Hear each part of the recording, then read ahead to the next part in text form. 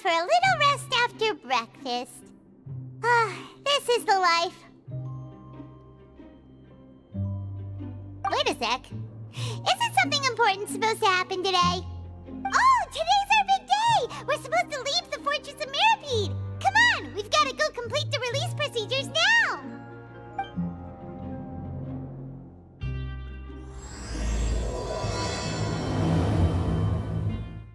Please, sign here. This document will be effective immediately upon signing, and you two may exit the Fortress of Mirapede via the regular channels. It's been so long since we've been to the surface. Let's hurry up and... What's happening?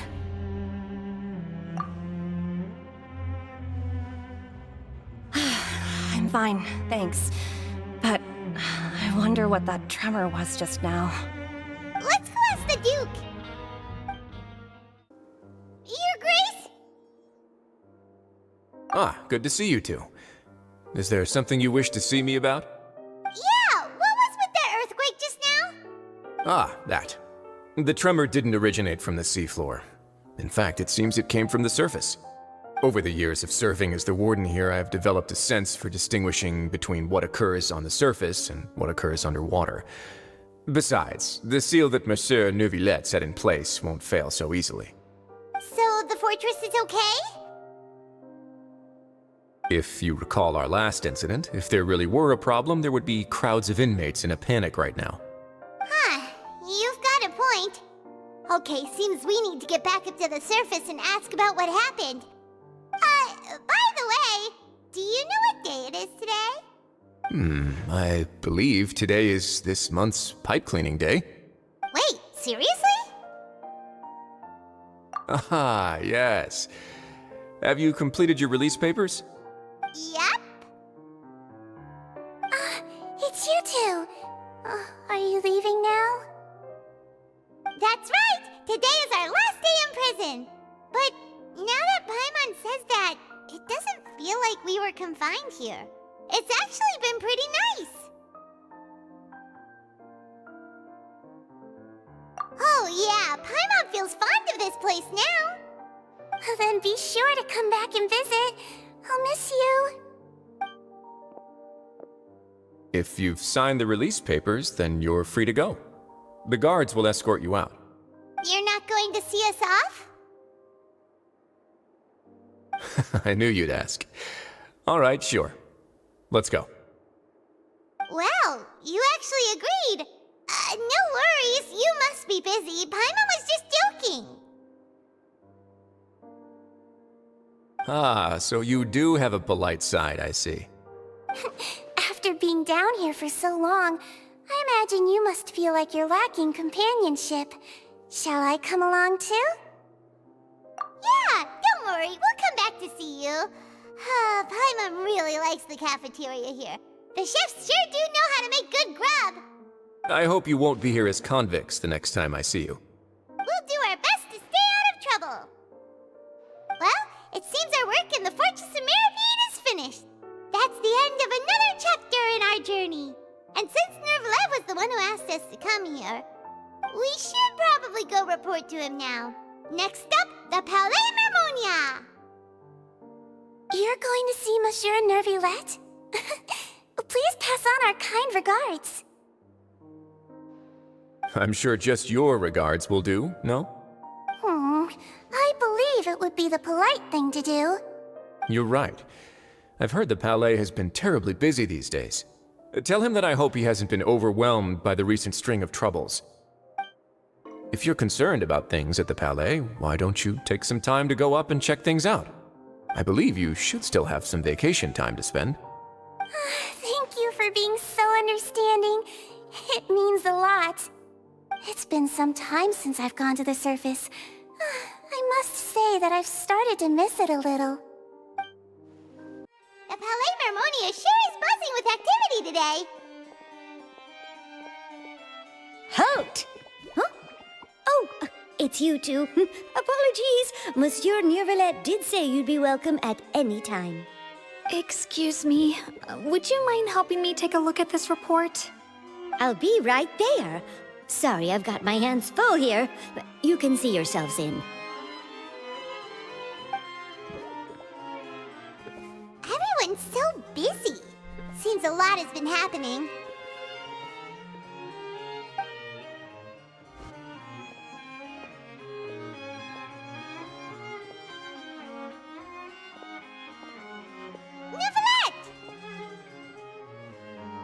Hello. You've come at the right time, but you'll have to wait for just a moment, as there are some urgent matters I must tend to first. In the meantime, please, have a seat. If you'd like to have something to drink, let the Melusine outside know. That's all right. We just ate. Very well, then. Let's take a break over there while we wait for him to finish his work.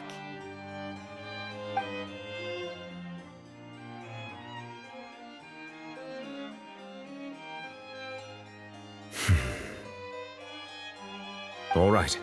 That should wrap things up for now. Are you done with your work?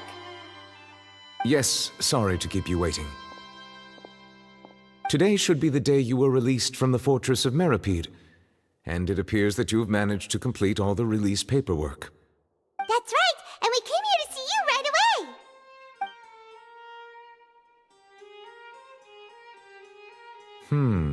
A massive whale. Do you have any idea what that might be? Judging from your description, that cannot have occurred in any ordinary waters, but rather something like the primordial sea. A whale of that size and shape cannot usually be found in the waters of Tevat. Therefore, we can only assume that Child is presently immersed in primordial seawater. Immersed in primordial seawater? But how? And is he okay? Most people wouldn't be capable of entering in the first place. I'm not completely sure how he could have gotten there myself. Yes? What is it? Ah, right! Paimon felt it too! We asked the Duke and he said it wasn't from underwater, so we figured you might know something about it. It turns out that I have just received a report about this particular matter. In fact, that's exactly what I was busy with a moment ago. The source of the tremor was here on the surface near Poisson. After the shaking stopped, the water levels in the Poisson area rose at an alarming rate. The water levels rose? Oh no! What about all the people there? Fortunately, the water levels only rose for a short period of time and have already returned to normal now. However, I still have a bad feeling about the whole phenomenon. If the change in water levels is connected with the leaking primordial seawater, then the situation in Poisson may be much worse than it appears. Navia should be in Poisson, right? We need to go check on her!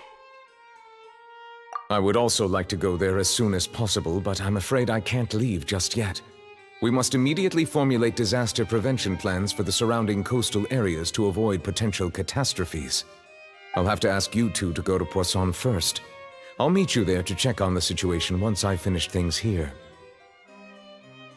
There's no time to lose! Let's get going! Please be careful.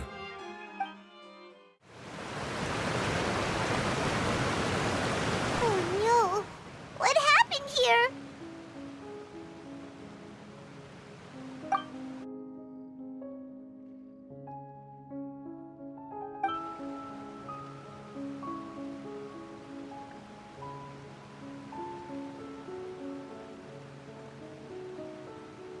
Navia should be around here, right? We need to make sure she's still... Paimon means we need to check on her. We haven't seen a single soul all the way here. Oh, this is getting scary. What will I ever do now? Look, there's someone on the roof over there. Just stay put! We're coming up! Watch your balance! All right, just hurry!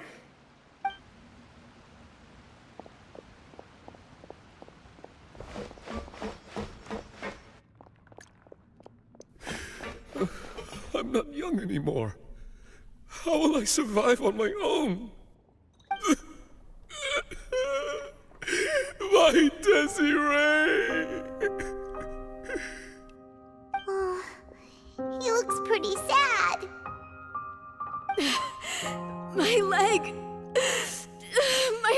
leg! How could this have happened? It hurts! Just hang in there. Help is on the way. You can hold my hand if it makes you feel better.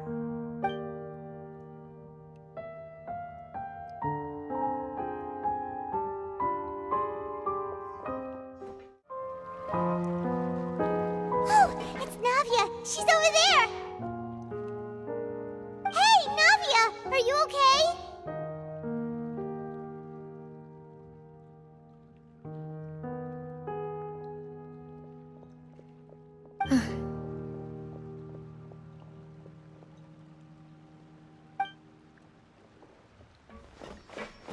You're here.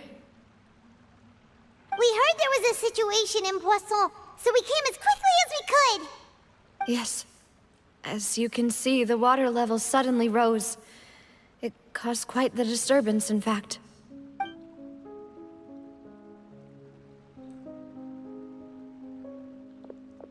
Demoiselle! There was a wounded resident next to a building southeast of here. We've already transported him to safety, but we've run out of medical supplies. He's wounded? How badly? He fell, so it's probably a broken leg. He's pretty shaken up. When the water level rose, he desperately climbed up to the roof. Once the water receded and he saw the ground, he became terrified and eventually... He jumped down then. Find the leader of Squad 1 and tell him to take the wounded resident to see a doctor. He should know where to go. Understood. I'll take over his search and rescue mission in the meantime.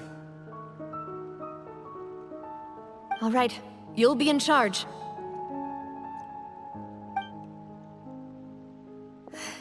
I'm sorry. Where were we? The situation in Poisson? Ah, right. Allow me to explain. A little earlier, we suddenly heard a loud noise. At first, everyone thought that something might have exploded in the waterways. But before we knew it, water started pouring out from everywhere. The rushing water seemed a little odd, almost like the unique color of primordial seawater. Some people didn't realize the danger and thought it was just ordinary water, leaking from somewhere. Everyone on the street who happened to be close to the water didn't have a chance to escape.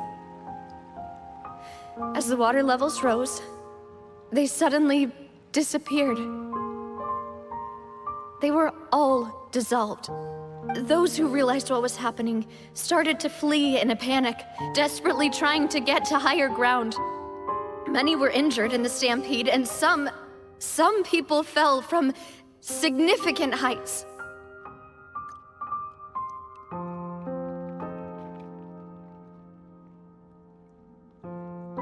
The Spina di Rosula initiated rescue operations as quickly as possible, but there have been a lot of casualties. Fortunately, the water began to recede after some time, and the chaos came to an end. The water that flooded the area contained primordial seawater, so the lower levels of Poisson are still hazardous. To ensure everyone's safety, I've asked the people there to leave as soon as possible. No one knows if this could happen again. All we can do for now is try our best to help evacuate the residents. We still haven't completed the head count, but we'll have some numbers soon. How awful. And all of this just came out of nowhere. It was quite frightening indeed. I only wish that everything that just happened was a bad dream. Is there any way we can help, Navia? Thank you for being so willing to help in a moment of crisis like this. You don't know how much it means to me. I really can't express how grateful I am.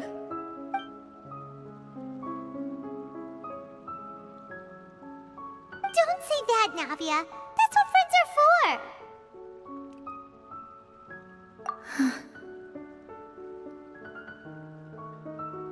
Demoiselle! We've got a situation here! I'll be right there. Sorry, I need to go for now. And off she goes! Seems it might be a while before she can take a break.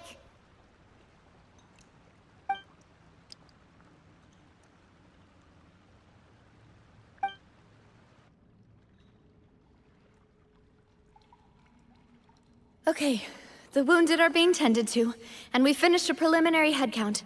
More support has just arrived, so I suppose I finally have a moment to focus on my own matters. Of course, we should remain ready for anything, and continue doing our best to rescue others. I'll be sure to have everyone at the Spina di Rosula ready to render assistance. Traveler, Paimon, would you two accompany me to my father's grave for a moment? Huh? Right now? Thank you.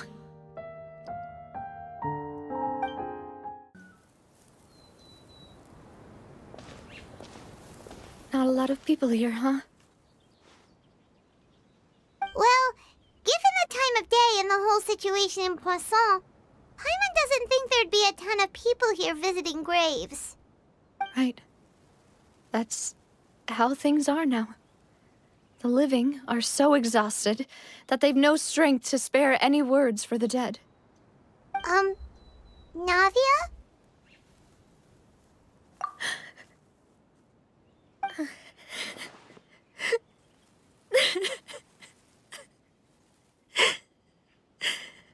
Navia, what's wrong?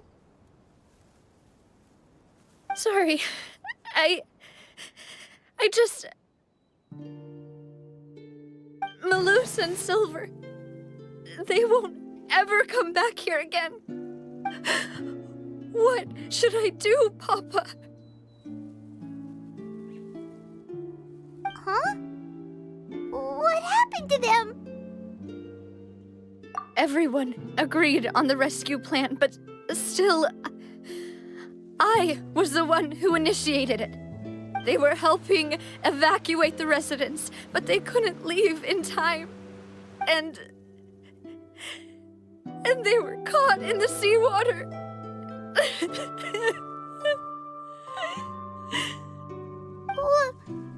What should we do? I've known them for so long. And I know they weren't afraid. But I could at least hold a funeral for my father. And I know where he rests. But as for Malus and Silver, they're just gone. I just can't.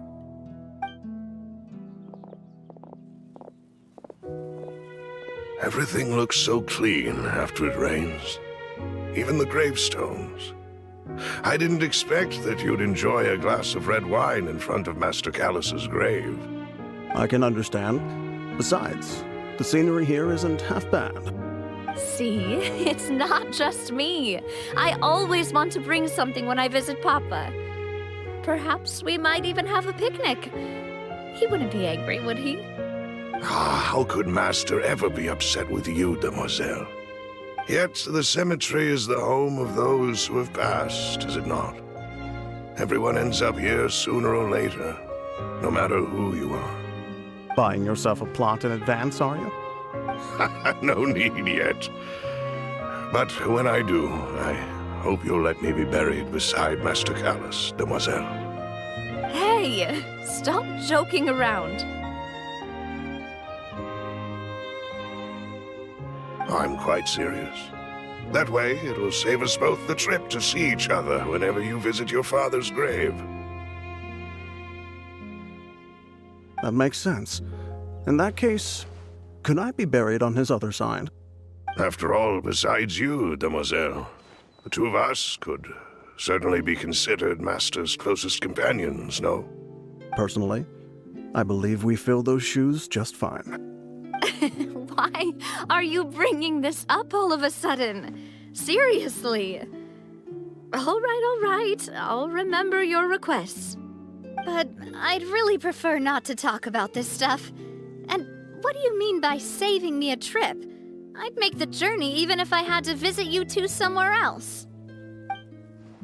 I'd promised to let them rest in peace here. But here I am breaking that promise. I'm sorry for letting you see me in a mess like this. I don't usually cry, really. Paimon doesn't know how to help you feel better.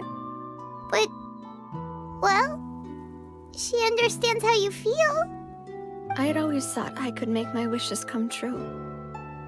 But now that I think about it, that never solely relied on me. Many things can only be accomplished with someone else's help. Malus and Silver have helped me so much. But by contrast, I could do nothing for them. I'm so sorry. You can spend as much time as you need here, Navia. We'll stay with you. Thank you. Right now, you don't know how much that means. By the way, you can have a look at this. It's a list of victims from the incident that took place here. Obena, Khan, Burnett, Giverny, Francine, Karina, Daisy Ray, Joinville, Julianne, Esson, as well as Malus and Silver. So, everyone else is safe. But still... It's okay. I know what you're thinking. And you're right. We lost Malus and Silver. But we were able to save more than we anticipated. The overall outcome indicates that the cost was worth it. Right! Don't think that way, Navia. One person might be saved at the expense of another, sure, but that isn't something we should ever consider a trade. Malus and Silver were not the price for saving anyone. They're heroes. You're right. Thank you, Paimon. What you said just now was pretty amazing, actually. I'll remember your words. Oh, really? Seems you've become more eloquent in the time since we last met. The knave? What are you doing here? Is everything going well on your side? Yes, my people are carrying out the mission according to your request. All the residents of Poisson have been evacuated, and we're preparing to relocate them to higher ground. As for these supplies, we have everything taken care of. There is no need to worry. Thank you very much. Wait, do you two know each other? We just met recently. Right, Miss Navia?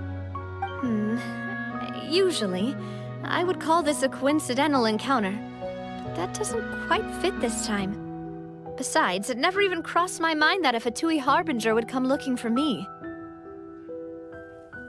Thanks to the Knave, Spina di Rosula received generous support from the Fatui, which allowed us to complete the rescue and evacuation work so quickly. Mutual aid is essential to fostering positive developments. We were already in the area, in any case, so it was nothing. That said, I must say that you're a lot sharper than you let on. I'm sure you understand what I mean. I apologize for all the ways in which I tested you previously.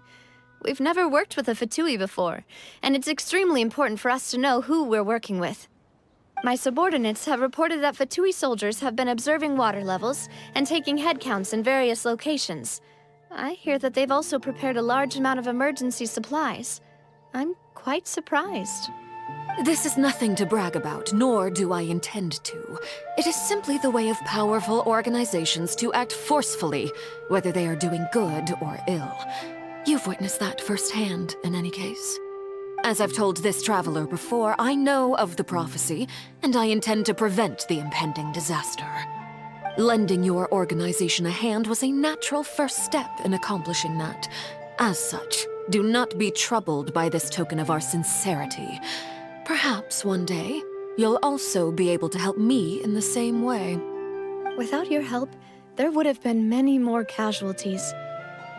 I won't forget your kindness. Furthermore, I sincerely regret what happened to Malus and Silver. I only wish that my people could have arrived a little earlier to prevent this from happening. Don't say that. You and your subordinates did everything you could.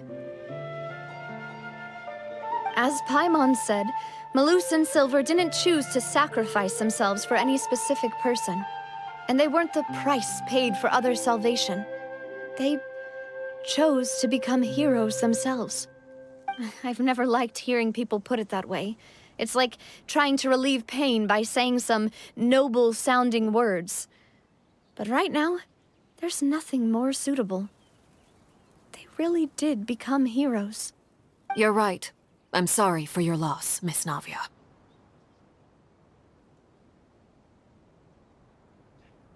Water is life to Fontaine's people, and it also spells disaster. It's no wonder that people always say that prophecies represent fate. Fortunately, I've never been one for such opinions. So, you're one who will try to change fate, then? Of course. That is why I'm going to Hotel Bouffe de Thé. I still have some things to take care of, and the children need my attention. By the way, Traveler, Paimon, one more thing. Alright, then we'll just... Huh? This isn't right. Paimon thought you would ask us to walk with you for a moment so you could tell us something in private. That is a clever and useful conversation technique, which I do like to use when necessary. But there's no need today. It would not hurt to have Miss Navia listening in. Traveler, I'm sure you remember that I said we could work together when we had the chance. You and I both know that there may be issues with the Primordial Sea. Previously, it was the Fortress of Maripede's sluice gate, and this time it was the water levels in Poisson. These are both signals. Indeed. Allow me to share the latest intel I've received from the House of the Hearth's intelligence network with you. During some recent investigations, a child claimed to have discovered some ruins near Poisson. The ruins date back to ancient times, and seem to be worth investigating in many ways. Judging by the dating of the ruins, they may be related to the prophecy and the coming crisis. The situation is becoming more urgent, so any pertinent information will prove extremely precious. My people initially came to prepare for ruin exploration. Unexpectedly, this disaster struck, and at present, we're all busy prioritizing the rescue effort. So that's why the Fatui were already in Poisson. I wanted to take the children along, but unfortunately, Linny, Lynette, and Fremine have all been dispatched to higher ground to assist affected residents. Linny told me that outside of the house, the person they trust most is you. Which is why I want to give you this task. The House of the Hearth's members see each other as family, but Linny, Lynette, and Fremine said that they also see you as such, even though you are not from the house. I'm sure you already understand how earnest they consider their friendship with you to be. Oh, that somehow makes Paimon feel kinda happy. The intel I just shared about the ruins could fetch a high price. But since the children consider you family, it's only natural that I freely share it with you. Got it! So all we gotta do is go to some ruins, right? We can handle that. Excuse me, but may I tag along? You wish to join, Miss Navia? But are you sure you're up to exploring some ruins? You need to rest. Well, I'm sad, yes, but I can't just go back and plop myself into a chair by the roadside and do nothing. There's no point in being depressed while we still have a disaster on our hands. As my father's successor, I must live up to the hopes he had in me. Besides, I'm also doing this for myself. I need something, a distraction, to keep my mind off Malus and Silver.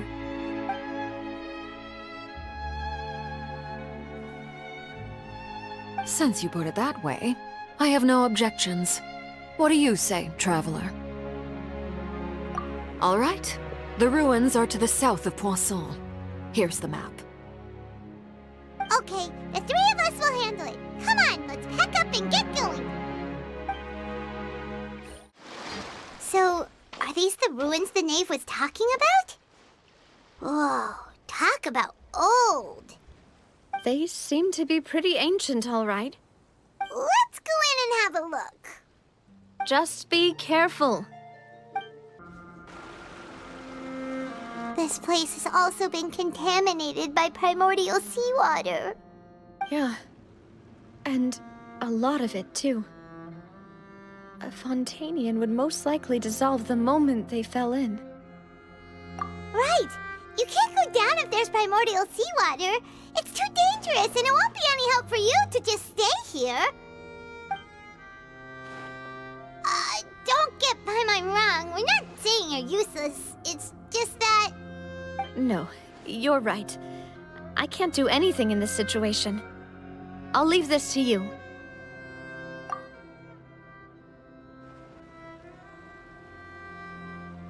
That complicates things. Maybe the only way left is forward. In that case, do you want to wait for us here? The water levels here are unstable, and there's a chance the water will rise. So staying here wouldn't be safe either. I'll go together with you. Perhaps we'll find the exit just up ahead. All right. Come with us for now then, but please be careful.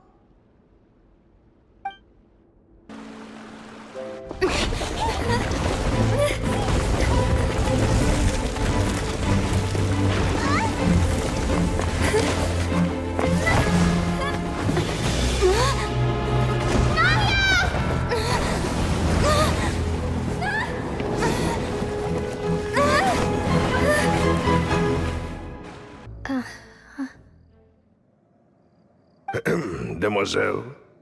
Huh? Demoiselle, what are you doing here by yourself? Would you be standing here till dark if I hadn't come to get you? Maybe she just wants some time to herself, Malus. Hmm? Oh. Was I sleeping? Yes, it would appear so. I must be tired. That's quite possible. However, you were the one that suggested we go out for a walk. Oh, right. I nearly forgot. It must have slipped my mind when I dozed off. I haven't had a nap today yet. Have I? This is a familiar feeling, yet something's a little strange. Is something the matter, Demoiselle? Oh, no. No, I'm fine. I was just trying to recall why we came out for a walk. Do you remember Mr. Giverny? He'd requested our help before with foreign merchants who had a debt dispute with him, and we'd resolved the matter not long ago. We were headed to see how things were going with him at the moment. Ah, right. Yes. I remember now. Oh, Miss Navia. Ah, Mr. Malus. And Mr. Silver, too. It's good to see all of you. How have you been? I've been great. Thanks to your help, those bothersome merchants finally realized that I wasn't the one they were looking for. Why, I wasn't even the guarantor for that person. They were knocking at my door day and night. Even my neighbor, Obina, was getting fed up with them. Sometimes force is required to calm someone down and get them to listen to what you have to say. That's right. Oh, by the way, Burnett, what was it that you wanted to give to Miss Navia again? Oh, yes. One moment, I have it right here. Miss Navia, these are some flower seeds that I prepared. Please take them. They're a very good variety, and they'll become very big and beautiful once they bloom. I don't know what we would have done without your help, so this is a little token of our appreciation. I hope you won't refuse. Ah, did you cultivate them yourself? Thank you so much. I'll certainly take them. Balloose, we do still have some empty flower pots at home, right? Why, we can have as many pots as you'd like, demoiselle. Perfect. In that case, we'll swap out some of the decorative plants for some of Mrs. Burnett's flowers. Very well. Wait. Something seems to be off here. Excuse me, madam. If I'm not mistaken, your name is Burnett, correct? That's right. Is something wrong? No, it's nothing. This is the first time we've ever met, but your name seemed familiar to me. I must have heard it when I was discussing things with your husband previously. I've heard this name before. Sometime recently, I'm sure of it. And why are there so few people around here? Where did everyone go? We must mind the time, demoiselle. We still have important things to attend to today. Huh? We do? Like what? Well, now, did you forget? Miss Navia, here you are. I've been looking for you. Please, come to the Opera House. Your trial is about to begin. My trial? Wait, why would I need to go to the Opera House? Yes, she's right, demoiselle. It's just about time now, so we should get going. Oh? All right then. Look, it's Navia! She's here! And her two attendants are with her! Goodness, everyone's finally here. There sure are a lot of people here to see the trial. And they all seem to be oddly excited about something. I even know some of these people. Karina, Desiree, Joyville, Jolien, Essen. Why are so many people here? And why do I have no recollection of this case? And as for the judge... huh? Where's Monsieur Neuvillette? Please sit in the defendant's seat. Don't worry, Silver and I shall accompany you. All right. But are you sure you can stand behind me? Typically, it wouldn't be allowed, but today is an exception.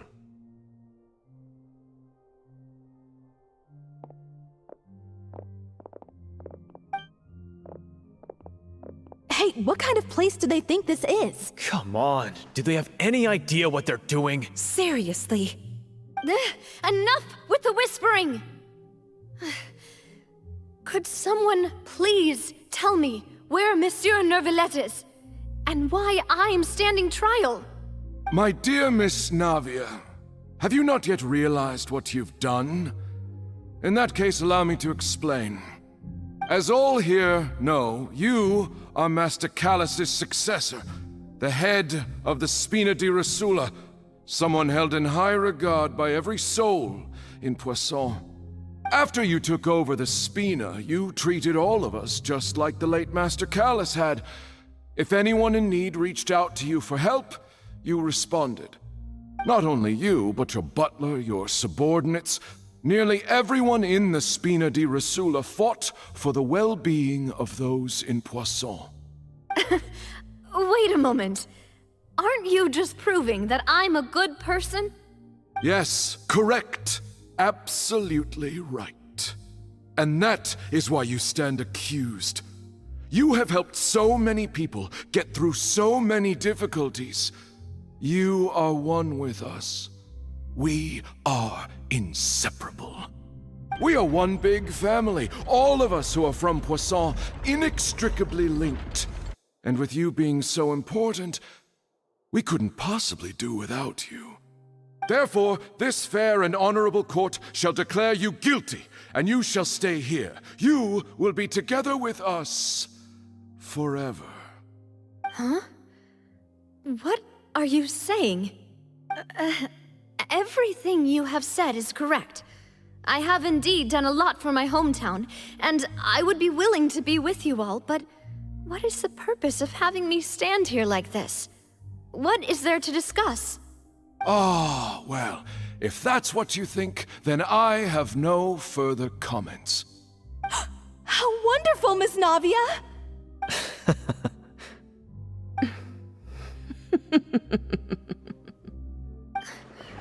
I know all these people. Why are they laughing? I seem to remember now. Yes, I get it. This trial is... Wait just a moment. This isn't right! Malus? What was that, Mr. Malus? Our conclusion is very clear and unanimous. Let the court judge her now. She's guilty! Stay here, Navia! You're one of us! Demoiselle, don't admit guilt. This trial means to keep you here forever. I wish to exercise my right to defend Our Lady.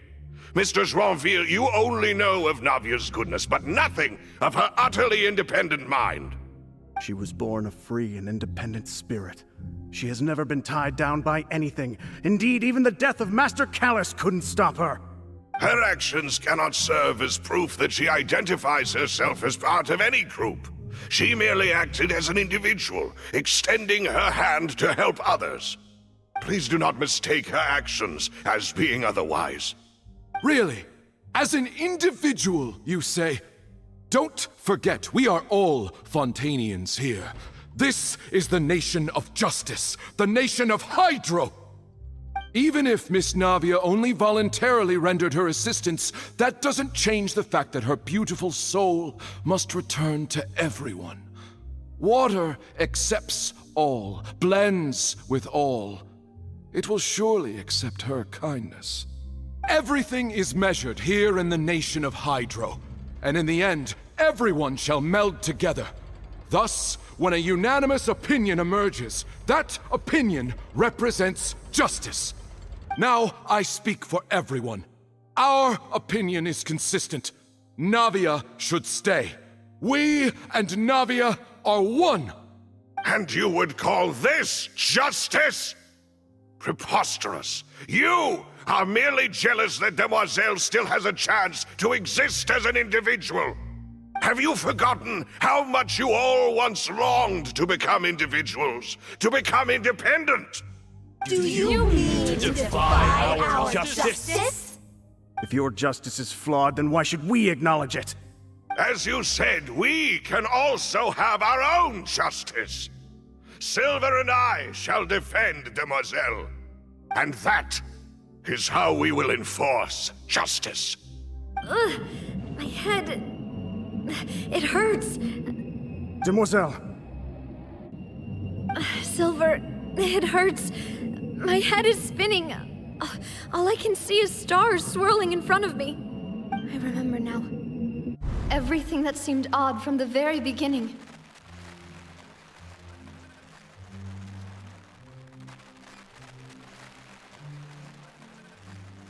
Karina, Desiree, Joyville, Jolien, Essen, and Mr. Giverny and Mrs. Burnett, who we met earlier. Even Malus and Silver. I don't want to admit it, but they're all dead. Don't be afraid, and don't admit guilt. We will protect you to the very end. Absurd! Who are you to say that she cannot be judged? We are the majority, and in the nation of trials, the majority is absolute justice. We are the will of all. Don't let them escape! We shall keep Navia here with us! Mr. Malus and Mr. Silver, must you be so stubborn? How could the two of you possibly hope to stand against the collective? Do not resist. This judgment is fair and just. Navia belongs to us. After all that happened, she should not be left alone in Poisson. What are you saying? No more excuses! He says we're jealous. Jealous? How could she possibly be an independent individual? What's with these people? Who's jealous of her? She belongs to us! Miss Navia, she... Silence! That's...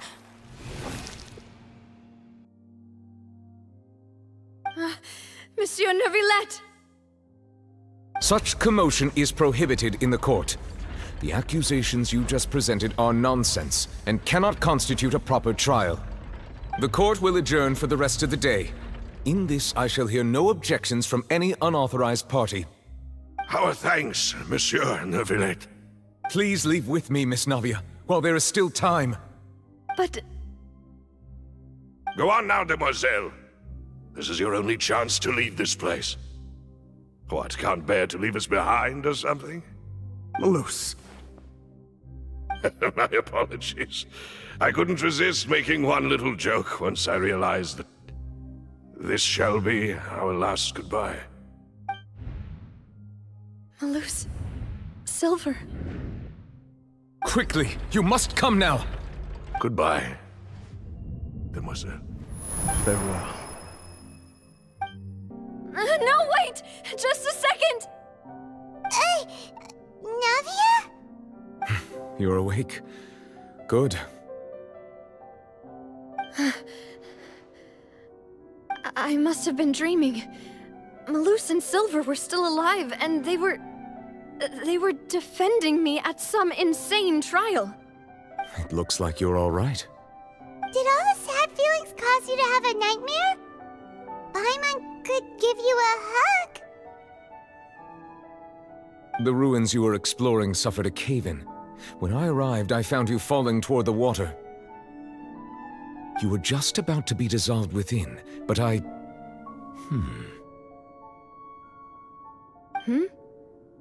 What is it?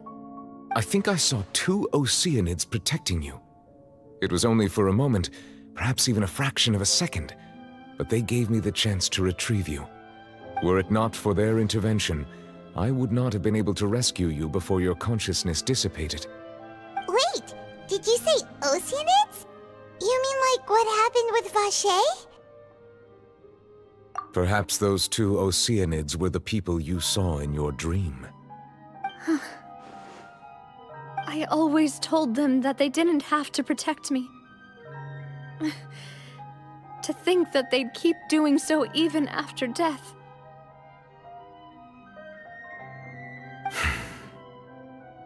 Please come with me.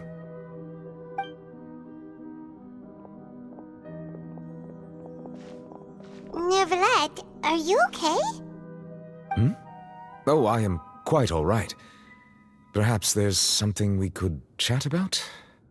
Why do you look so stiff all of a sudden? Oh, Paimon knows. You're the type who feels awkward when there's nothing to talk about, right? I merely thought that we should give Navia some time to herself. Huh? Why didn't you just say so then? Don't you think it's even more awkward to call us over like this and then have nothing to talk about? I suppose so. Ah, Sigewinne. I hope all is well with her these days. Her work in the Fortress of Meropide has not been too much for her, has it? No way, don't worry. She's doing fine down there. She's an amazing head nurse. I see. Well, that is good. I have always worried that Sigewinne would need a lot of time to understand the world of humanity, just as I have. Oh, and the Duke also says hi. Even though Sigewinne made him do that. He hopes that you haven't been overwhelmed by all that's happened lately. Thank you. I have indeed been busy lately, and I also hope that everything is going well in the Fortress of Meropide. He still doesn't know what to talk about. Let's chat about something else then.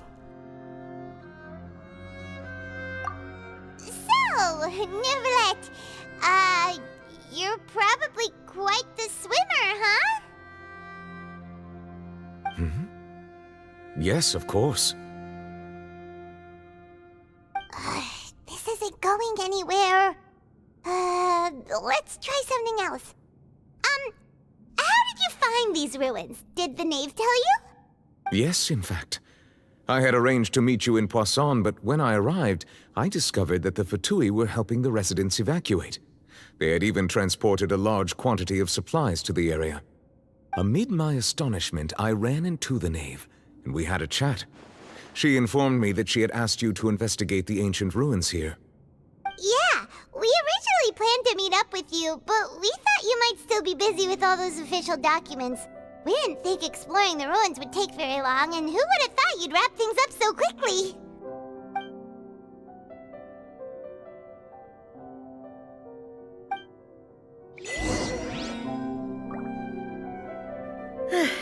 I'm sorry to have kept you all waiting like that. I'm feeling much better now. I guess we should get going again. Will you come with us, Monsieur Neuvillette? Yes, if you wouldn't mind my company. All right! Another one joins the party! Let's get going then! Looks like we've reached the end. This is the place. There should not be any other hidden spaces in the vicinity. The path sure had some twists and turns, but it turns out that this place isn't actually that big.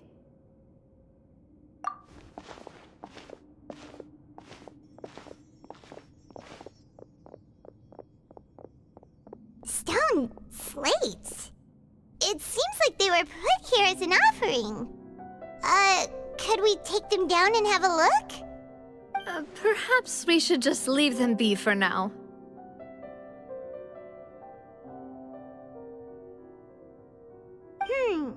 There are 4 locations in total, but only 3 stone slates. The slate that should be in the first empty spot is missing. The surrounding walls also show signs of damage. There's something written below. Let Paimon see. Reason dictates that this nation be destroyed. I shall record the history of its future here in its past. Say what? It feels like someone left these slates and these words here for a purpose. But does he mean that Fontaine should be destroyed? That would fit the circumstances dictated by the prophecy, yes. Indeed, the slate's contents correspond to it. Take the second slate, for example. There's a person kneeling here. She seems so dedicated. And there's a whole bunch of other people behind her doing the same. She's facing this... what is this? Some kind of island in the sky? And is that Lady Farina in the third image? Did the Hydro Archon fall into the water? And is that a ring of people around her? Paimon doesn't quite get it. Are they all in the water? The fourth image. I know this one. This exactly matches the content of the prophecy. The people will all be dissolved into the waters, and only the Hydro Archon will remain, weeping on her throne.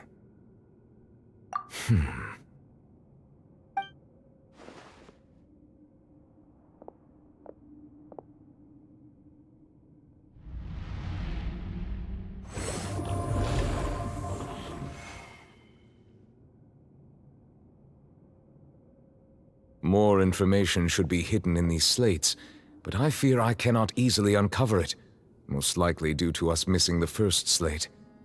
I am very sorry. Don't blame yourself, Monsieur Neuvillette. Deciphering ancient stone slates isn't one of your duties. Ooh, Paimon's getting the chills just looking at these slates. This says that it's the history of the future, right? That means the prophecy's sure to come true. I really hope it doesn't mean that. Still, Paimon feels like these images are kind of weird when you look at them together.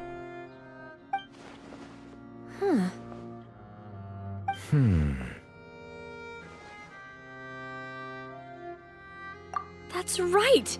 If the images are in chronological order, shouldn't the fourth, the waters drowning Fontaine, come before the third, where the Hydro Archon herself falls into the water? And yet the order is reversed here.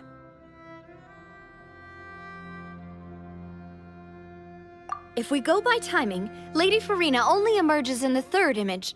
That means that the person in the second image might be the previous Hydro Archon.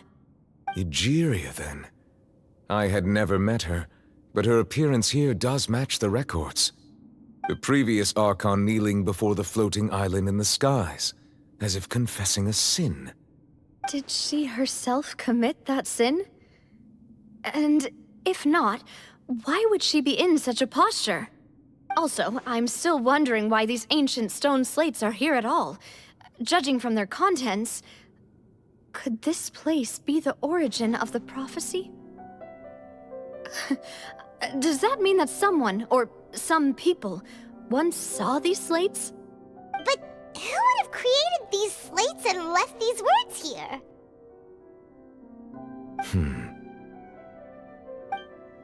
It seems that any further clues will have to come from Farina. In that case, there's no time to lose. There's nothing else to be gained here, so let's head back first. Yeah, we better get somewhere safe for now.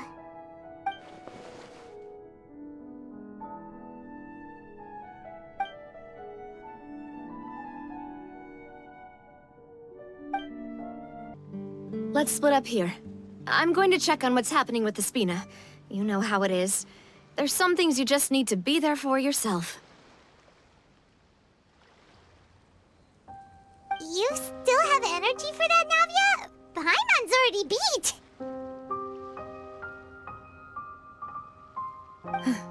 Just head back to the Fleuve Cendre and have a rest then. Thanks for keeping me company all this time. I'll depart as well. Thanks for your hard work today. Rest well, everyone. Traveler, I will go talk to Farina tomorrow morning to ask about the stone slates. I'm sure that you're concerned about this matter as well. If you have time, drop by my office. I will share the results of our discussion with you. Are you really gonna talk to her about this directly? Will that be a problem? Paimon's getting a little scared now that it's come to this. She has long been harboring secrets and will not give them up easily, which makes it all the more my duty to ensure that she understands the present situation. All right, we'll leave it in your hands then. You're probably the best person to talk to her anyway. I will be carefully considering my words tonight. Traveler, Paimon, our safe house at the Fleuve Cendre is always open to you as ever, so please don't think you're an imposition. All right. I'll be on my way then.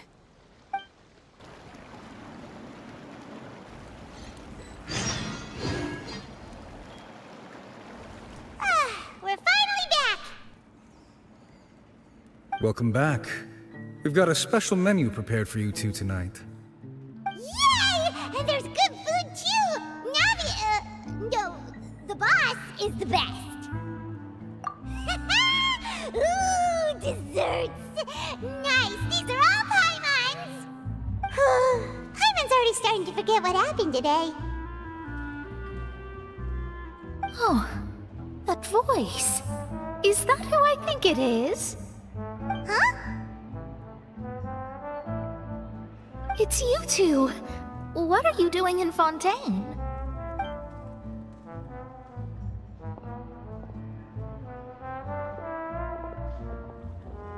Mona?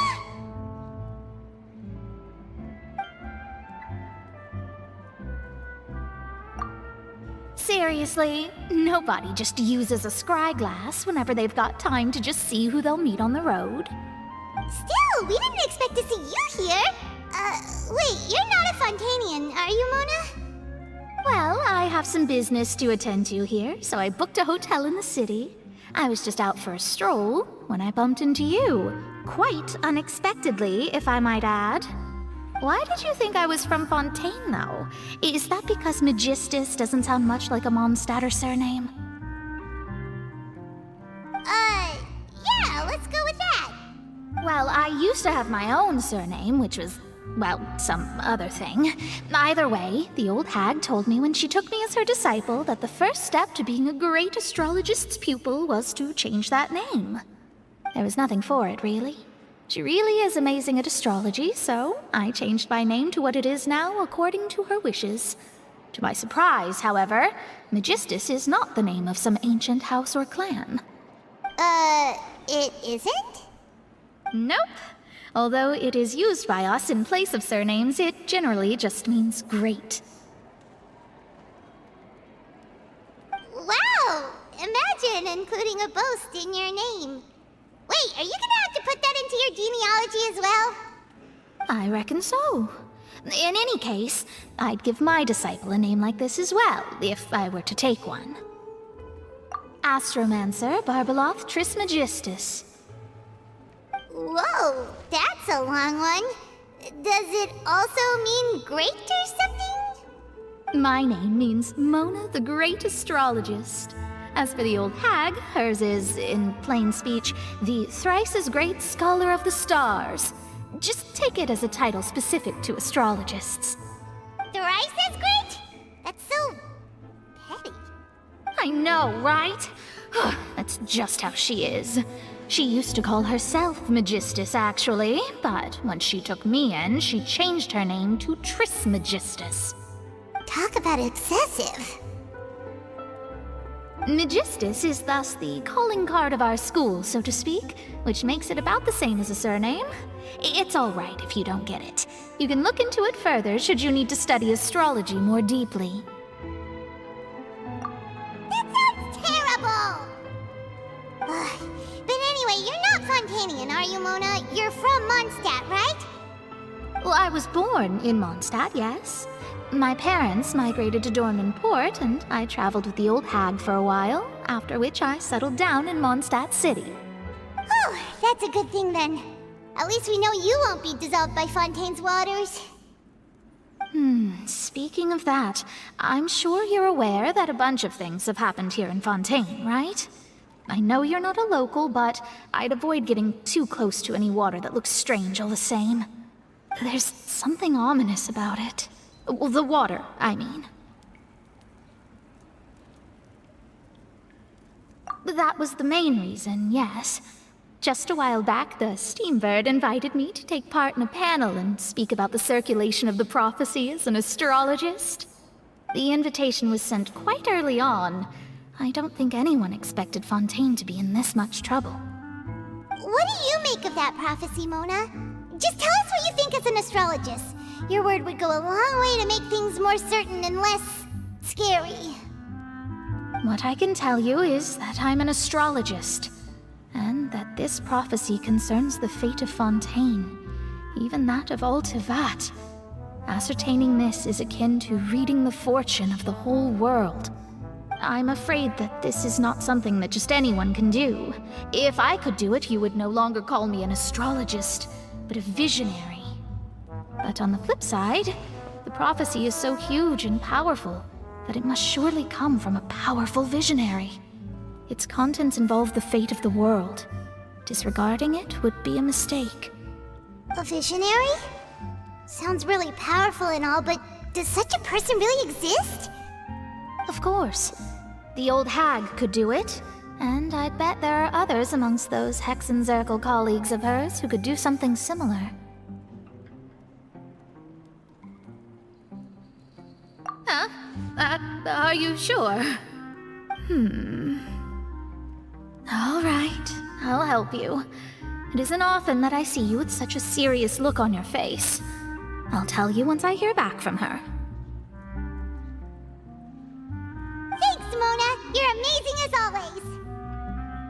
Oh, well, this is something only I can do after all. So yes, your praises are quite welcome. That's the greatest of astrologists for you! Of all the people we know, you know the star's the best! Indeed, indeed. That's the spirit. Oh, sorry. I came to see what all the commotion was about. If there's anything you need, do not hesitate to inform the Spina di Rosula. Oh, whoops. Guess we were getting a little too carried away there. Well, I'll go tend to my own business now. If I receive any news, I'll be sure to come find you two again. And there she goes, quick as rushing water. And here we are with the Spina guy giving us suspicious looks. Right, but we were able to recruit Mona's help, didn't we? Our Fontainian friends will thank us someday.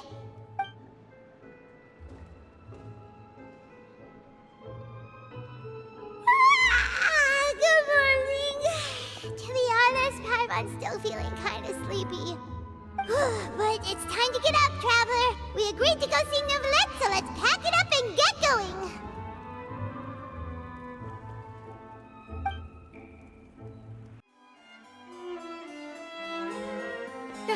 You're here!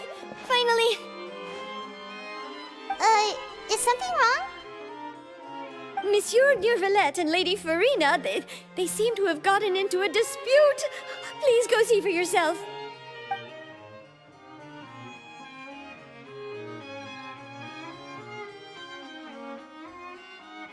Like I said, I've already explained everything.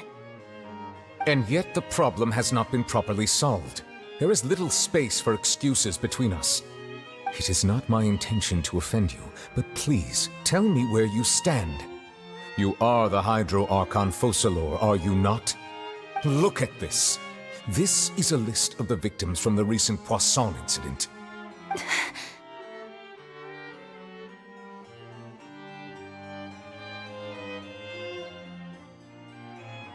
You mean...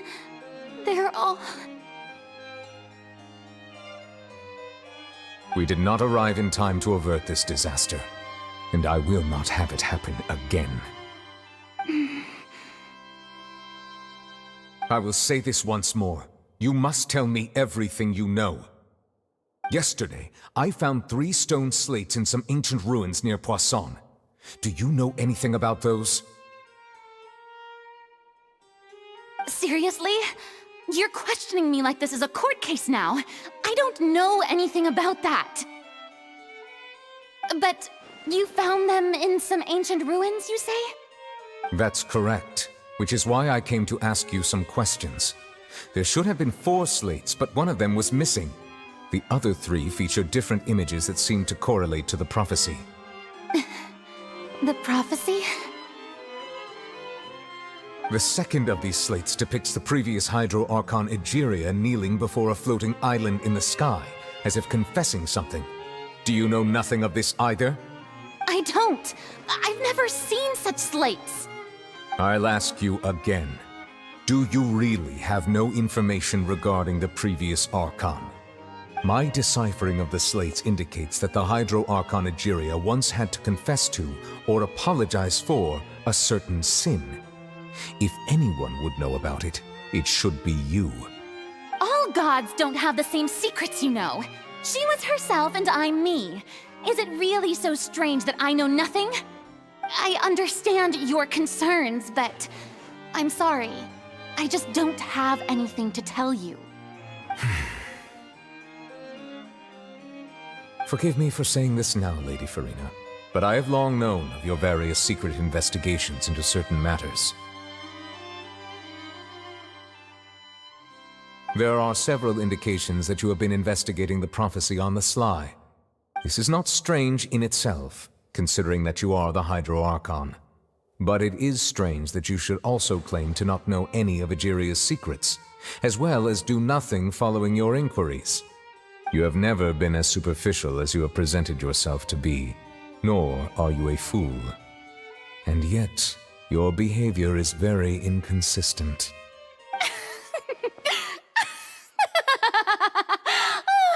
So you've been watching me all this time, have you? I didn't think you were that type. You... Well, since you know about my secret investigations, then you should know I'm actually working to take care of it. There's no point questioning or suspecting me. You're the Eudix, but you're still my subordinate. You should be following my lead. Just trust in me, you're Archon, and do as I say. Never mind whether you can truly convince yourself to or not. It'll all turn out fine. That's all I have to say. We do not discuss this matter again. Oh, the opera's about to start. Toodles!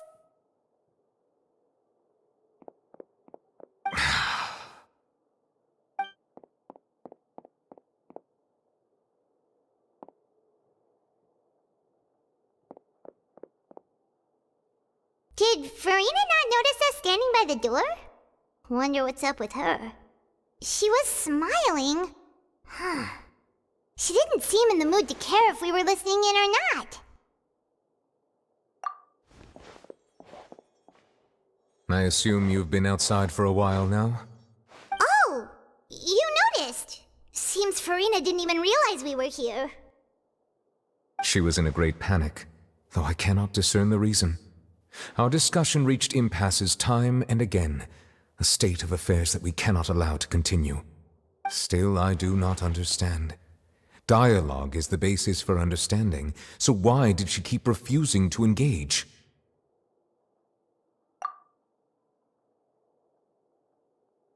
Everyone in her inner circle has noticed that she is hiding some secret. The issue is her attitude.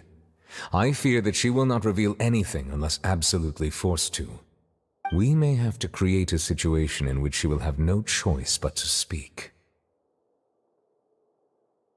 Oh? Like what? Normally, people will only reveal the truth when standing trial.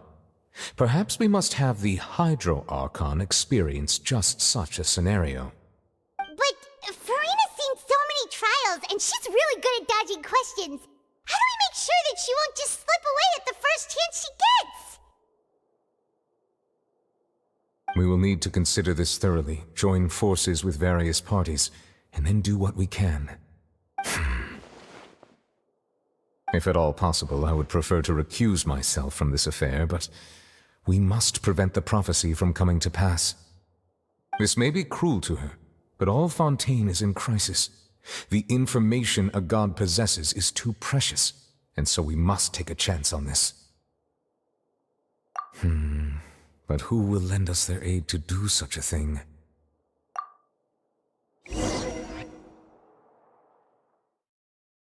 Well, that's everyone, huh? Speaking of which, it was pretty smart of you to think of hiding here. Poisson was just involved in a disaster, so it's presently devoid of people. That naturally makes it the best choice. And here you are drinking tea like it's the most natural thing in the world, huh? That's what family should do. Sit and enjoy a leisurely time together. It's nice to enjoy tea here, you know? Care for a cup? Lend me your ears, everyone. Or perhaps one of you might like to start us off. How about you, friend? Me? No, I don't think I can. Then, how about you, good sir? I fear that I will cause the mood on this boat to become as somber as it is in court. Well then, I guess we're lucky we've got a local like me to organize things. Wonderful, the spotlight at last. I guess I'll be facilitating things from here. That was a little long-winded, don't you think? Oh, you might be right. Anyway, to cut to the chase, our friend here, the Traveler, has brought us together to discuss something. As for what that is, well, let's start by saying that we'll be pooling our efforts together to create a series of traps. Oh, how intriguing. Well, it's just an expression, really. One that I just learned from Chlorand, and used on the spot. So, let's invite her to explain in detail. A round of applause, please.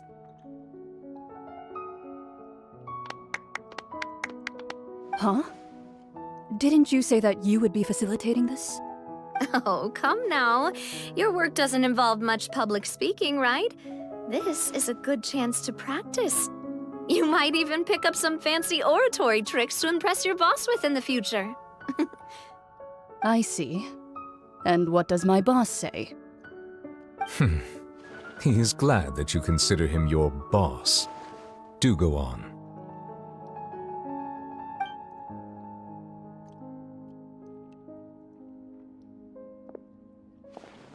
In that case, do any of you have experience hunting? Not that I recall.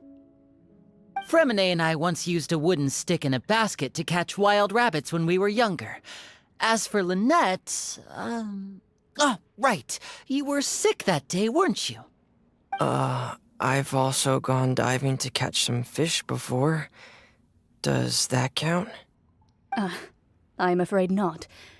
You may or may not have heard, but Fontaine once played host to a group known as the Marechaussee Hunters. Though that was their name, they did not hunt animals, but rather various monsters left behind by the ancient dynasty of King Remus. Today, Fontaine's monster population has already thinned greatly, so the hunters have blended back into society, taking up arms in other lines of work. They even left a unique methodology of hunting in their wake. A trap comprises of the following components: bait, a trigger, and a containment device. Sometimes a lethal implement will also be necessary to deal with the prey. So, if we were to build a trap together, right now, what would you choose to build it with? For me, I would prefer something basket-shaped. Pigeons and rabbits will see the bait and naturally enter the snare. Our line of work requires a deft hand, and we're some of the best in the industry, so you can count on our techniques. You used some of those techniques while moving the people of Poisson, didn't you? My subordinates mentioned that you even performed some magic for the bawling children. Yes, and I even managed to gather some intelligence in the meantime. I'm quite the multitasker if I do say so myself. I'm afraid I can't claim that as my strong suit. I prefer more stable methods, like placing bait in the water and waiting for the fish to come within reach. That's the kind of method I would count on.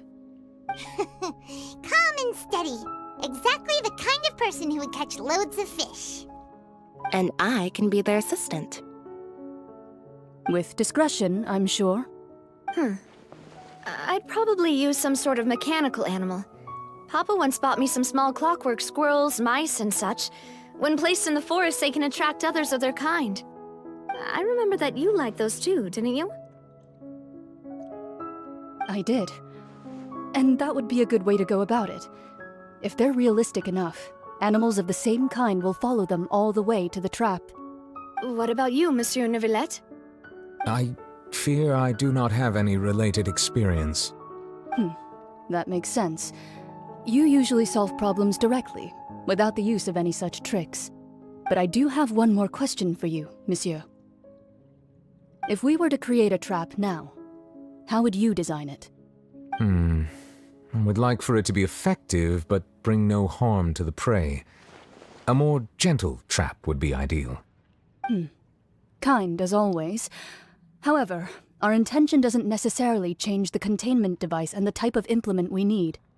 If we wanted to kill the prey in one strike, we would need a powerful implement. However, that also goes for prey that must be captured and safely contained.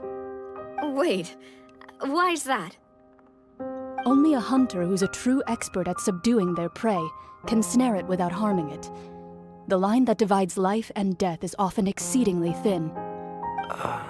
So are we going hunting together? We hadn't thought of seeing ourselves as hunters. It kinda works, but maybe it's still not the best metaphor. If our means of capturing and dealing with our prey is to put them on trial, then the hunting metaphor is actually quite accurate. But we shall require much more courage than any hunter to judge a god, a being whose seat is an exalted throne. Oh, so that's what's going on. Sounds very interesting.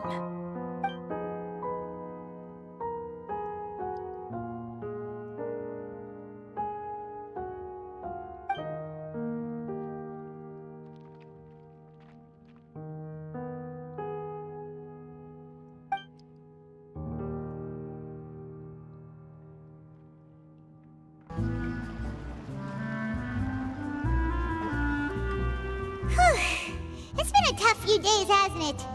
So much has been happening. Paimon didn't think the meetings would go on for so long, but everyone seemed pretty fired up, huh? Paimon thought they'd be at least a little frightened. Well, Fremine was, now that Paimon thinks about it, but everyone else just looked a little surprised. Well... It's hard to say. Paimon doesn't have any experience with this sort of thing. But with you around, Paimon sure will do great. After all, you're the most reliable person in the world, aren't you? Huh? Did you just pour some tea? Paimon didn't notice you doing that at all! Then what's that? Paimon's never seen that cup before! Don't be frightened. I'm just joining you two for tea. I merely refrained from saying anything till now. Who's that voice? But there's no one here! Ah, have you forgotten me already? Wait, you are familiar. You're the voice we heard from the sky in Sumeru! The voice from the sky, I fear that description is wrong. Though, not completely wrong. You're feeling lost now, just as you were feeling previously. I sensed that confusion and thus came to you. Guiding people is an irresistible hobby of mine, after all. Consider me a passerby, just accepting a commission from my friend's disciple on a whim.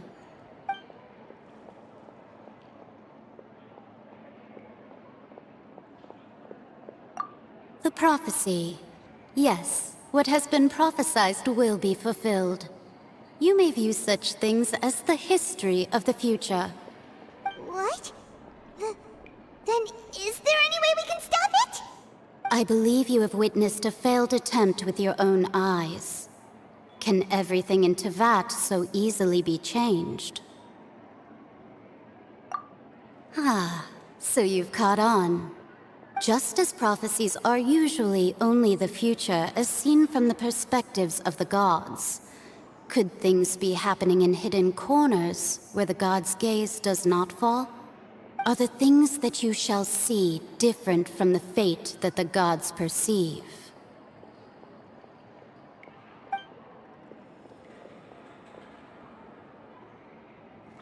What is she talking about? It all sounds really impressive and important and stuff, but it also sounds kind of scary.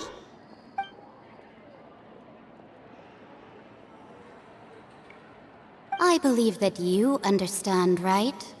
Some things are insignificant, but others you must reach out to change. Ultimately, fate shall serve as your only guide, no matter what will happen in Tevat's future. All you need to do is to play your part. This was good tea, by the way.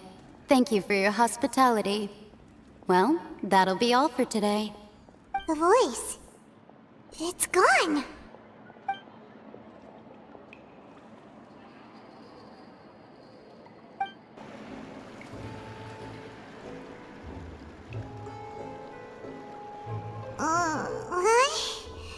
I want to hear someone talking. All right, coming. Hey, it's you who's getting lazy, okay? Well, I see I've walked in on some lively banter. Luna! Fine, just fine. I went to take part in that Steambird panel. It turned out to be more interesting than I expected. Not all Fontainians are pessimistic about this. One journalist mentioned that sitting around and waiting for the end to come would be wrong, and that they should make their own rescue preparations. I agreed, so we had a brief chat with her. Did she have pink hair by any chance? Why, yes! It was Charlotte. You remember her, right? That daredevil journalist? I'm in full support of her view. Prophecies are very important, but how can people allow their lives to be commandeered by just a few words? That's right! Paimon's glad to hear something sensible for once. Ah, yes. About what we had discussed before. I did try, but I'm afraid I couldn't reach the old hag. I'll try again tonight, but I wouldn't get your hopes up. Huh?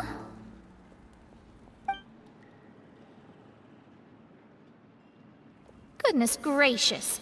Are you serious? She said that even the god's gaze has blind spots. Pretty bold if you ask Paimon. Most people would believe the gods to be all-knowing, right? The Hexen Circle members are certainly anything but ordinary. As for the mage named N, the old hag has mentioned her a few times.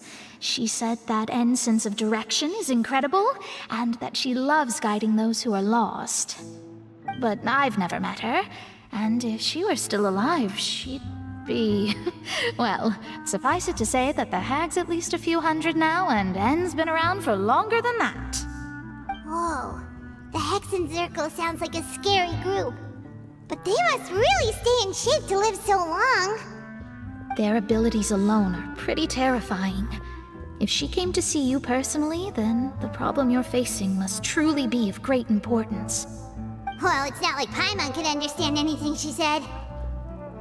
Yes, she was quite cryptic, but I suspect she means that there is still a way to turn things around.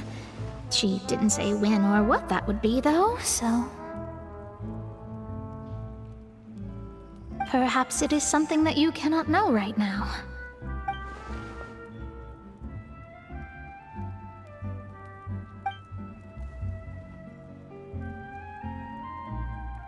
Traveler, Paimon, are you two all right? Oh, we're fine. We're just a little down right now. It kind of feels like the end is coming, you know? I see. I feel that same sense of desperation, too. I guess you could consider me someone who has often witnessed fate. So far as I have seen, it cannot be swayed. But even so, I still hope for, and believe in, miracles. Astrology is eternal and rational, but fate may not be. It is cruel, but it can also be beautiful. Perhaps that's what En was trying to tell you.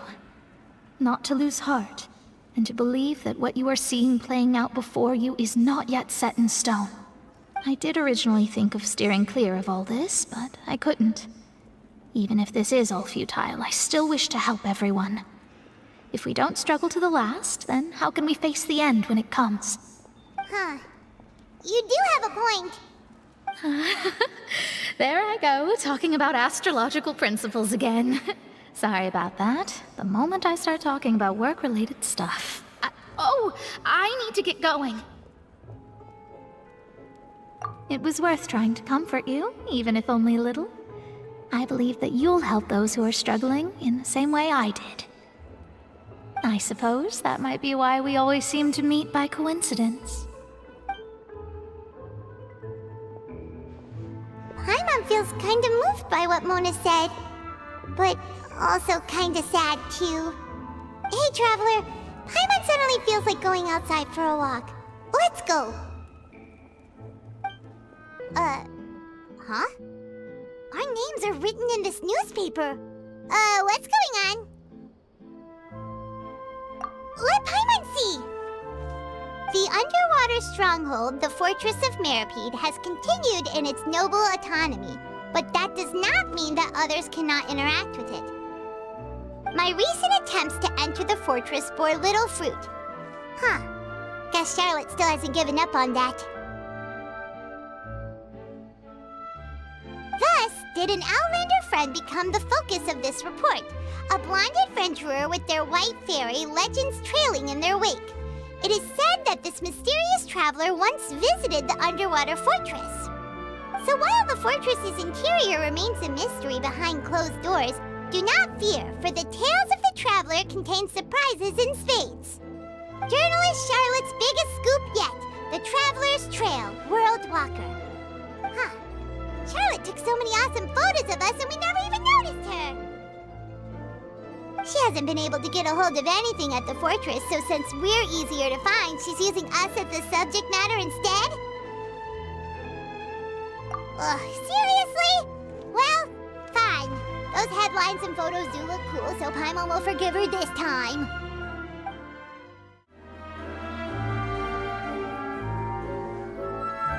We're here! Paimon's hungry. Should we go in and get something to eat?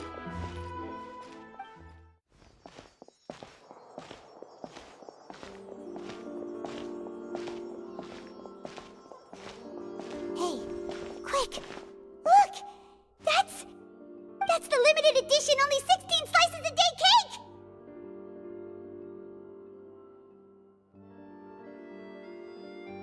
was so delicious the last time we tried it. Despite the tense situation we were in, let's give it another go. I'm sure it'll be great. One slice of cake, please. Someone showed up after all. Oh, wait, you're the one from the Palais Mermonia. Oh, are you here to buy cake too? It seems Monsieur Nervalette was right. You really can eat.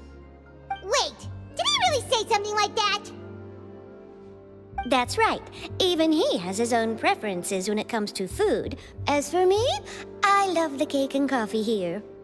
Do you come here often? Usually every day. Every day? It's part of my daily schedule, apart from work. I shall have my cake and coffee.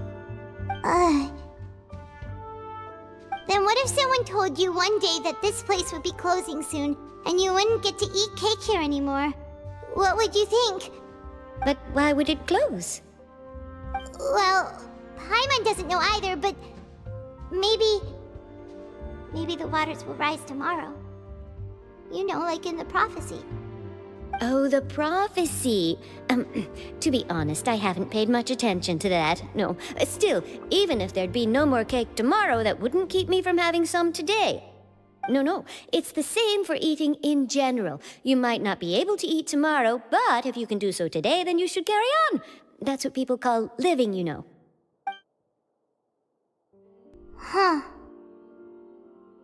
Don't be sad. Excuse me, could I have 2 more slices of cake to go? These 2 slices are for you. Sijuin said that this kind of expression you're making is what humans call being sad. Oh, you know Sijuin? I sure do. She was born before me, and she sometimes comes to the surface to teach us things about humans. She said that humans are creatures that are saddened easily, yes, and you can only lift their spirits by feeding them delicious food. So please try the cakes here. I've got something else to do, so I'll be going now. You two try to stay in a good mood after eating, all right? Bye.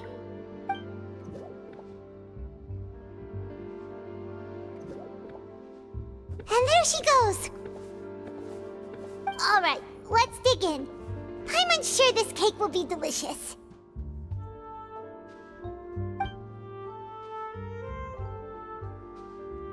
It's more delicious than last time, and the flavor gets even better with a sip of tea.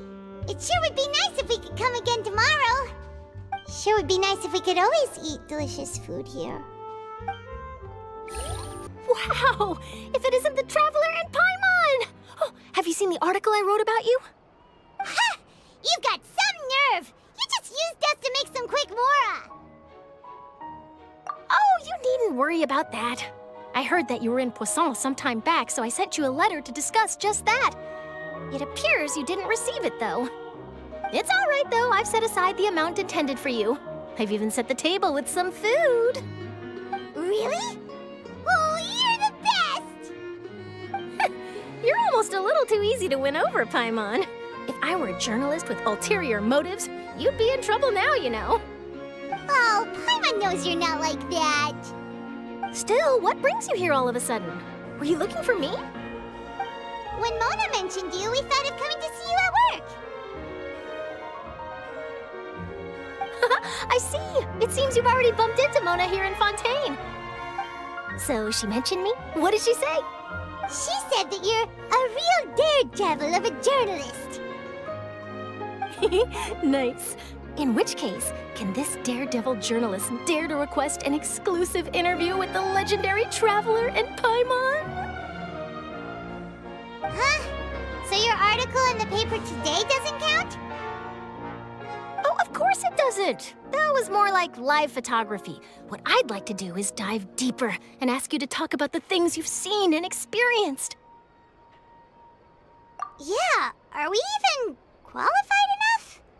Why not? If I say you're worth an interview, then you're worth it. But not right now, of course. I'll need a few days to prepare. Oh, in that case, we'll just chat when you have the time then? Oh, so that's a yes? Ooh, splendid! I'll tell the editor-in-chief immediately. I'll have to apply for lighting, a venue, some props, and... Whew, so much to get done now. Talk to you later. Wait, Charlotte, Paimon's still got a question for you. And what's that? If, just for example, Fontaine were to be flooded tomorrow, what would you do today? Huh, that's the prophecy you're talking about, isn't it? I mean, I do hear about it often, but I've never once thought that the day could be tomorrow. If you're seriously asking, then I might try and think of a way to leave Fontaine. Oh, but I'm still a journalist first and foremost. That means I have a duty to be reporting from the scene. And secondly, I wouldn't forsake my homeland that easily. From what I've seen, most people don't know what they'd do should the worst come to pass. In truth, it might be better just to behave like normal rather than worry over such an end. So in all likelihood, I'd probably still be prepping at the office for that interview of ours. I know what you're thinking. That sounds a bit sad, but I've always believed that it's best to do what you enjoy. Just think about it. If this nation really were to be suddenly destroyed tomorrow, but I still successfully finish an exclusive interview with a truly unique person, then the story I would wind up writing would truly be timeless. And then do you know what I'd do? Well, I'd write that story, send it for printing, and use messenger pigeons to get copies out to the various nations as soon as possible. I'm not a dreamer, nor am I a workaholic, but I do love my job, and I'd be proud of leaving such an article behind. I guess you could say that I was born to be a journalist. But anyway, that's my answer. And on that note, I'll get back to my preparations. That's so nice. All of a sudden, Paimon actually kinda envies her. Anyway, let's go and take a look at the sea, shall we? The sea breeze and scenery can be a pretty soothing combo, huh? Paimon's been thinking. If it wasn't Fontaine, but all of Tevat that would be destroyed tomorrow, where would we go and what would we do? No, Paimon should ask, if you could choose, what would you like to do?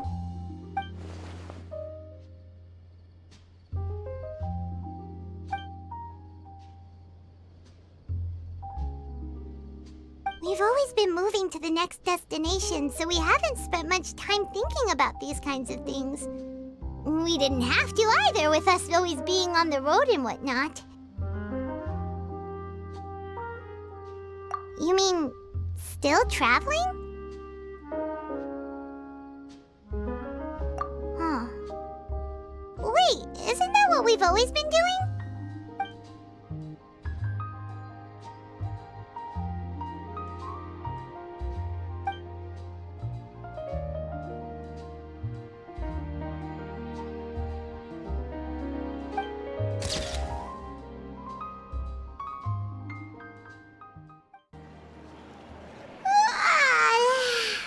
Feels like you'll grow mold if you stay here long enough. But it's still better than the Fortress of Meripede, that's for sure. It's not only damp there, but salty too. Ah, so the two of you are still here. Wonderful. Oh, you're from the Palais Mermonia, aren't you? Yes, I'm Isadora. Monsieur Nervillat sent me to look for you two before. I heard that afterward you went to the Fortress of Meripede. Not at all. I'm well aware that you're friends of his. Actually, I'm here to pass along a message from him.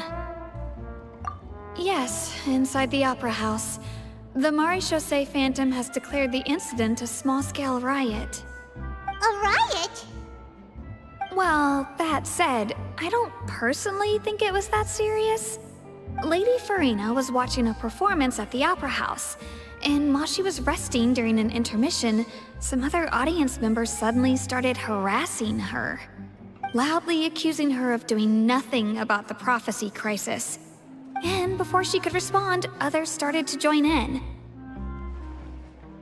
The crowd continued to grow, and protests against the Hydro Archon started to break out. So people have started to put the blame on Farina. Guess they finally found an outlet for the pressure they've been under due to the prophecy. I agree. People will naturally rely on gods, as is customary. But the moment people feel threatened, gods are also the first to be blamed. So what happened after that? Is Farina okay? Seeing that the situation was spiraling out of control and that further argument was pointless, she claimed that she'd gotten tired of this and left in a hurry. The Marechaussee Phantom had their hands full maintaining order and did not catch where Lady Farina had gone. Only when things had stabilized did we realize that she had gone missing. So, you mean she's still missing? That's right. The Marechaussee has dispatched many people to search for her, but we don't have any leads yet. That said, I don't think there's much to worry about. She is a god after all. Even if she were to fall into the hands of rioters, what could ordinary people do to her? Good. Monsieur Nervillet sent me to tell you about the situation, but he didn't say anything else. Don't worry, this is more than enough to go on. Thanks for keeping us informed. Ah, is that so? Well, all right then. In that case, you two take care. I'll be heading back to the Palais now.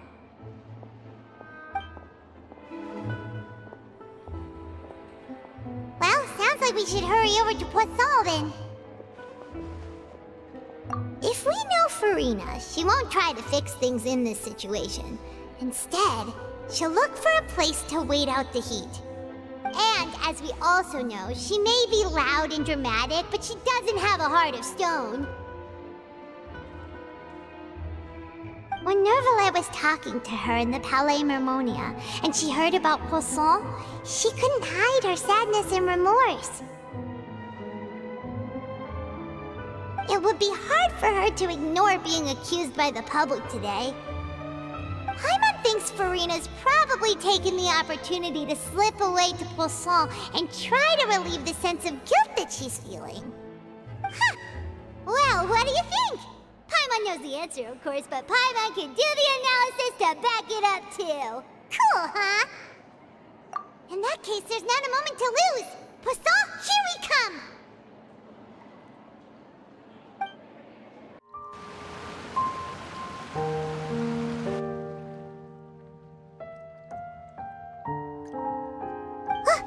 That's Farina, right over there! She really is here all on her own.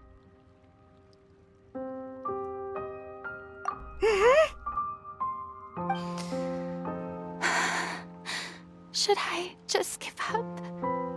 This is all meaningless. What was meant to happen did happen after all. Everyone's dead. I'm sorry. I am so sorry. Give up, Farina. There's no point in holding out. I'm sorry. But what can I even do other than to repeat meaningless apologies over and over? Who's that? Don't worry, Farina, it's just us.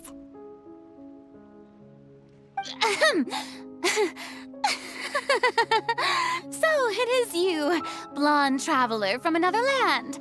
Why, I almost thought you were someone from that mob of my ignorant subjects, come to kneel and beg for my forgiveness. Farina, you were crying just now, weren't you?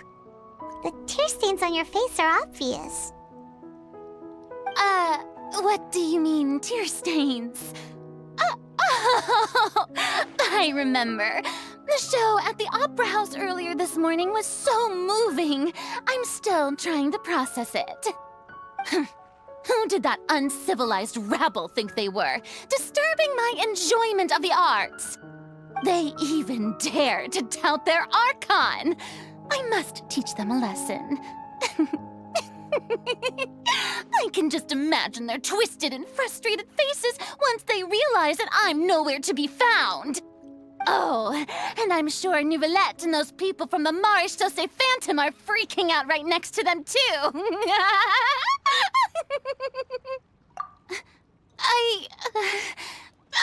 not? Hey, there she is! The Hydro Archon's over there!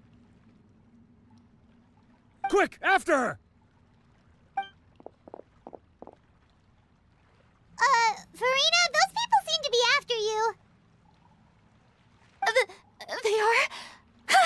They're just some rabid fans who want to cut the line because they haven't been able to meet me in person, aren't they?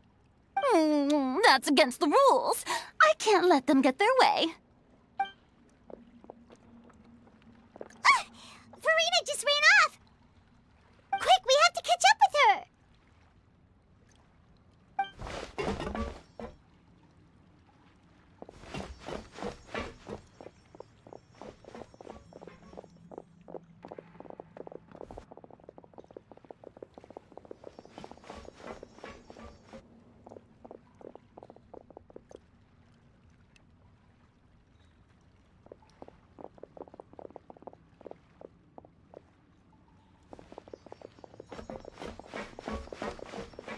This should be the place, right?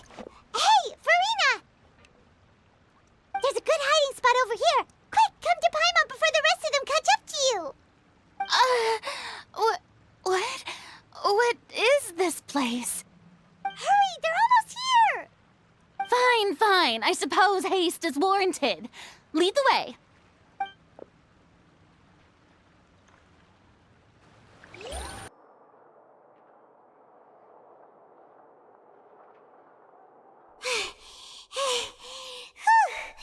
Paimon's exhausted.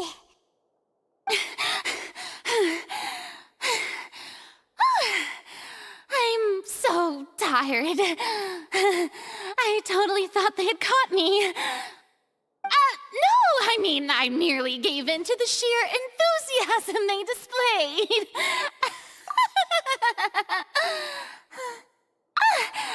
You're right. Yep, that's a good girl.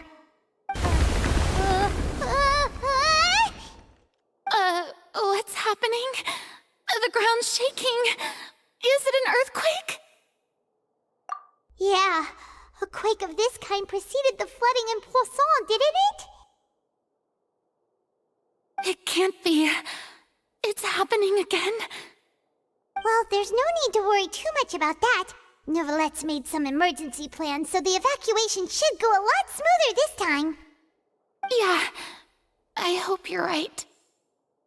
But the people of Poisson, they've already...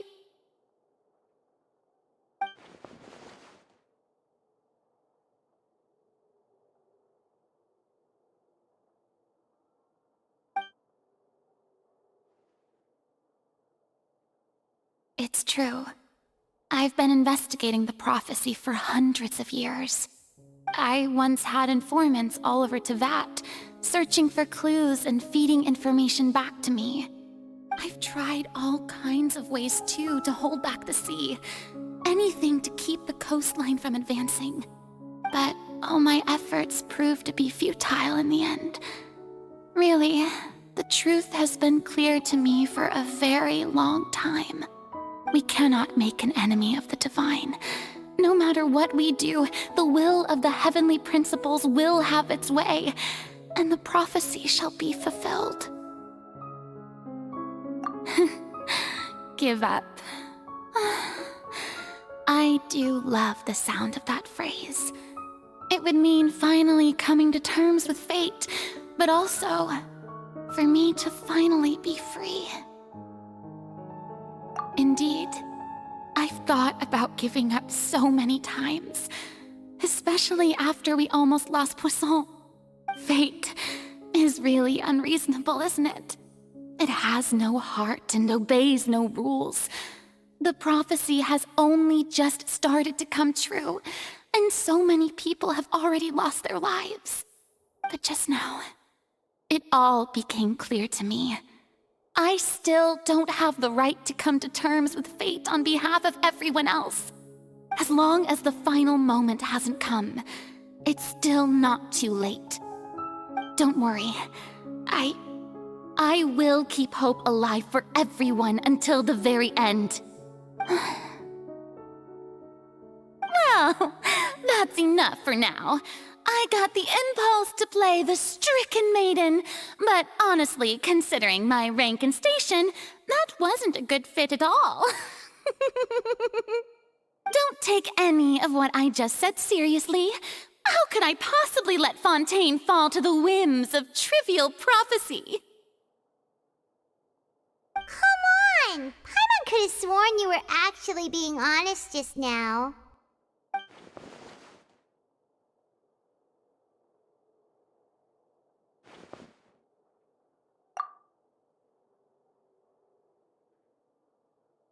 Share my burden.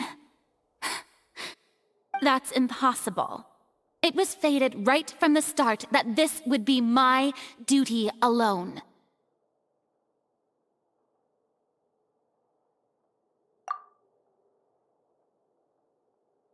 A witness. Yes, I've heard that you came to Tevat from beyond the stars, yes. In other words, you never belonged here. And if Tevat is, in its entirety, a show on a stage, then you're just a spectator, aren't you? If that's the case...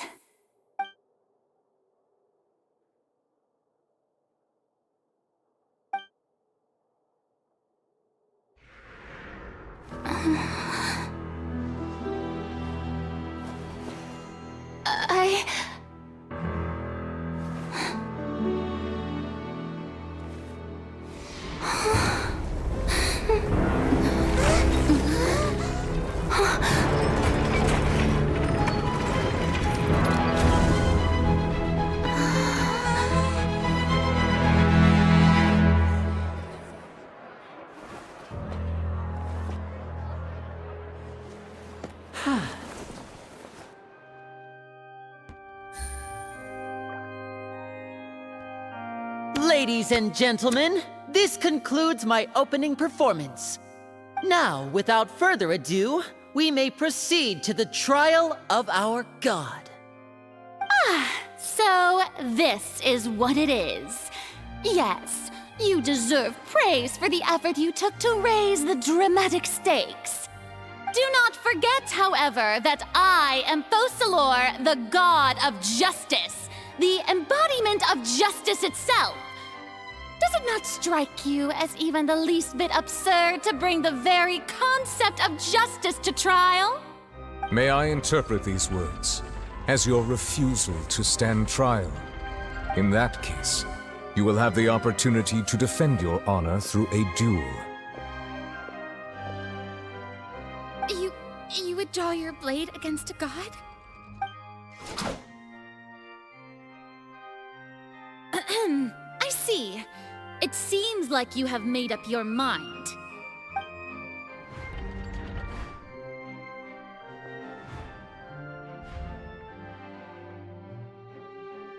Paimon can't believe it.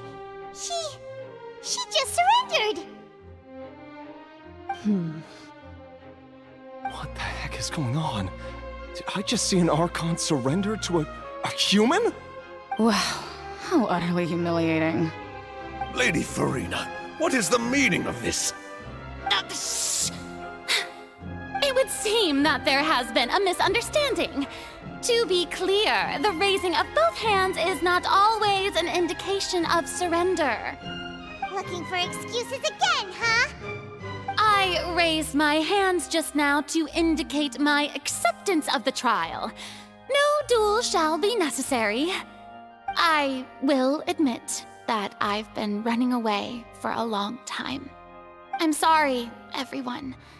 I was unable to protect the people of Poisson. It is my duty to stand trial for my crimes. You are not the only ones to be disappointed in me. I, too, am exceedingly disappointed in myself. But now, it is time for the Hydro Archon to show you her courage and resolve. I, Farina, will use this trial to show the world the true meaning of justice! This time, I will protect you.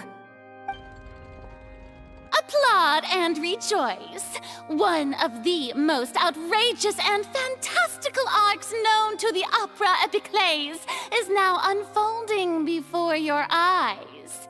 Mark my words, this shall be one of the most exhilarating and brilliant shows ever to grace the stage of Fontaine. The trial of the Hydro Archon, Focalor, will now begin! Woohoo! Oh, now we're making history! Why does it feel like Farina just took over the whole thing? Like, come on! Didn't she just get forced to stand trial for her crimes? Also, even though she's still acting super dramatic, she is taking this seriously this time, right? All right, then. Who will be my opponent in this trial? The court asks the prosecutor to please take the stand. Is that so?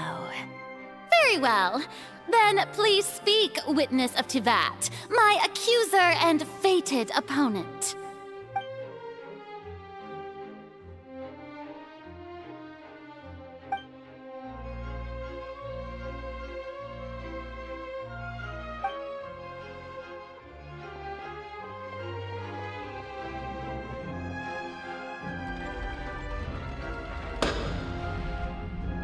Also, please allow me to ask, as a final question before the trial begins, just how much work did you do to force me onto this stage?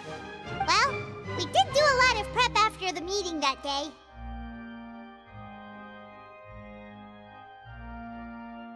I can go over the tasks assigned to the Spina di Rosula, since they were rather straightforward and easy. Navia, the president of the Spina di Rosula. Most of the people who participated in the disturbance this morning were my subordinates. They changed into plain clothes and came to the Opera House as regular audience members, waiting for the perfect opportunity to incite insurrection against you. The people's resentment against their Archon has been building as more and more of the prophecy is fulfilled. A spark was all we needed to turn smoldering anger into a flame. Moreover, according to our understanding and analysis of you, when something like that occurred, you would likely flee the scene and head to Poisson by yourself. So, we arranged for a second group to lie in wait there. So, you mean, the ones who scoured the settlement for me were also from the Spina? And their goal was to force you to step into the giant magic box so you may personally participate in the greatest magic performance in all of Fontainian history. That's right. That house was a magic box, rather than someone's residence. As the super ultimate version of the setup that I used when I first performed at the Opera Epiclese, the volume of the box was increased by a whole order of magnitude, and the distance it traversed was the entire gap between Poisson and Araneas. Its cargo, of course, was an Archon instead of a human. My thanks, Farina. Without your help, we could never have pulled off such an extraordinary performance. You're welcome? Of course, this performance was only made possible with Father's support. The House of the Hearth spent a massive amount of labor in Mora to pull this off. We had to select a location, construct the giant magic box, dig a tunnel, and open up a path through the water. It was a lot of work for all of us. So, in other words, the earthquake that we felt within the giant magic box was just a normal tremor from the transportation of the whole house? That's right. It wasn't a sign of another disaster to come. Then, I can guess Nervilette and Cloran's parts. You gathered a crowd, prepared a stage, and made sure that the champion duelist would be immediately ready for a fight. Also that as soon as I appeared on the stage, the trial may commence without a hitch. Am I right? Yes, that is correct. Well, Clorand, I must commend you for your courage. Only the most outstanding champion duelist in all of Fontaine would accept a duel with an Archon without flinching. Thank you. As for you, traveler, I suppose your role was to keep me distracted with conversation once you found me in Poisson. You'd make sure that I didn't notice anything amiss before revealing yourself as my prosecutor once we'd arrived onto the stage. Oh?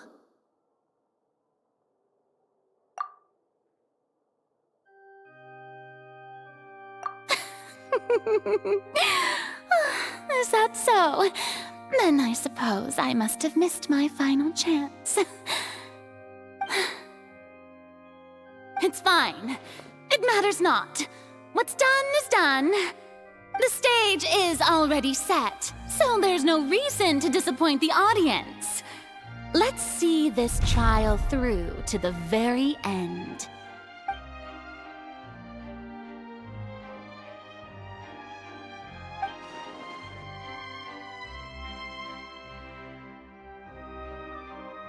Madam Prosecutor, please allow me to pass this along.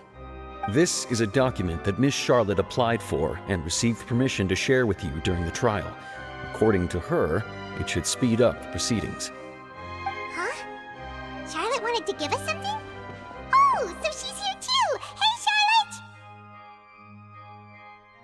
Oh, let Paimon see. Isn't this the exclusive interview that she did with us before? So she's already finished it, huh? Wait, then that means this document is a perfect timeline of everything that's happened ever since we stepped foot in Fontaine! So in other words, we can refer to this anthology of evidence every time we want to use something from our journey as evidence for an argument! Let's quickly confirm the information in it. Just think of it as a refresher, alright? You defeated the Hydro Archon in the very first duels you took part in at the Opera House. That's one for the history books, all right. I didn't think that you'd wind up getting to the bottom of the case I'd been following all this time. I guess you could also see this as a happy coincidence. This is the first time Monsieur Neuvillette had a difference of opinion with the Oratrice. Even the Hydro Archon can't figure it out. A Fatui Harbinger. She's an extraordinary person. Her instinct must mean something. The fortress of Meripede was almost destroyed in a single day. That I didn't witness that scene personally will always be a source of professional regret, I think. According to Monsieur Neuvillette, both Child and that whale should have been in the primordial sea at that time. I nearly lost my awesome friend Navia. To be honest, that still gives me shivers. The words of someone as extraordinary as a witch can probably only be truly understood when something surreal happens to you.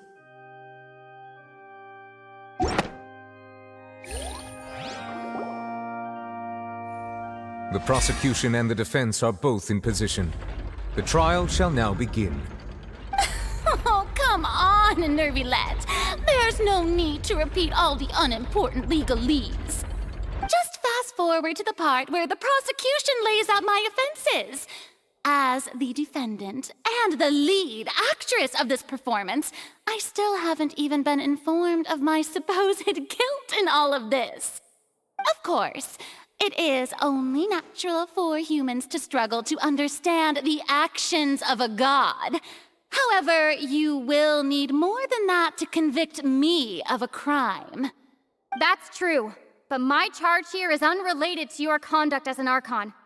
Instead, I would like to charge you as a fraud who's never been the Archon in the first place. Wait, what was that? Lady Farina's a fraud? Hey, I came here thinking that we were going to try the Hydro Archon for forsaking her duty, but did I hear that right? She's not our Archon at all? Charge accepted. Lady Farina, do you plead guilty to the charge?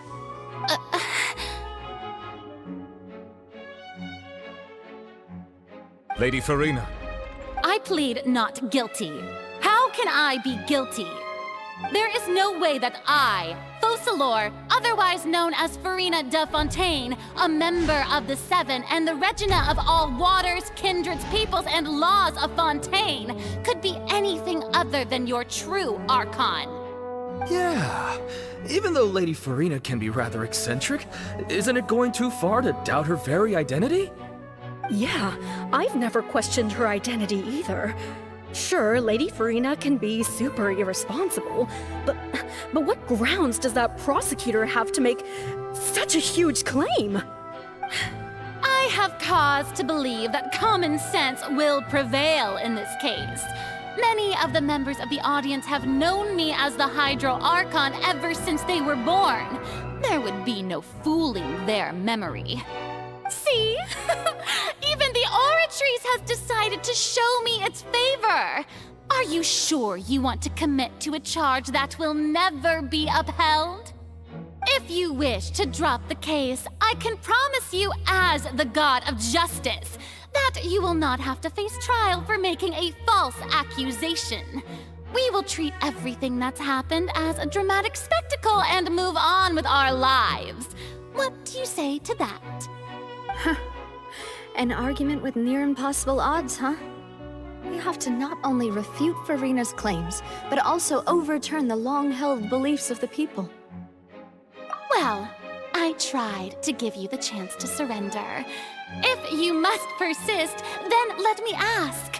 If you believe I'm not the Archon, then what manner of being do you think I am? And if I was not the Archon, then how did I manage to live for over 500 years?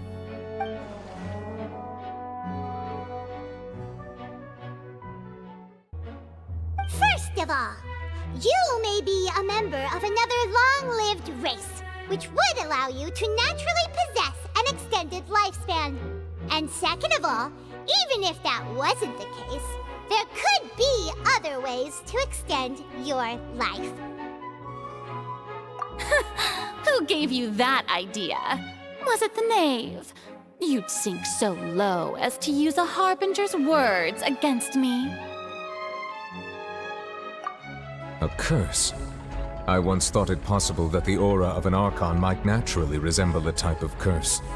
But in light of this claim, perhaps what I sensed was not your divinity, but a curse after all. You sensed it too, huh, Nervalet? Lady Farina is actually a human?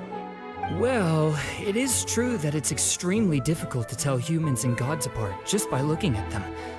It's not impossible.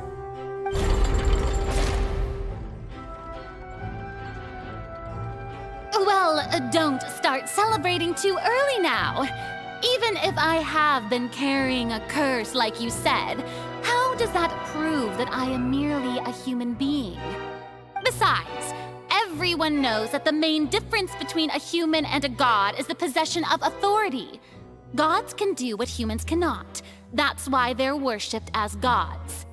For centuries, manifestations of my authority have served the nation of Fontaine. One need only to turn their eyes towards the Oratrice Mécanique d'Analyse Cardinal in this very opera house, or consider the indemnitium that is used in every aspect of life.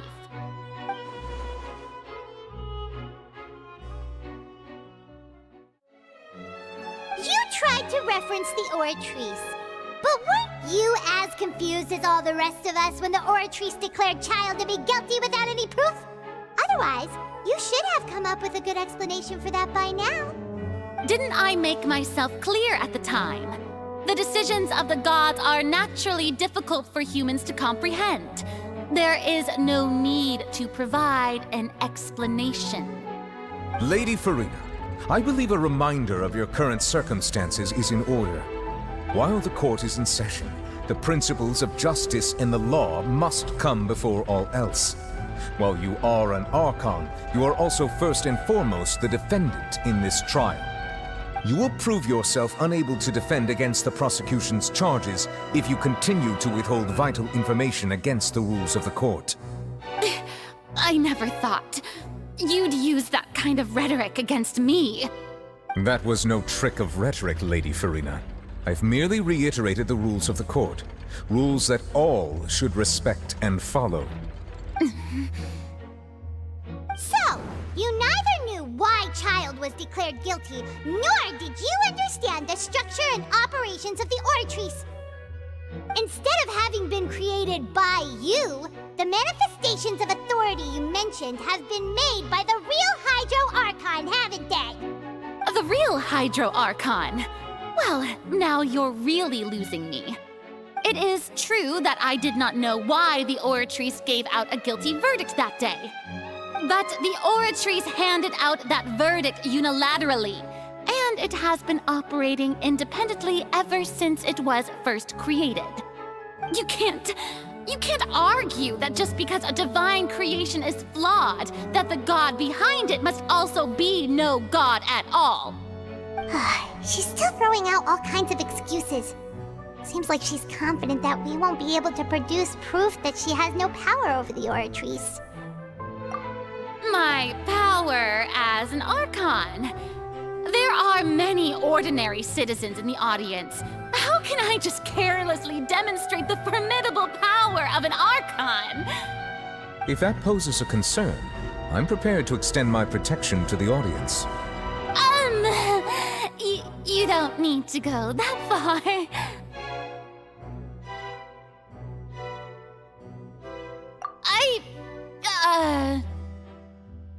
Aren't you the Hydro Archon? Or is it that you can't even wield the power of Hydro, much less the authority of a god? Indemnitium! Yes! It's all because of Indemnitium! All Archons derive their power from the faith of the people, and I've converted the people's faith in justice into Indemnitium!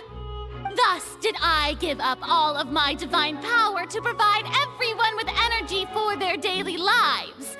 Have you ever seen a more magnanimous god? Isn't that a huge stretch? Yeah, no matter how generous an Archon can be, how could they give up all their power? Can a god with no power even still be called a god?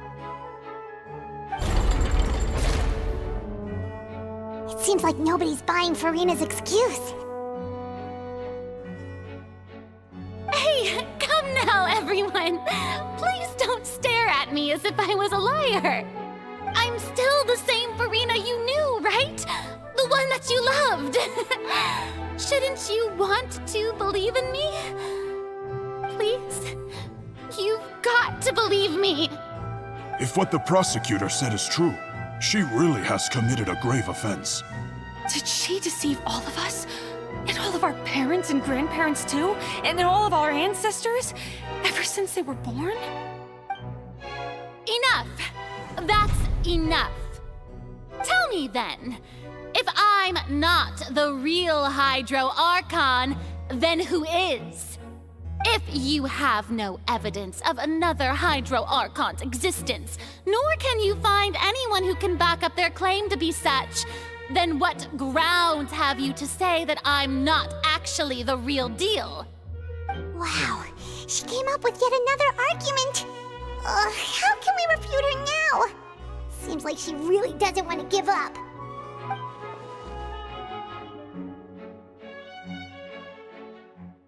It has been established that all Fontainians can dissolve in water from the primordial sea. And that means... Since you insist on claiming to be a god and not a human, then there's a method that you can use right here and now to eliminate all suspicions of you being the latter. Miss Navia, please apply to serve as a temporary attorney for the prosecution before addressing the court. Though you act in partnership with the prosecutor, you must still adhere to proper procedure. Super sorry, Monsieur Chief Justice. I swear this really will be the last time that I'll speak out of turn. Now, I've brought some seawater from Poisson. As everyone knows, a massive flood struck the area not long ago, taking many lives, including those of some of my closest friends. So, Miss Furina, would you dare to touch some of this seawater? If we are to believe that you are indeed the real Hydro Archon, touching this seawater would have no effect on you. All it should do is strengthen your case. But if you don't dare to touch it, then we would have basically proved the reverse. Oh, and I must remind you that after the disaster at Poisson, nobody wants to see any more people dissolve. I do hope you'll act prudently and choose the simpler path of admitting guilt. Navia from the Spina di Rosula. The Spina has governed Poisson for many years. I guess her suggestion is valid. If Lady Farina is indeed just a human, she's probably Fontainian like all the rest of us. Would she really dare to try?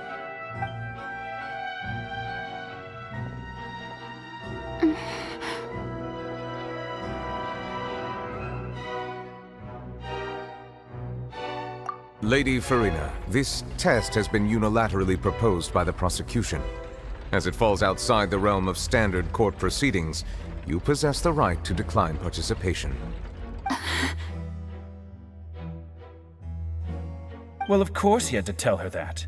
But refusing to participate is basically the same as a confession of guilt. She's just staring at the water without saying a single word. It really does seem like she's quite terrified of it. That could only mean... What's going on? Is she really planning to... That's not what we thought she would... Due to the inherent risk of the test, Lady Farina, you may...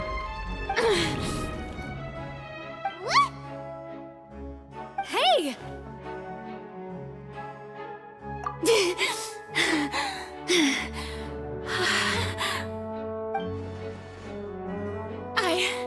I'm fine! Look at me, everyone! My hand is still here! I haven't been dissolved! Will you believe me now? I really am your Archon! I'm nothing like a normal human who would fall apart as soon as they touch this water! Really? Was this not the most obvious thing in the world? Miss Siegewien? If you are present, Miss Siegewien, please come forward and attend to the defendant. Siegewien? Don't be nervous. It'll just take a few seconds. Let me see. That should be enough. Please announce the results of your evaluation to the court, Miss Siegewien. As everyone doubtlessly saw, Miss Farina was displaying symptoms of hyperventilation and flushed skin. These indicate that she was experiencing the adverse effects of exposure to primordial seawater. The extent to which she was affected is the same as other humans when exposed to primordial seawater of a similar concentration. Thank you, Miss Siegewien. Lady Farina, you may return to the defendant's stand. Oh, wait. What did she just say? I didn't get dissolved! Shouldn't that be enough to prove my innocence? Well, considering your tendency to run from your problems, we did originally prepare a direct sample of the seawater around Poisson. However, after extensive discussion, we exchanged it for a sample that is not concentrated enough to dissolve an actual human. After all, on the off chance that something entirely unexpected might occur, we don't want anyone else to lose their life to the sea. Yeah, so out of regard for Farina's life, you secured a low-concentration sample and asked the head nurse to serve as an expert witness. It's a great thing that the direct sample wasn't actually used. Farina could have... I can't believe... You...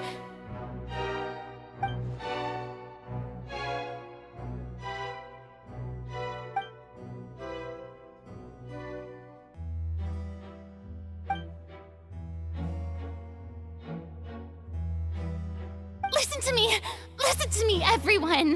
Please don't give me such cold and disdainful looks! What happened just now didn't prove a single thing! Think about it! How can you conclusively prove that an Archon can't also be affected by the primordial seawater? Also, if I was really just a human, why would I dare to just put my hand in that kind of water?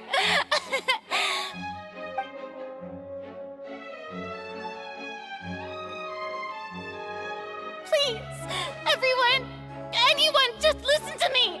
I swear, I really am your Archon!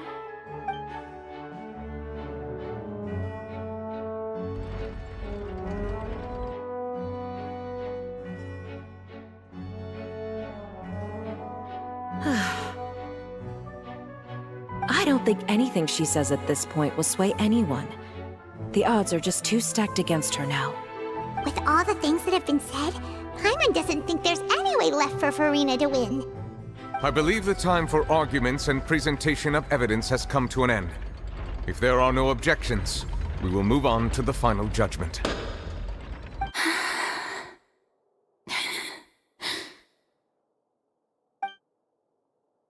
I don't think anything she says at this point will sway anyone. She's too stacked against her now.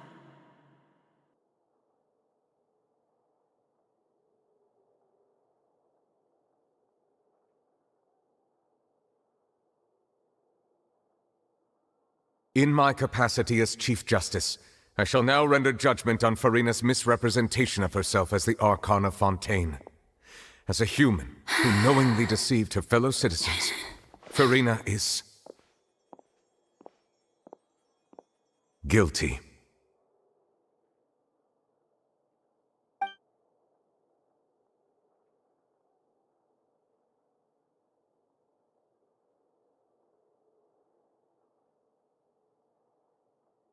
We shall now turn to the Oratrice Mécanique d'Analyse Cardinale to render the final verdict on the charges.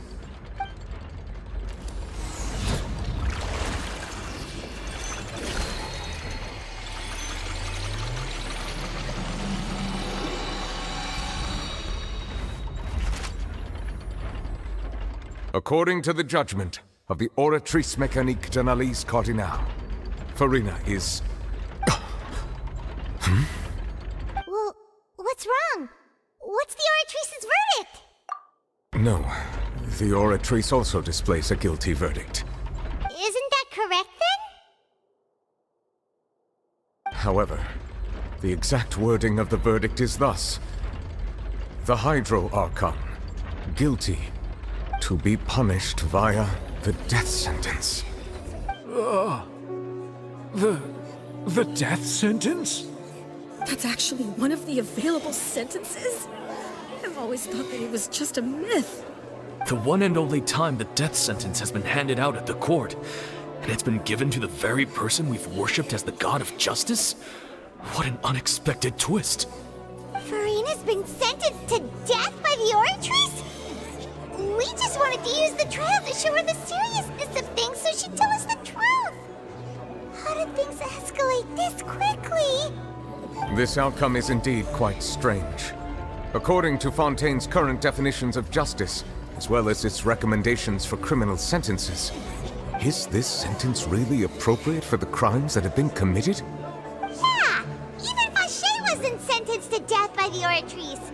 You know, the real evil mastermind behind the serial disappearances case. Indeed. Not only is Furina's sentence overly excessive, the very point of our trial today was also to prove that Furina has never been the Hydro Archon in the first place. But now, the Oratrice seems to have deliberately invoked the title of the Hydro Archon. What does this mean?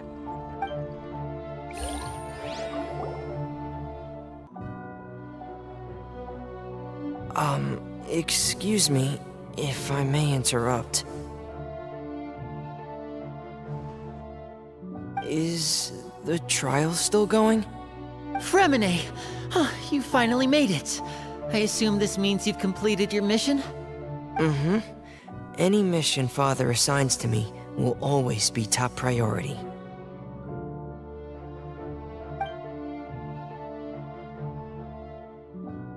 Is that the first prophecy slate? Huh. So the knave privately arranged for Fremine to try and find the missing slate. I looked everywhere and finally found it at the bottom of the sea. It took me a long time to get around some dangerous stretches of water. But has the trial already concluded? Then doesn't that mean I've come too late? Oh no. Father will be disappointed in me. Thank you for your hard work, Mr. Fremine. Please allow me to review the record left on the slate. Traveler, I believe that you have already seen the other existing slates, and would like you to come here and confirm their contents.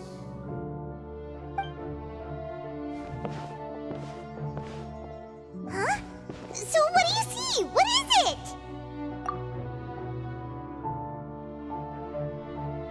I believe I've now made sense of the Hydro Archon's crime. It has to do with Fontaine's lost history. Huh? Isn't the Hydro Archon just guilty of deceiving her people? Oh, wait, no, that's Farina, and we've already proven that she's not the Hydro Archon.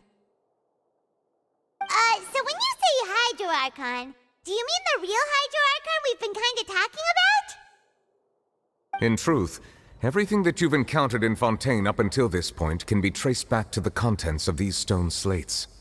However, I'm uncertain as to how much sense they currently make to you. Okay, let's try to recall the contents of the other 3 stone slates. Paimon will do her best to help you remember.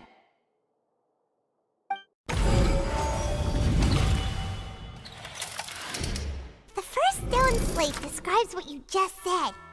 It seems to show the previous Hydro Archon using her divine power, and then the Oceanids turn into humans. Does that mean that Fontainians are transformed Oceanids? Oh, Paimon wasn't expecting that. But if Oceanids can turn into humans, then perhaps this process can be reversed as well. The second stone slate shows Celestia floating in the sky, and the Hydro Archon and her people worshipping it together. But the heavens still brought judgment down upon them. This must be the point when the Hydro Archon and the Fontainians were branded with their original sin. Does this mean that the original sin and the Hydro Archon sin are the same thing? The third slate shows the Hydro Archon sinking into the sea surrounded by many people. Huh. That reminds Paimon, didn't we also watch that happen to someone else? Well, the fourth slate is the prophecy the Fontainians have been talking about. People dissolving into the sea, the Hydro Archon crying on her throne, and so on. We didn't believe that such a crazy disaster could happen at first, did we? But after that incident, it was just a question of when and not if. We know from the case of the serial disappearances of young women that Fontainians can be dissolved in primordial seawater. And the first stone slate tells us that long ago, the Hydro Archon used her power to turn Oceanids into humans. This might be the reason that Fontainians can dissolve. Perhaps what is about to take place has all happened before. The true sin of the Hydro Archon that Nervilette mentioned, and the original sin cast down on the people of Fontaine by Celestia, as recorded on the stone slates.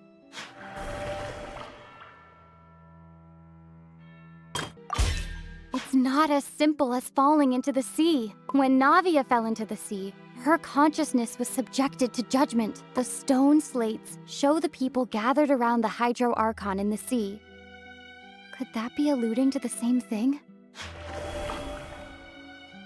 The prophecy from the stone slates found its way into society, but not many people believed it at first. The fortress of Meropide was nearly flooded with primordial seawater, which we know can cause Fontainians to dissolve. It seems increasingly likely that the prophecy may come true. If we hadn't dealt with it in time, things could have gone very badly.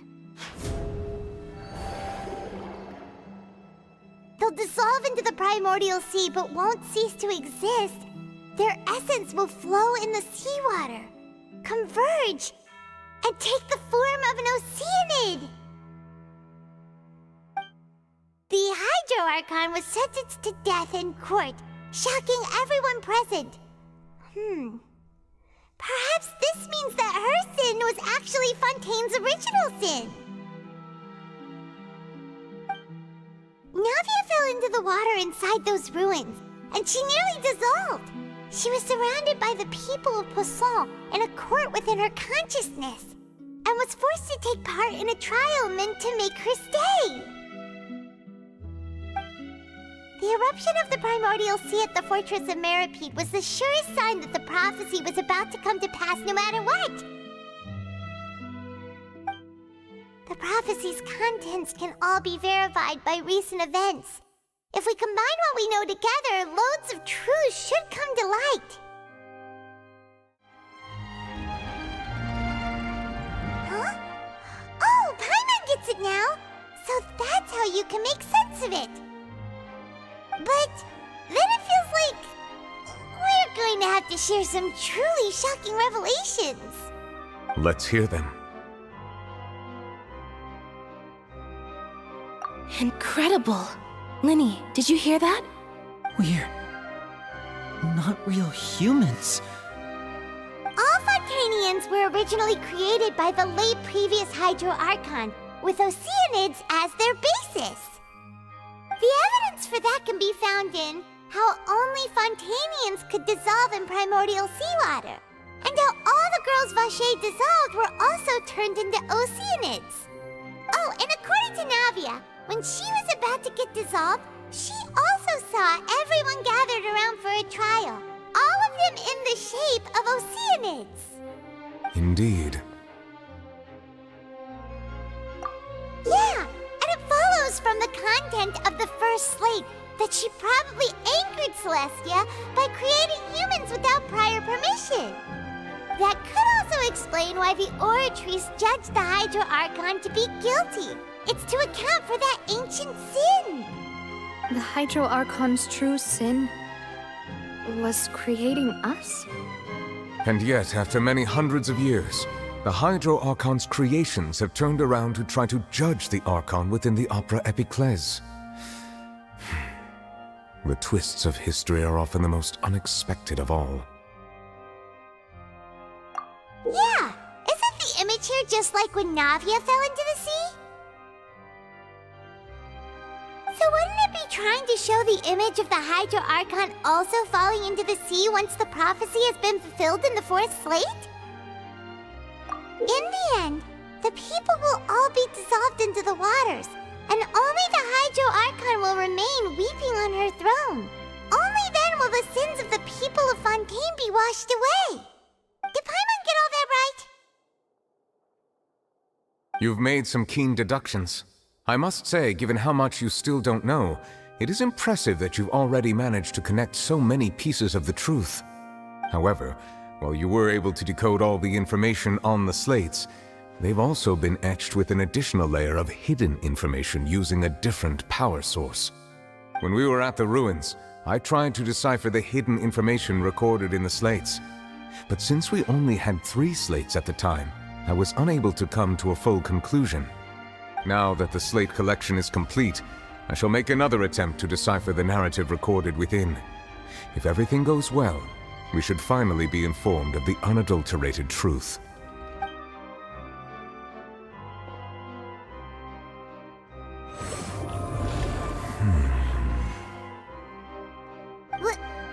Well? Did you get it? I believe I should share this truth not only with you, but with all the people of Fontaine as well. I will try to briefly summarize it for you.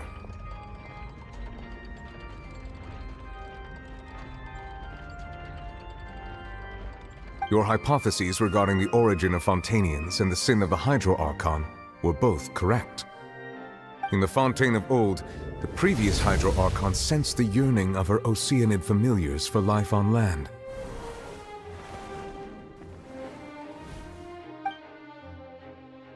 The Oceanids were enamored with the beauty and romanticism of human beings, and wishing to have those experiences for themselves, expressed to the Hydro Archon their desire to become of a similar kind. However, even though water as an element is intricately linked with the power of life, the Hydro Archon, as one of the 7, did not possess the authority to create a new form of human life. Not one to give in, she eventually found a way to create permanent humanoid bodies for her familiars by appropriating the power of this planet's primordial sea. She poured primordial seawater into the Oceanids' blood vessels, creating humanoid mimics in the process. But if Fontainians were to ever come into direct contact with water from the primordial sea, the power within their bodies would escape these artificial restraints and return to the sea. As a result, their forms would collapse, and they would be reverted to their original forms as Oceanids. Of course, The Hydro Archon never received permission from the heavenly principles to create a new human race. And thus, the Hydro Archon and all of her creations came to shoulder the original sin of appropriating the power of the primordial sea. That is the true history of how the people of Fontaine first came into being. So we were all Oceanids before we turned into human beings? That's way too much information for me. I think I'm just going to pretend that I never heard a single thing. Wait, but if that's the truth, we can't let the Hydro Archon be sentenced to death. After all, her only sin was creating us. This really might be too much information for your regular Fontainian, but it does answer a lot of our questions. Alas, your hypothesis regarding the third and fourth stone slates was inaccurate. The slates' respective positions are, in fact, correct. A key point of the visual on the third slate is how all the individuals depicted in the water are humans rather than Oceanids. They have not been dissolved, which implies that the water depicted in this slate is not water from the primordial sea. The nation of Fontaine is the nation of Hydro, as well as the nation of trials and justice. Instead of being the literal element, the water in the scene symbolizes judgment and justice. You may also recall Navia's experience. When she fell into the sea, her consciousness was surrounded by that of many others who intended to hold a trial to determine her fate. Therefore, the meaning of the third slate is that the people of Fontaine shall try the Hydro Archon at the court of justice. Yes, it refers to our present situation. I think I'm following now. So, what you're saying is, even though we decided to put on this trial to avoid fulfilling the prophecy, in truth, everything we've done has happened exactly as the prophecy foretold. So now, it seems, we're the ones making sure it comes true. What should we do? Huh. No matter what, the prophecy will be fulfilled. Is this what it feels like to be a prisoner of fate? If that's the case, does that mean the scene in the fourth slate will also be fulfilled soon? Traveler, I would like to point out another small fallacy in your deductions. About the fourth slate, you probably thought that the eruption of primordial seawater beneath the fortress of Meripede served as the surest sign that the prophecy was about to come to pass, yes? However, I believe that rather than being a sure sign, that eruption could in fact only be a small warning of something far worse to come. As for the root cause of the catastrophe, I believe you've already encountered it once before.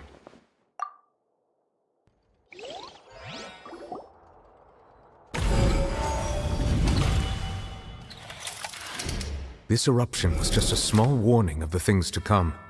We must find the root cause of the disaster.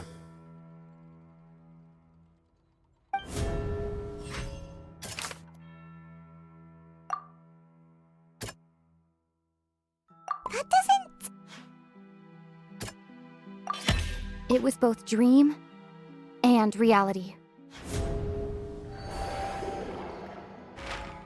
If we're talking about a true culprit, that could only be that thing inside the primordial sea, right? The truth, the original sin, the trial, and the root cause of the disaster.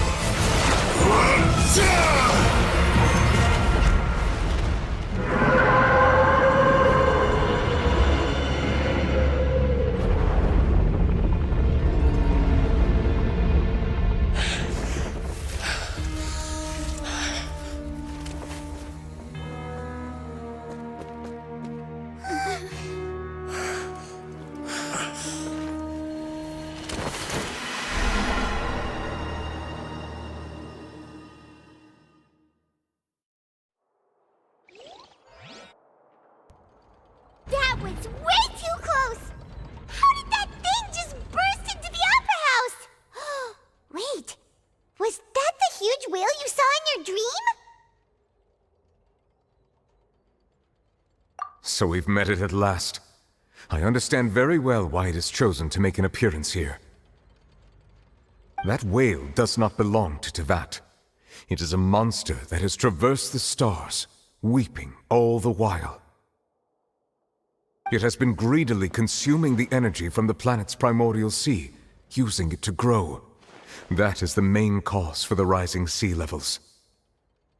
And once it has finished consuming all of the energy contained within the sea, its next step will be...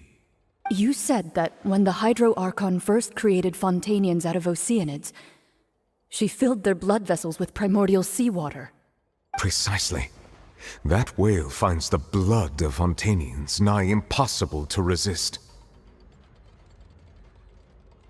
Therefore, when it left the primordial sea, it decided to make its next stop a packed opera house full of food. Food in the form of Fontainians. We just barely managed to push it back, right? In that case, won't it come back to target the people again once it's managed to recover its strength? That is correct. Indeed, it is more accurate to say that we should thank that Harbinger for buying us some time. Without him, the whale would have likely come onto land far sooner. From the way he looked, he must have been fighting the creature for quite a long time. That battle maniac. We've always known that he had a special connection with that whale, but we definitely didn't expect it to help us out like this. Anyway, now that we know that this whale is the actual cause of the disaster recorded in the prophecy, all we need to do to stop the prophecy would be to find a way to beat it up, right? It is too late.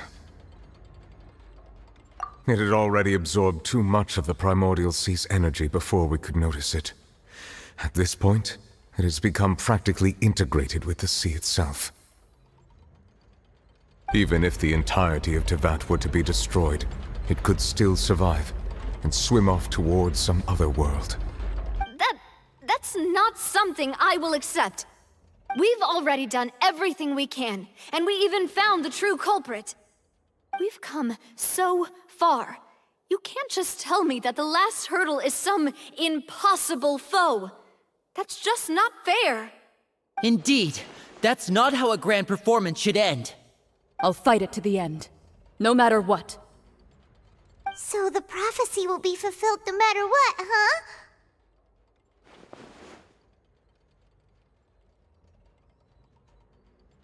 The prophecy.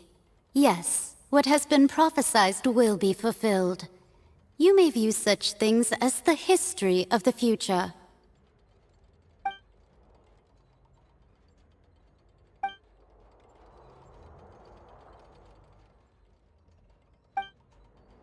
Just as prophecies are usually only the future as seen from the perspectives of the gods, could things be happening in hidden corners where the gods' gaze does not fall?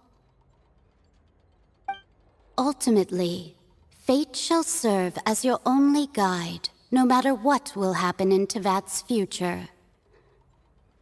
All you need to do is to play your part.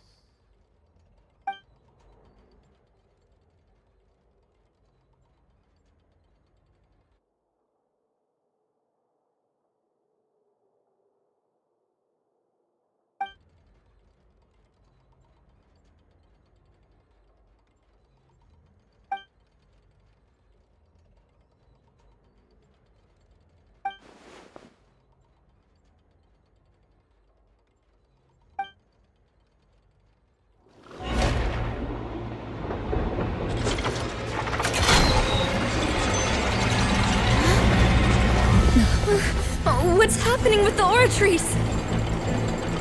I believe it is preparing to carry out the death sentence.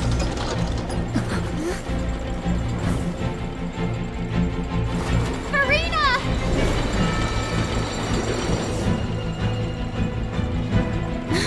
No, I still need answers!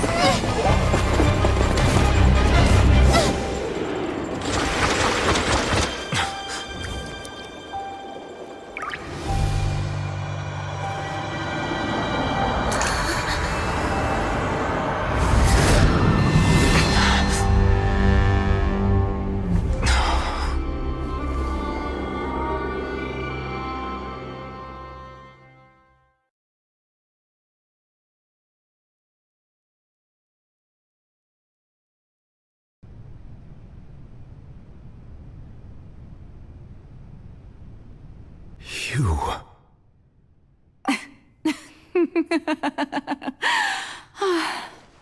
Sorry. That shocked expression on your face is just too amusing. I couldn't help myself. You are not Farina. Who are you? The sweet sound of bewilderment. Marvelous. A sure sign that my attempt to deceive everyone was a resounding success. But to answer your question, I am Focalor. You know, the god. Focalor? Why did you deceive us?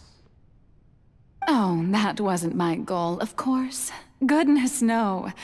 But I had to fool everyone else too, if I was to stand any chance of deceiving the heavenly principles.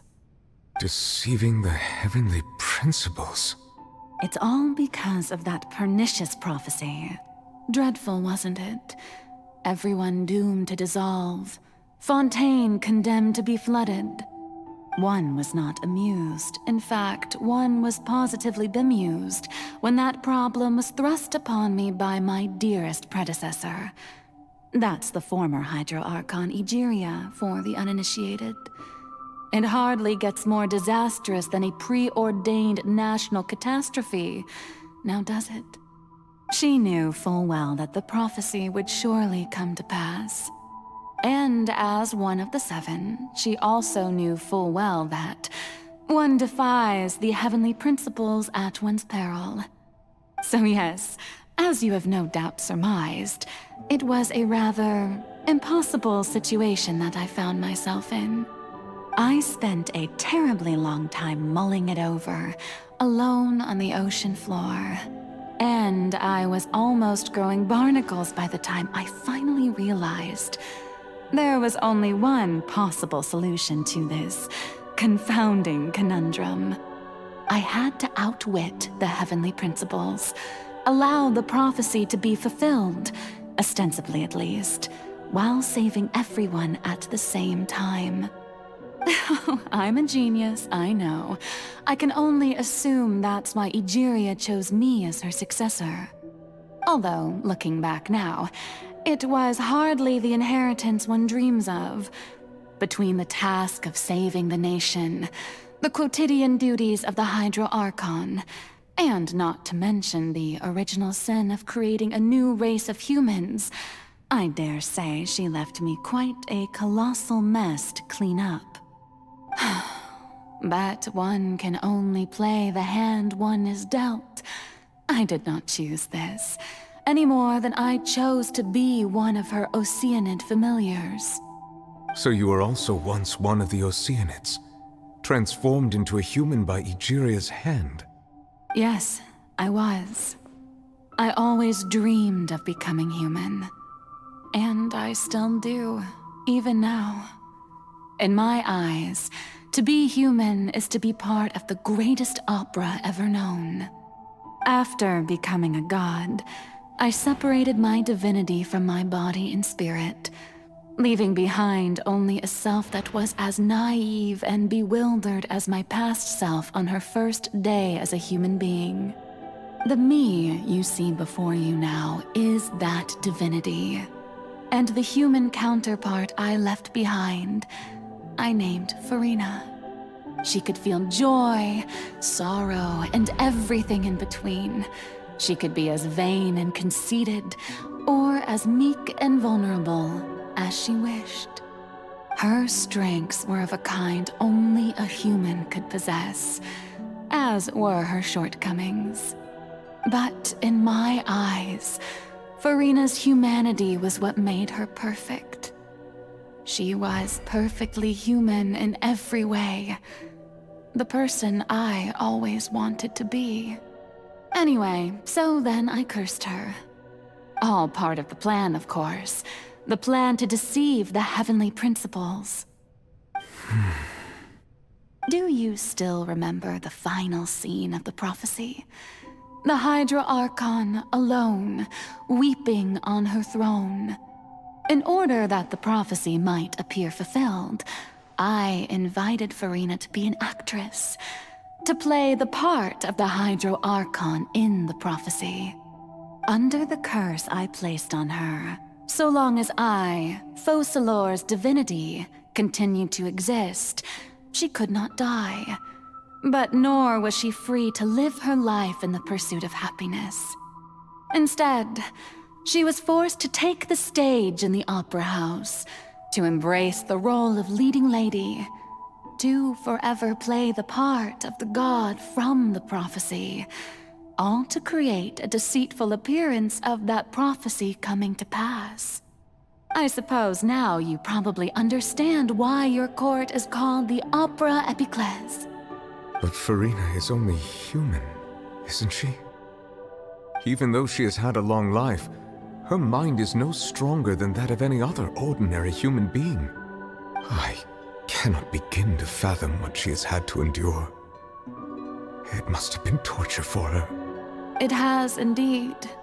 And although she is, in a sense, me in human form, I most definitely owe her an apology for it.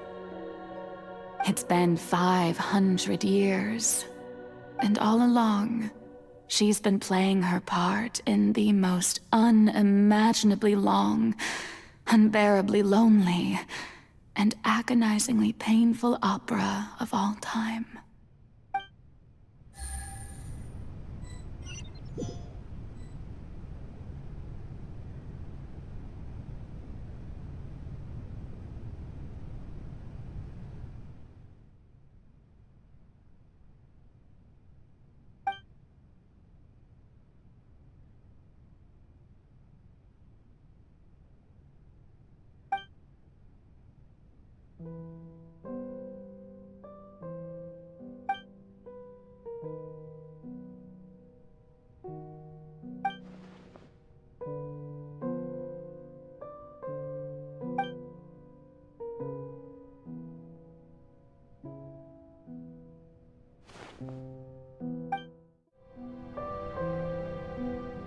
Oh, who permitted you to come onto the stage?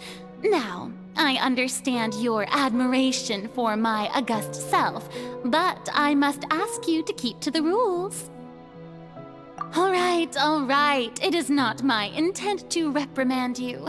There is no need to state your name. Just be off with you. Do not distract me from my performance. Oh, do not jest. Can you not feel it? I am Focalor. The eyes of countless Fontainians are upon me. I must, at all times, display the utmost elegance and nobility.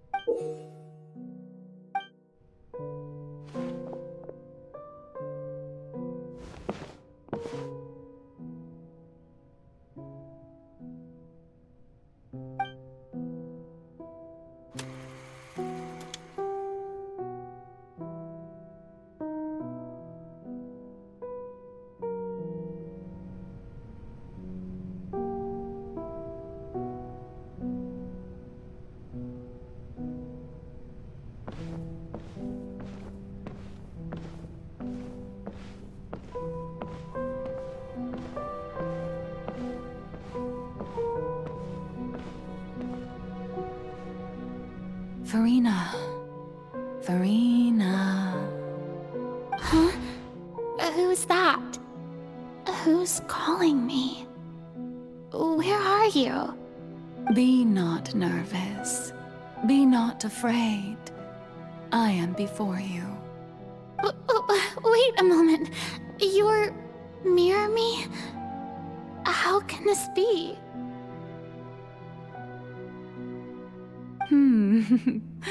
Mirror you, huh? You know what? That's not bad. Let's go with that. Mirror me? What do you wish to say? The prophecy. Have you heard of it? What prophecy? Wait. I know. I think.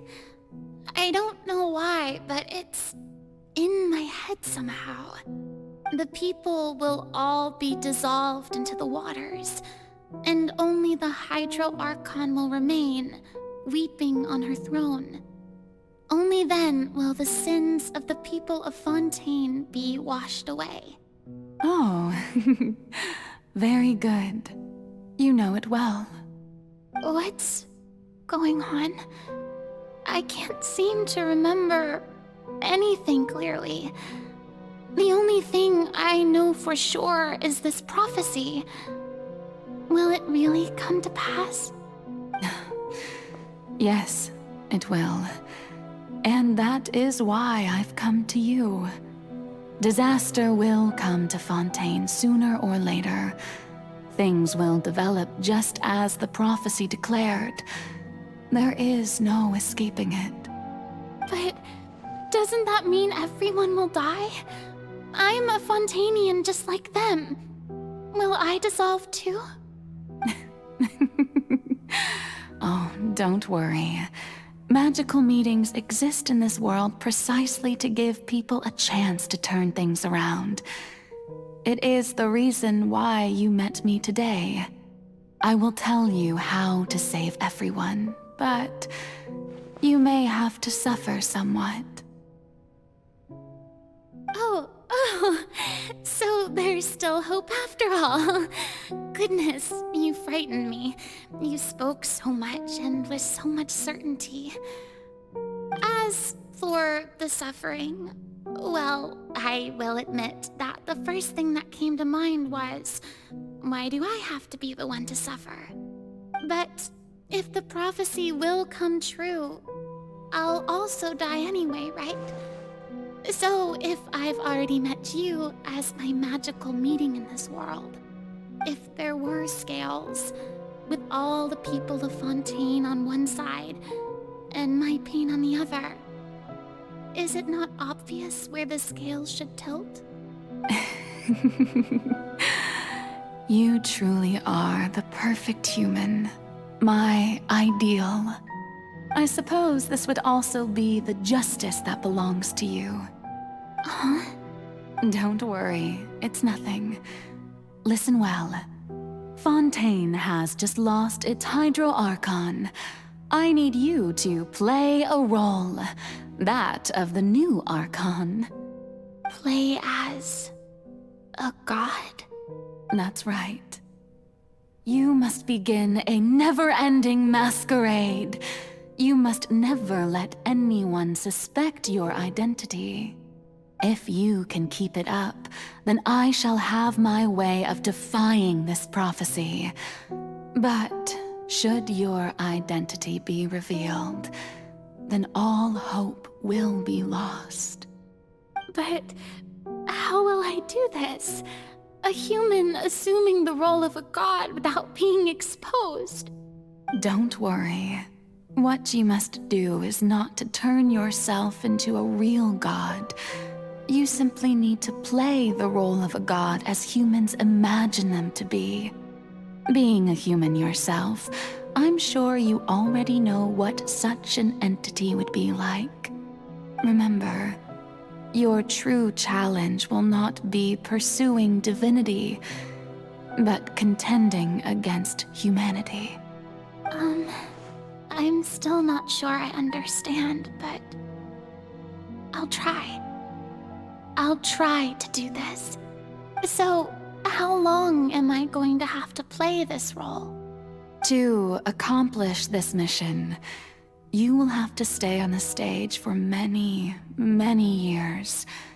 You will endure and not grow old until your task ends.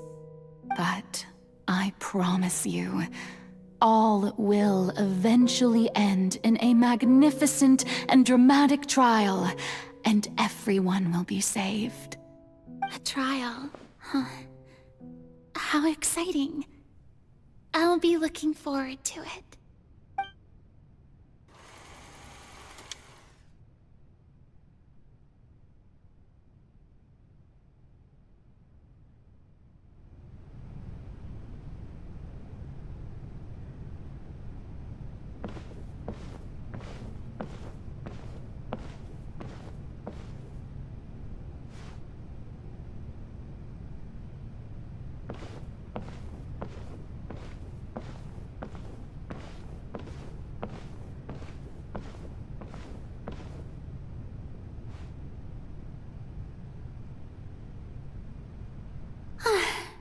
The Maison Cardinalise has announced my accession, but this is my first time facing the people.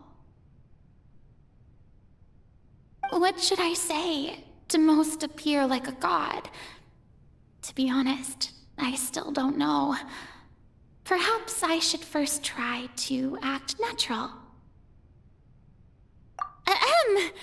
Ladies and gentlemen, good evening, and welcome to the Opera Epiclese. I'm sure you've all heard about how I have taken on the role of Hydro Archon. Indeed, I am Verena de Fontaine, your new Archon. In truth, I know little about becoming a nation's new god, but it will be my honor to guide you all.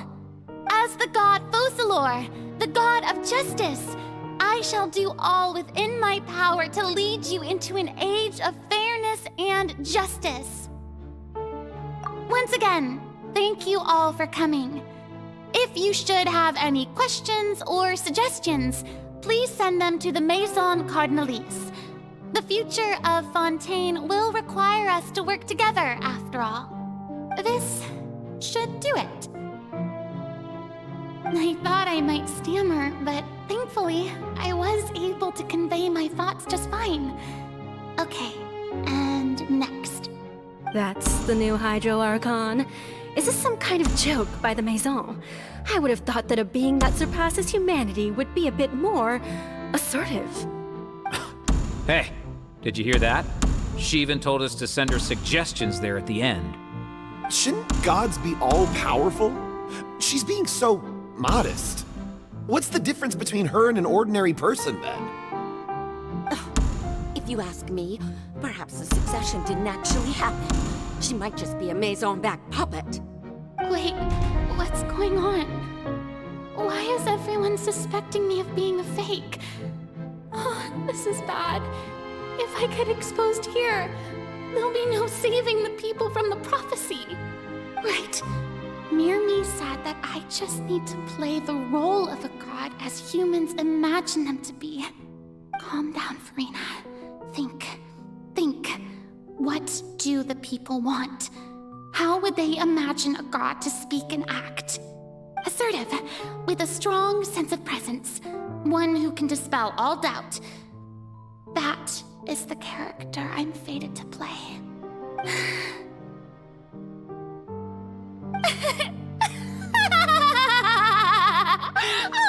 Oh, very good, my people. Only ones such as you are deserving of my rule. Now, I was wondering if some weak puppet were to one day come onto the stage and claim ownership of this opera house, would the children of Fontaine follow them? Well, it seems that you would all see right through them. Having passed my test, you are qualified to witness wondrous trials alongside my august self, here in this opera house. You may consider my previous act a door gift of sorts. I thought it was a debut that suited the atmosphere. Now then, let us be reintroduced. Ah, so that was just a performance. How could I have forgotten that we were inside an opera house? Her personality. It's quite shocking, to be honest, but I suppose it's a better look than before. Such a fascinating and bold deity. How wonderful! Our future may yet be bright after all. It seems I've turned them around. Best follow this flow and restart my accession speech. My dear people, whether you acknowledge me or not, whether you trust me or nay, I say to you, keep faith in your ardor for justice. We have heard it said that this nation's sins can no longer be washed away. Well, I say that justice is most fragrant when it blooms amid sin. The scales of justice should not weigh heavy in the hands of its God. On one side, it must carry fairness and justice. And on the other, praise and applause. May law be the prayer on our lips, may judgment be our worship. Let us light the fires and drink to the future of Fontaine! There is no trouble in this world that justice cannot solve. All that is needed is for you, my people, to believe in it, heart and soul. So long as I, the Archon Focalor, stand within the Opera Epiclese, so long as I stand before the Oratrice, I shall even judge the gods of this world!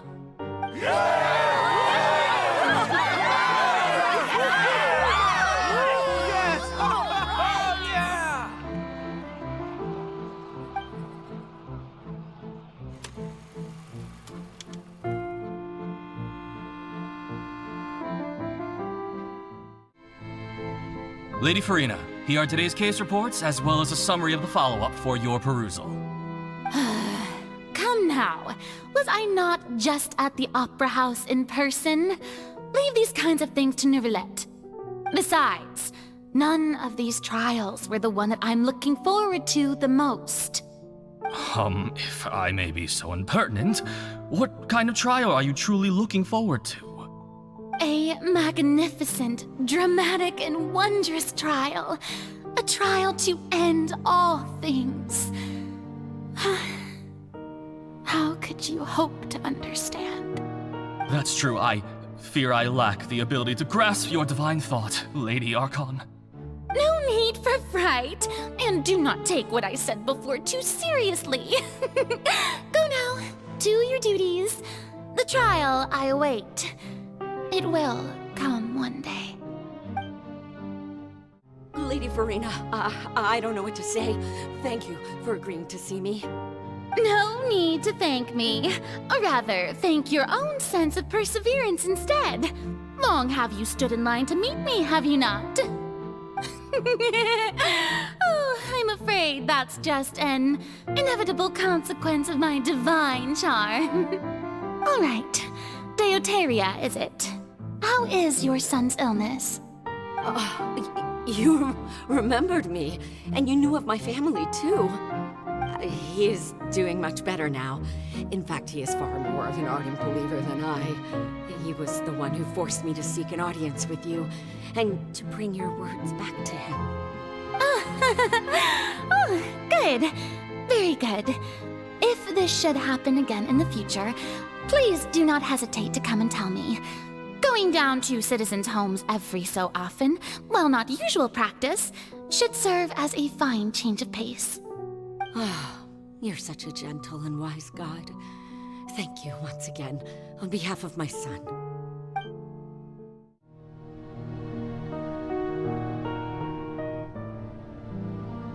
Lady Farina, here are the latest hydrological reports. As for the specific parameters you asked to take note of, I'm afraid things still don't look good. I see. It's as I thought, then. As your god, I did already expect this, but I wanted to see how far your human wisdom would allow you to analyze it. All manner of signs indicate that the prophecy will still come to pass. Forget it. That's not something you need to worry about right now. Well, as I understand it, the Fontaine Research Institute is also trying to find a way to counter the rising water levels. Really? Have they found anything? I'm afraid that they haven't found any effective solution thus far. Is that so? Well, no wonder. This issue has reached the realm of the gods, after all. Still, their spirit is praiseworthy. The day is finally over. I haven't had a moment to breathe this whole time. But it's good to see that everything's getting on track. There are no longer any voices of suspicion. Maybe this is fine. I just need to keep going, and everyone will be saved. All right, Farina, don't think too hard about this. You need rest. Tomorrow's a new day.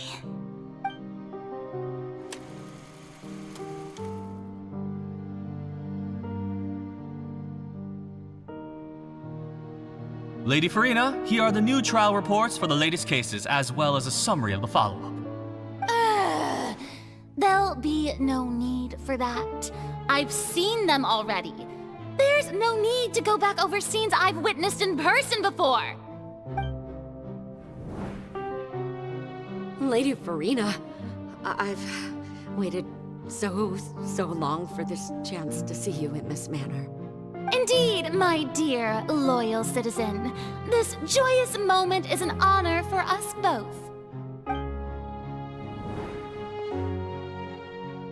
Lady Farina, we're detecting significant hydrological anomalies near Poisson.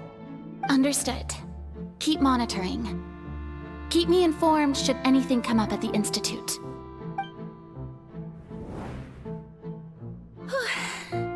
I don't think I let anything slip today. I must show the people that there is nothing to worry about. I just don't know when these days will end. I feel utterly exhausted. Best to rest early today, too.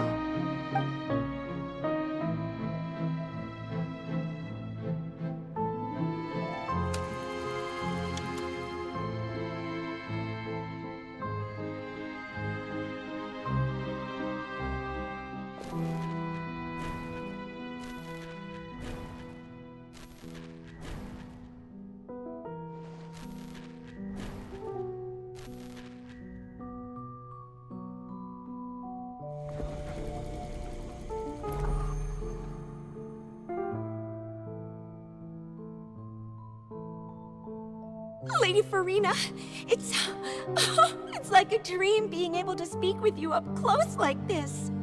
I've heard that the first member of our family who was honored to receive an audience with you was Madame Deoteria, almost 20 generations ago. And what a fine family yours is indeed. It brings me great joy to meet such a faithful believer, a descendant of a line most ardent. Surely you exaggerate, Lady Farina. My lady? What is it, good citizen? Are you crying?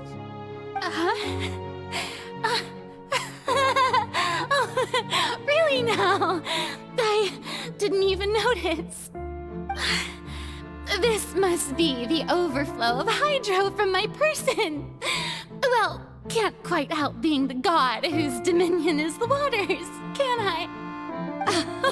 No wonder. No wonder. A manifestation of your power, then. Oh, Archon, I am honored to have witnessed it. Honored indeed.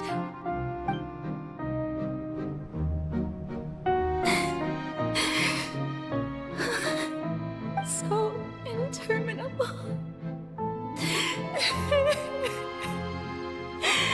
So lonely.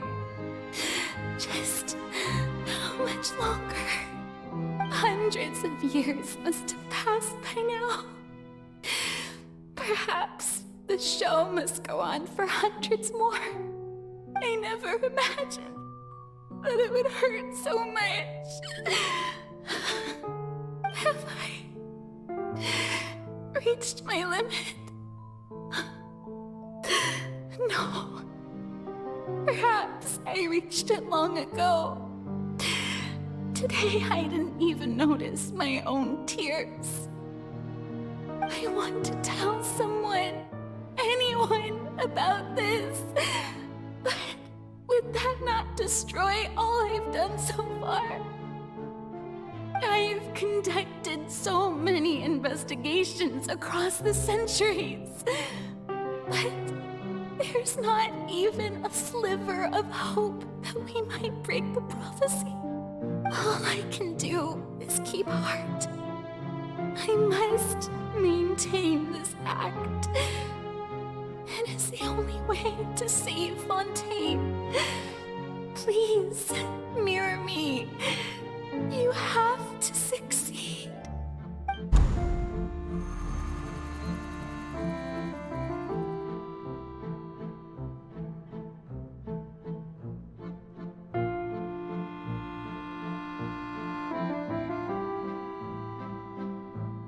Farina, you don't have to shoulder this burden alone.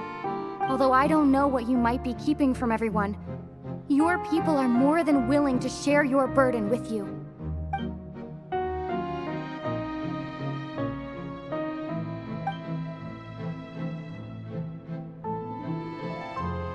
Share my burden.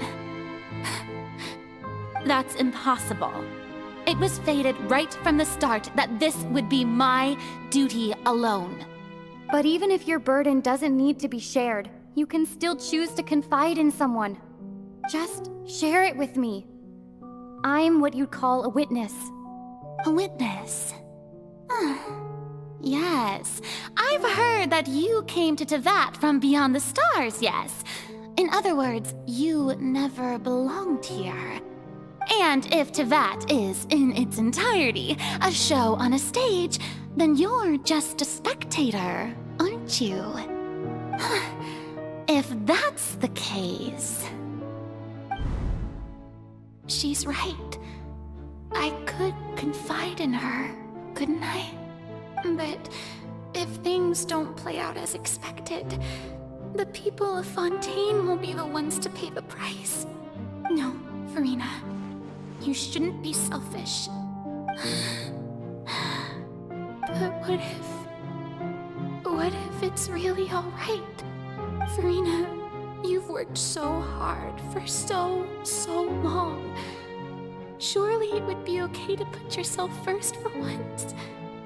Just this once. Is it such an outrageous thing to do anyway? To find someone in whom you can confide your frustrations and sorrows? Surely it could not hurt. If you let this opportunity slip through your fingers, it might never come by again. Think about it long and hard.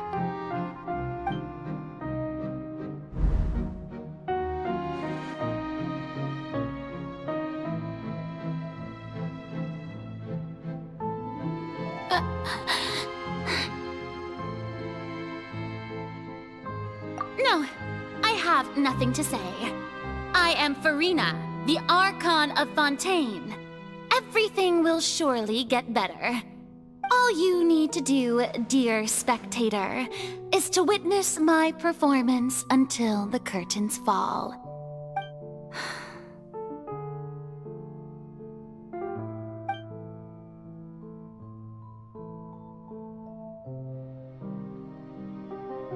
Fine.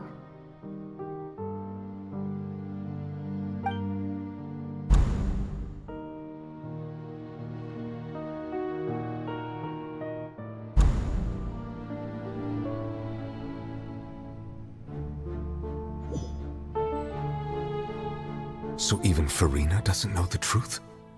You've never once let her in on the full plan? Yes, it had to be done. To deceive the heavenly principles, you must first deceive yourself. She did very well. If she had let her resolve falter even once in these 5 centuries, Fontaine would have been doomed to the most tragic fate. It seems that trusting humanity was the right decision after all. I believe that I understand how your deception works, but that is only half the truth, is it not? How would you build on this foundation to save the people of Fontaine? That is the most important thing. Ah, good. Of course, the Iudex of Fontaine has pinpointed the crux of the issue.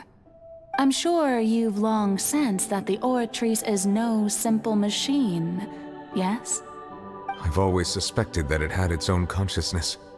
And Lenny did mention that he heard a human voice within the core chamber. It now seems that that person was you, hidden within the machine all along. Am I right? And then I became one with the Oratrice, taking Fontaine's gnosis with me. Yes, it would seem so, wouldn't it? Alas, your understanding of this device still lacks sufficient depth. In truth, it is no enactor of justice. It is, in fact, a device created to kill the god of justice. I beg your pardon? Oh, you have it. And to be more precise, not only will the Oratrice take down the God of Justice, it will also take down the divine throne upon which she has been placed. I mean, did you think I would be the sort to enjoy peaceful repose while Furina suffered? My work over these last 500 years has been to constantly accumulate indemnitium within the Oratrice. But really, some have already discovered that only a small fraction of the energy generated by the device was ever used to provide power to Fontaine. The vast majority had to be, accumulated to enact this death sentence. It was all a part of your plan, then? Both the trial and the sentence? Indeed. This power, accrued over 5 centuries, could have sustained Fontainians for millennia had it only been used for that purpose. Almost all of it has now been stored within the Oratrice. But only power of this magnitude could hope to destroy the Hydro Archon's divine throne, shaking the rules established by Celestia and breaking through the institution that is the Seven. So the Oratrice's call for death was for neither Furina nor Focalor, but for the Hydro Archon. The destruction of that divine throne. If I do not misunderstand your intent, you must be... returning what's rightfully yours to you, of course. In other words, this was all done to return the authority of the Hydro Archon to the Hydro Dragon of this planet. But...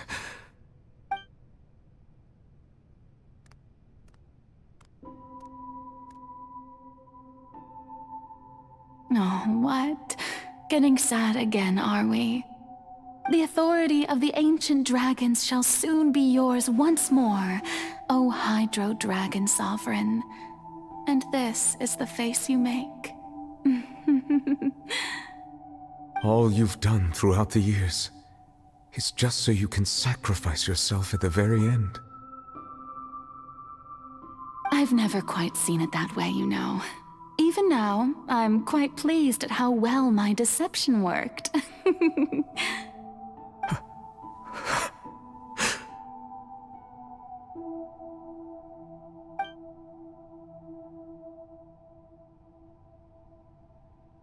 Hydro Dragon, don't cry. I must say, had it been within my rights, I would have loved to judge the heavenly principles themselves. Were they not guilty of essentially the same crime? Egeria stole the power of the primordial sea, and the heavenly principles stole the power you ancient dragons possessed. I, for my part, am the god of justice. And is it not just that your original powers should be returned to you? Speaking of justice, I have always believed that justice lies in the process of pursuing human existence itself.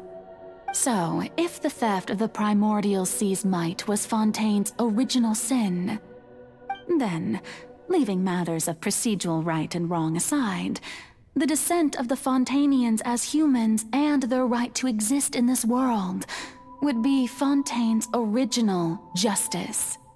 In other words, existence was Egeria's justice, and to me, justice is the continuation of that existence.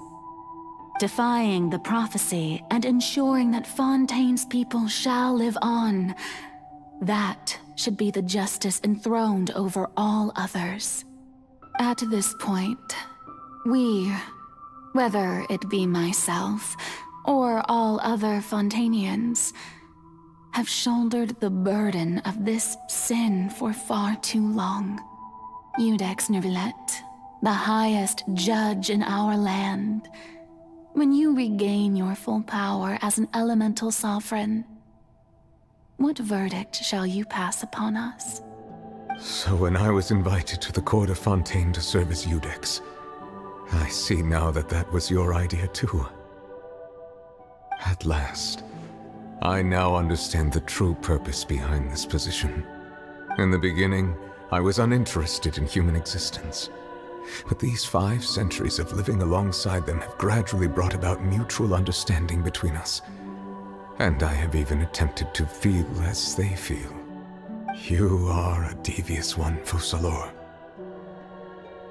Things being as they are, surely you know that I could never declare them to be guilty.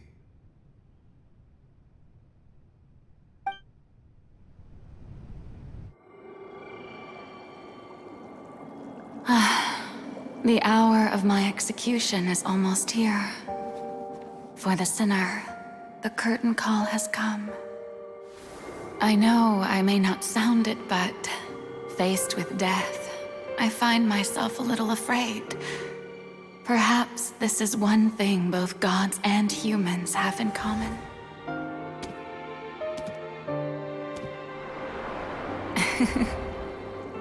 Farewell, Nervalette. I hope you've enjoyed the part you played these 500 years.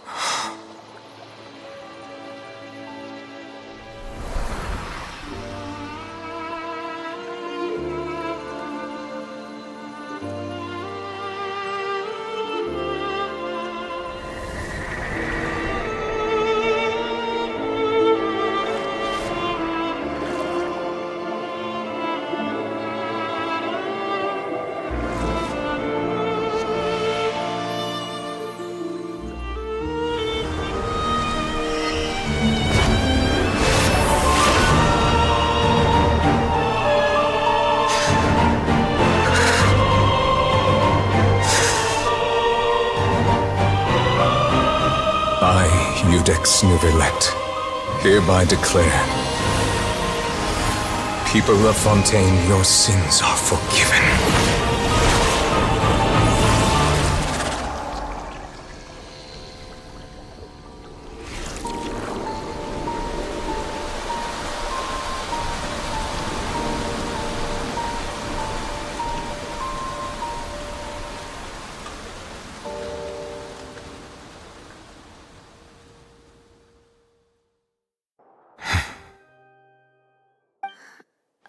What just happened? Has the death sentence been carried out? Was that bright light some sort of misdirection? I have a feeling that something huge just happened. But since we're all still alive and haven't been dissolved, I assume whatever happened was good for us. It's time to end this. We must mete out punishment to that beast. But didn't you say just a moment ago that it can't be defeated? I have gained the strength sufficient to deal with it. Through certain means, I now have the ability to separate the power of the Primordial Sea from that creature. We should seize the opportunity to pursue our quarry. Traveler, now that the oratories can no longer function, I require an executor to help me mete out justice. The root of the calamities befalling Fontaine, the beast that enacts the prophecy. Its name is the all-devouring narwhal. Come with me, traveler. The hour of execution has come.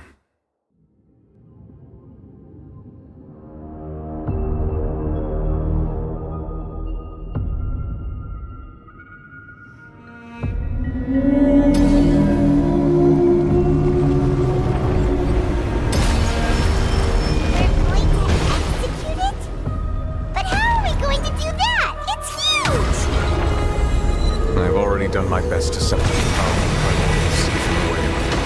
Considering the size of the beast, I cannot reach the power source. Unless we can find a way to attack it from within. I shall share a part of the ancient dragon's power with you. We shall look for an opening together.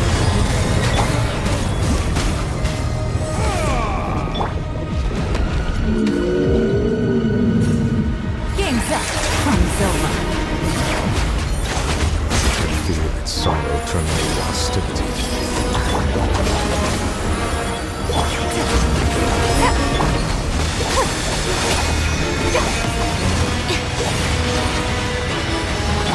Let the mighty be humbled! Bow your head. The all-devouring narwhal cannot resist its instinct to devour. Continue to trigger its hostility. Chance will present itself. Settle down!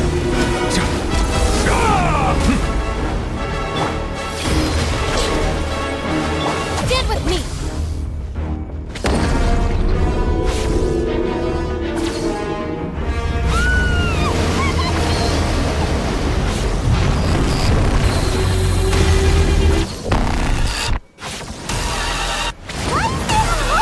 Thingy over there. Looks really scary. Committed to memory. Quietly now. Silence!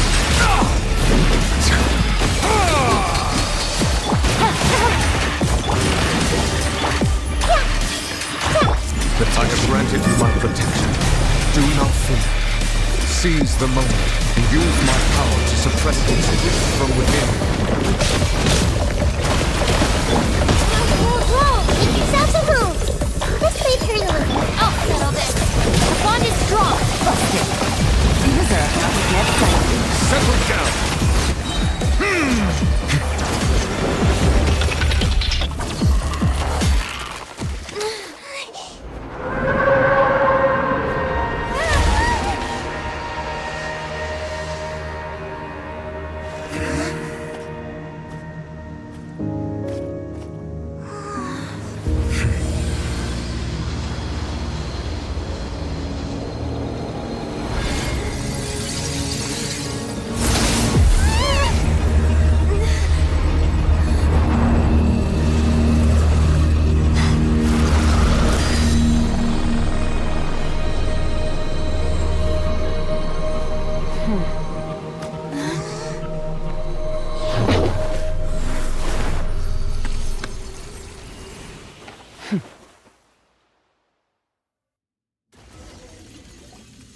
Thanks for helping with the cleanup.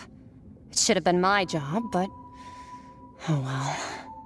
It was just supposed to be a short private training session for me. I didn't think that my disciple and my master's pet would start brawling in the meantime.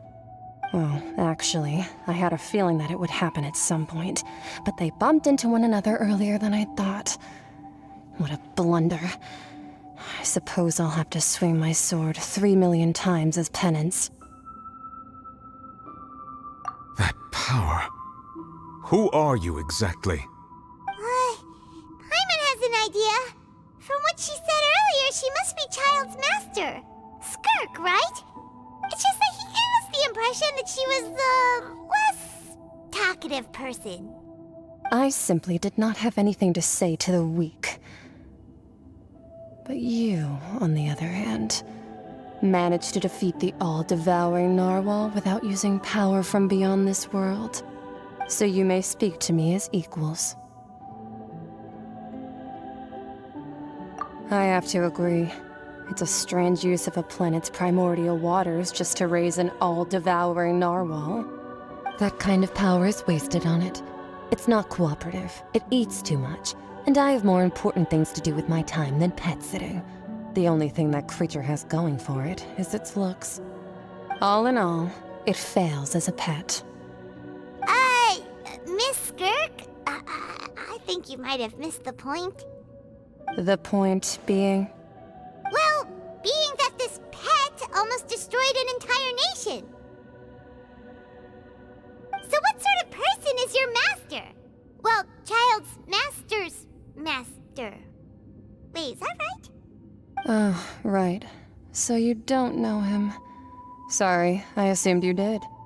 His name is Sertologi. Huh? I am unfamiliar with that name. Huh. So Master isn't sufficiently famous. How should I describe him then? Have you heard of the name The Fowl? The Fowl? Still nothing? Well, how about the Visionary? Vetterfalnir then? Or Gold Rhine-daughter? Ooh, that one we've heard! Rhine-daughter's part of the Hexen Circle. She's Albedo's mom, right? Oh, so you do know that name. To be honest, I also heard all of those names and titles from my master. I don't actually know them either. But I suppose you understand now, yes? My master is likely a similar sort to Rhine-daughter. They are both pursuing some form of perfection. Wait, didn't you also mention a visionary person? Paimon didn't quite catch their name. Actually, never mind that. I believe it expedient to inform you that the all-devouring narwhal used up nearly all its strength fighting you. Such roiling hydro energies will prove difficult for the planet's deep seas to digest. As such, the fontaine back on the surface has most likely been thrown into chaos. In other words, the prophecy that you've been fretting over should now be in full swing. What?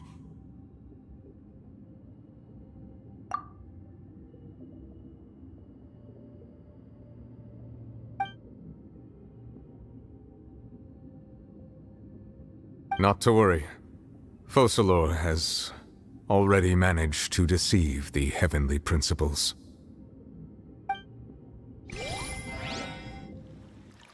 In the end, the people will all be dissolved into the waters, and only Furina will remain, weeping on her throne.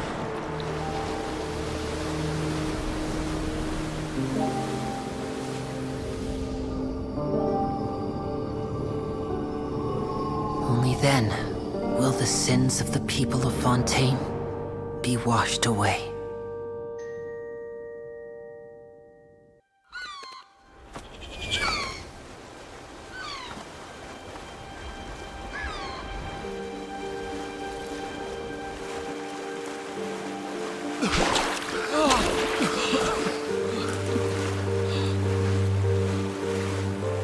Hey!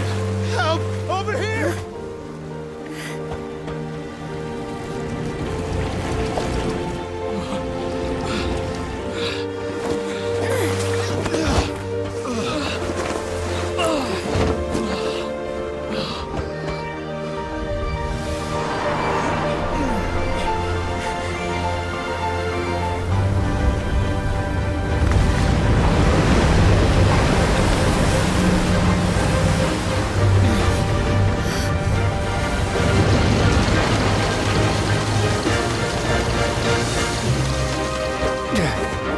All hands, initiate emergency rescue!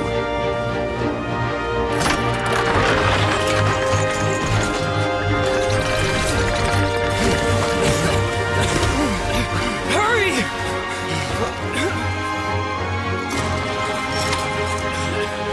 Hey, lend a hand!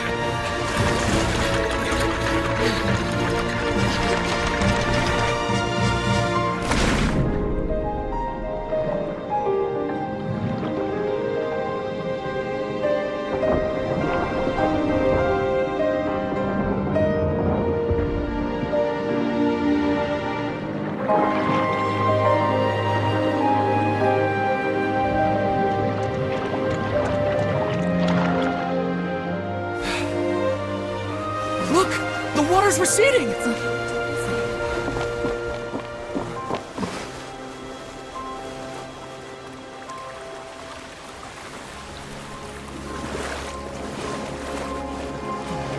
It's a miracle! Water's receding. We didn't dissolve. The prophecy was wrong. The prophecy was wrong.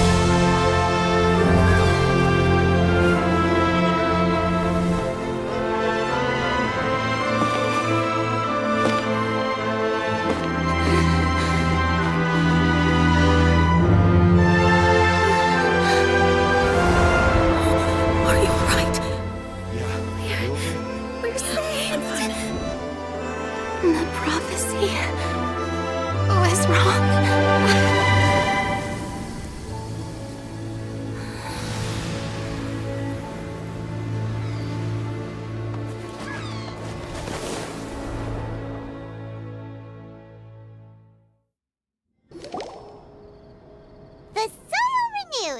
The Spina di Rosula talks post-disaster rebuilding. I recently visited Poisson to meet with Miss Navia, spokesperson of the Spina di Rosula, and we spoke about Poisson's present and future. Old soil can still give birth to new bloom, Miss Navia stated. Hope is like seeing a small cookie when you're starving late at night. You just need a little of it.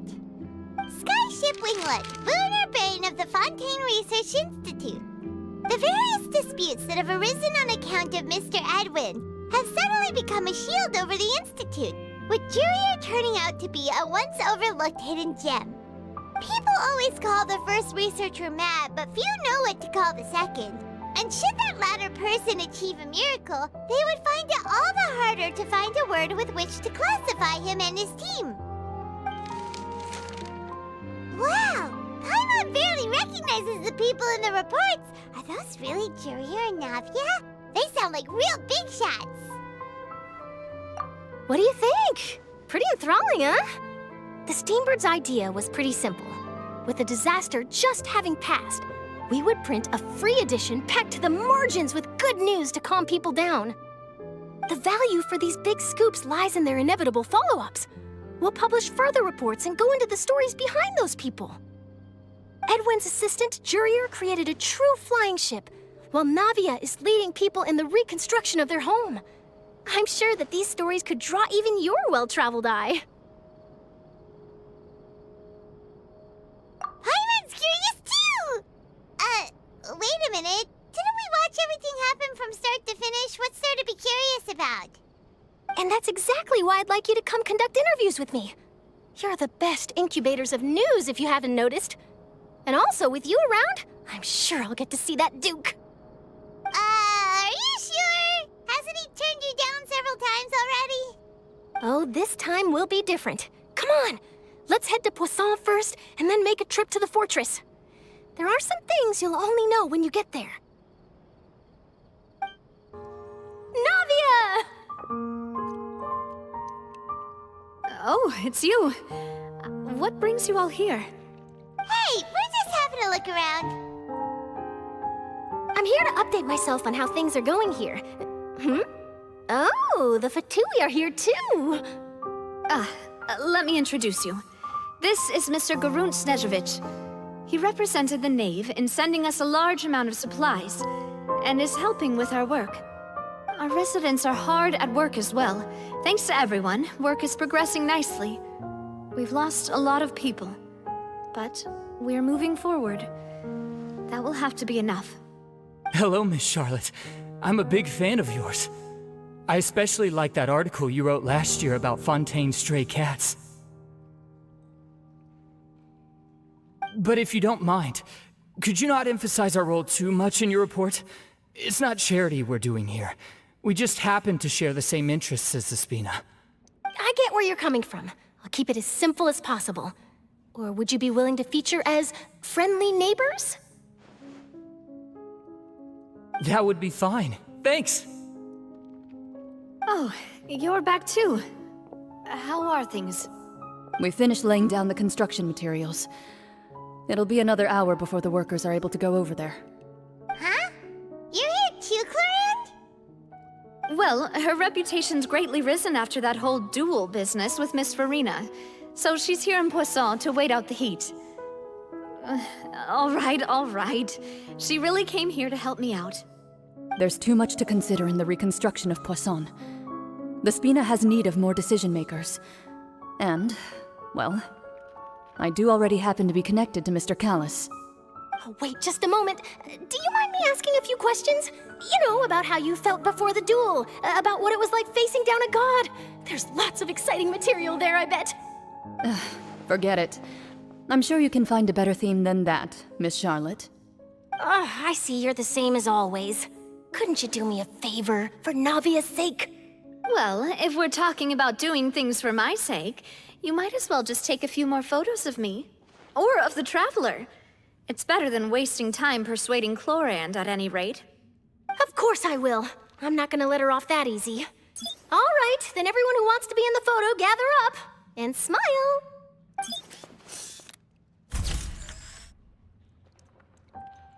How did it go? Was it a good shot? Did Paimon look cute in it? Not bad. Your addition really helped the composition of the picture.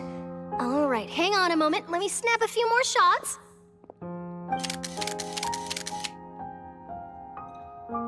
All right, that should do it. I'll be back here later anyway, so let's call it a day.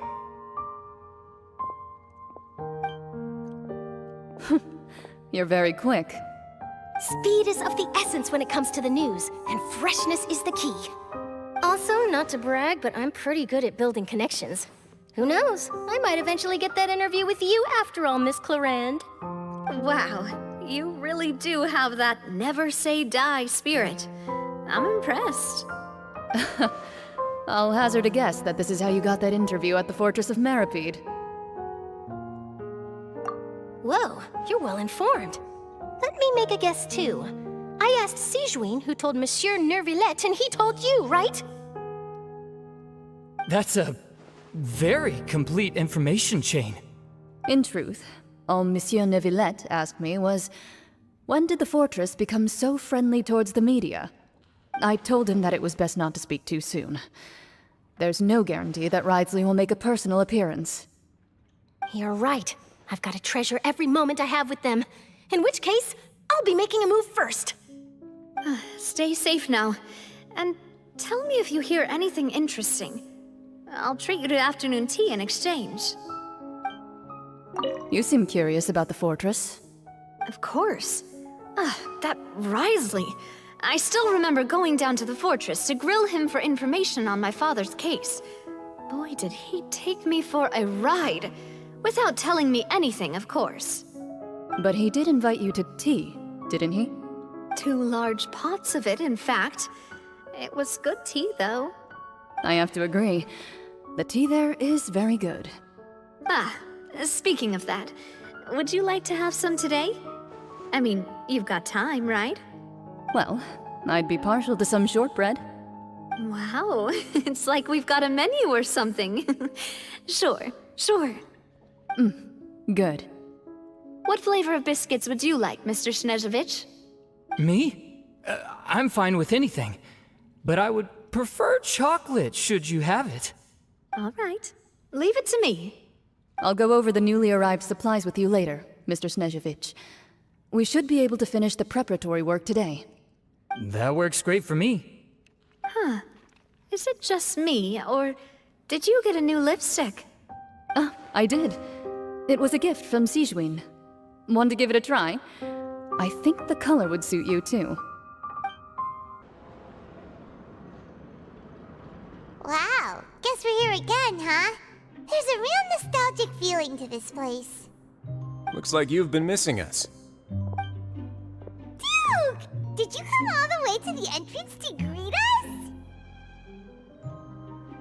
Of course. I'm here to welcome you and our dear Miss Charlotte, whom our good head nurse recommended to me. It's an honor to finally meet the much-rumored Duke. Thank you for consenting to my visit to the fortress, sir. No need to thank me. But that said, I shouldn't be the focus of your interview. I trust you recall our agreement? Of course, of course. All right then, this way.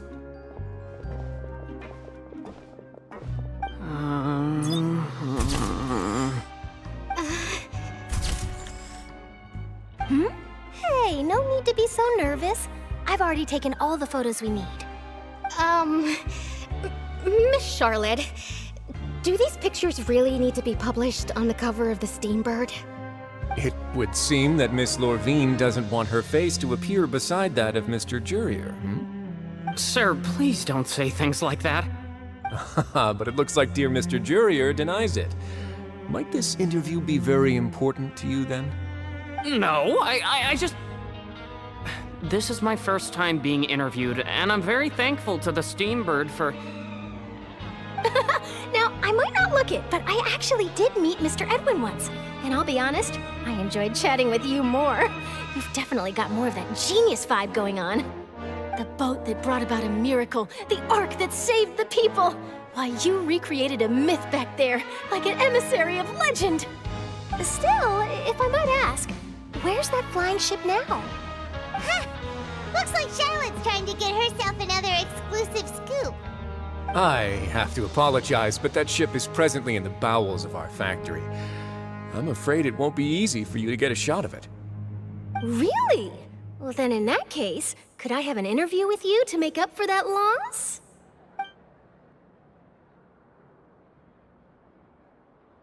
You already know my answer, I'm afraid. Best you interview our head nurse instead. Or perhaps you'd like to take another photo of this couple of researchers?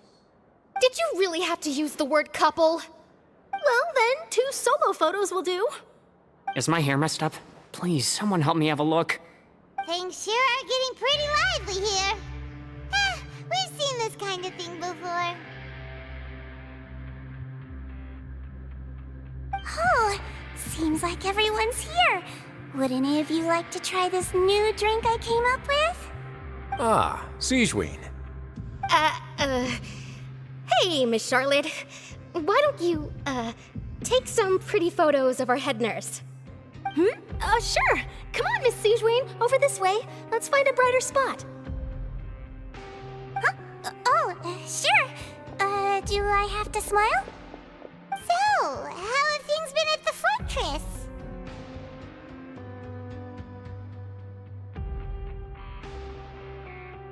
Same old, as you can see. Fontaine's undergone some changes, but this place is still more or less the same. Other than that flying ship, it got a tad too much attention, I think. That's why I decided to let the interview go through. We should direct more public opinions toward the behind-the-scenes heroes. Am I right, Mr. Jurier? Miss Lorvine? You're too kind, sir. I believe that you too should have your day in the sun. Not that you would want that, which is a pity. I'll just leave the spotlight to you two.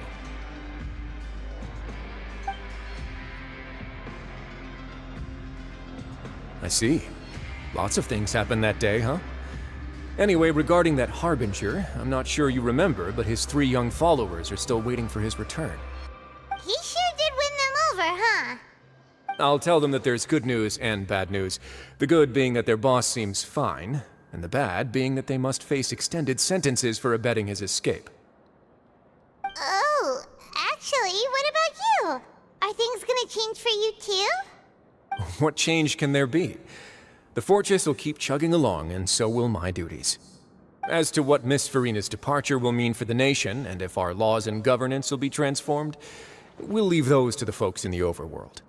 Hey everyone, the photo shoot's done. Good.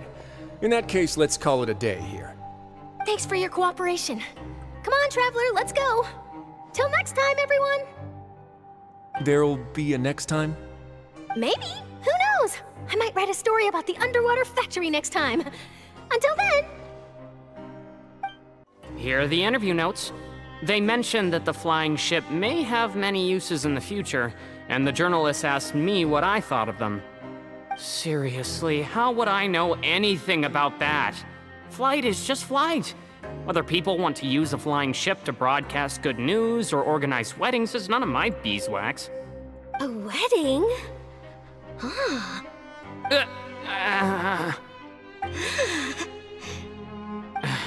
Why are you looking at me like that? So the flying ship can be used for weddings?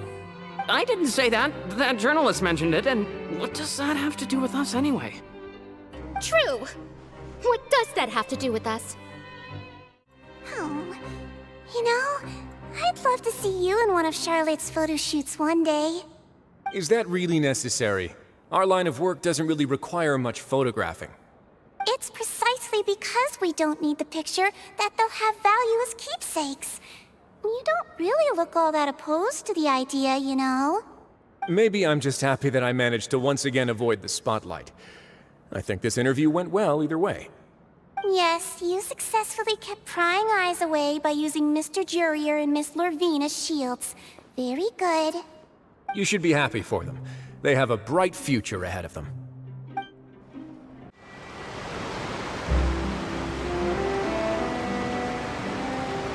haven't seen them! They really are here! How did you know? Navia mentioned that she stayed in touch with Linny and the others after working together. Apparently, they've been at the docks distributing these strange pockets the whole time since. Traveler, Paimon. Ah, and Miss Charlotte, too. Would you like a magic pocket? What sort of gadget is it? It's a wondrous bag that can be used to carry many things. The water level has returned to normal, but if you see any of your things floating around, you can use this to carry them. Or you could trick a friend into doing it for you. Trick a friend? I wonder which of my friends would fall for that.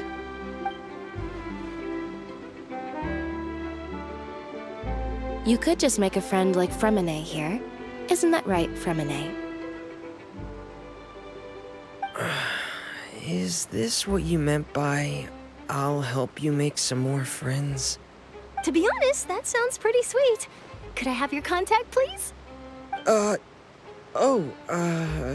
Sure. Please, write down my address. You sure are working hard to help Fremine socialize.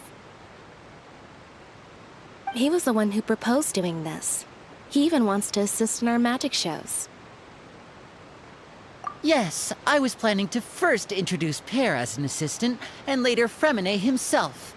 In the future, I think we can leave underwater escape magic to him too. That said, would anyone want to see a diver escape underwater? Oh, it'll work out. Every journey begins with the first step. He'll become a part of our show eventually. Lynette, could you come over? Miss Charlotte says she wants to take a picture of us. Got it. My, that Charlotte is rather perceptive.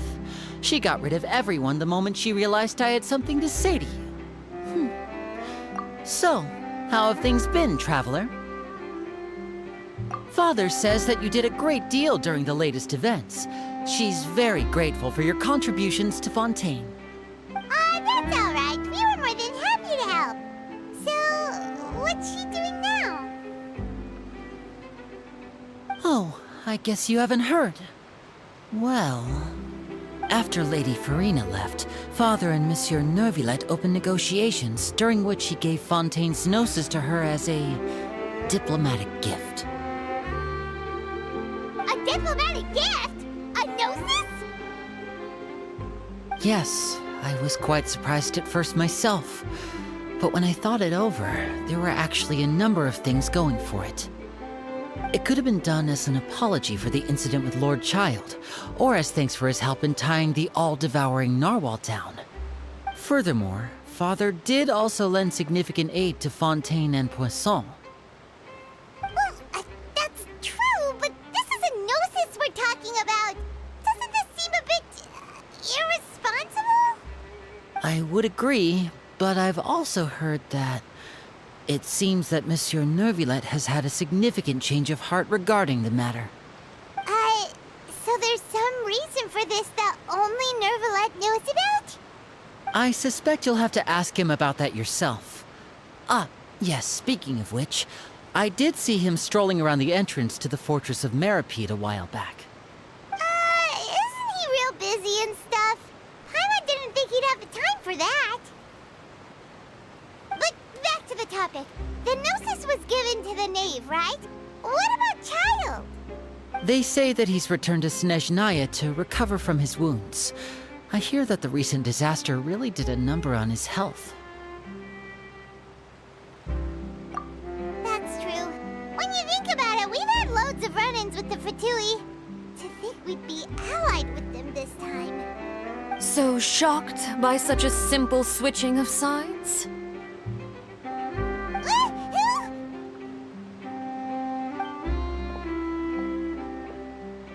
Father! Well, well, what do you know? Come to the docks to see how my children are doing and meet the Traveler by chance. Please do not pay my accomplishments in Fontaine too much mind. I would have done them regardless. Are you going to take the Gnosis back to Snezhnaya? That is our duty as Harbingers, yes. Don't be too preoccupied with sides. The goal of the Fatui concerns not a single place or person, but the entire world. With such a grand goal in mind, it is inevitable that we must wear many masks. Switching my masks is something I've always done. Well, that depends on many things. No one truly knows what the future holds. What good is honesty if you can't rely on it forever? As for you, I very much look forward to our next collaboration. Good things cannot be achieved alone, and you've proved yourselves to be great partners. A vision? All right. I'll remember to return it. Thank you for keeping it safe for him this entire time. And that's a wrap for me. Huh? You're...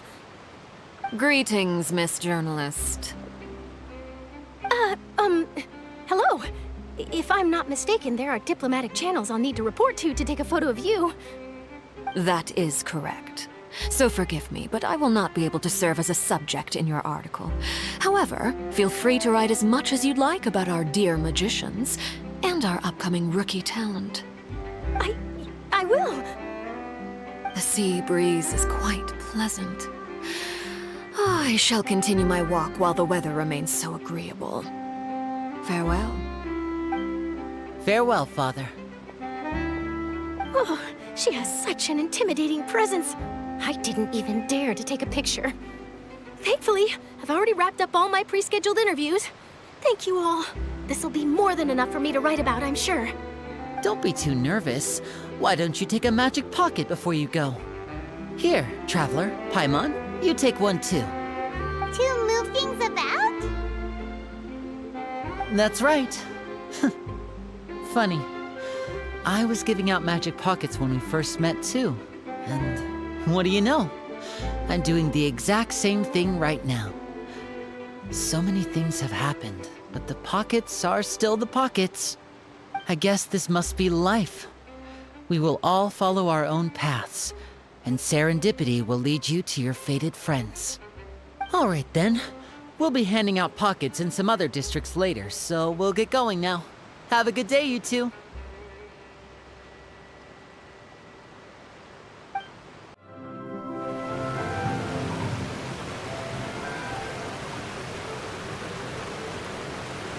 So, you really are here, Neuvillette. I didn't think you were going to have free time this hour of the day. Really?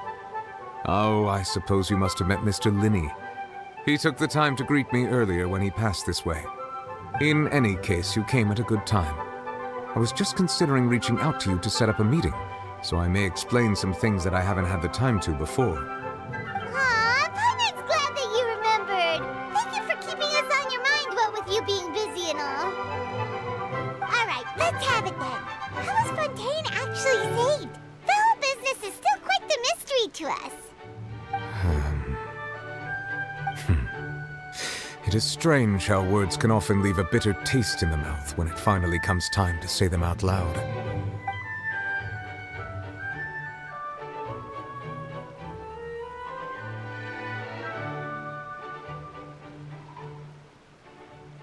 Whoa. So that's what happened? Focalord destroyed the divine throne of the Hydro Archon and restored your power to you, transforming you into a fully-fledged elemental dragon sovereign!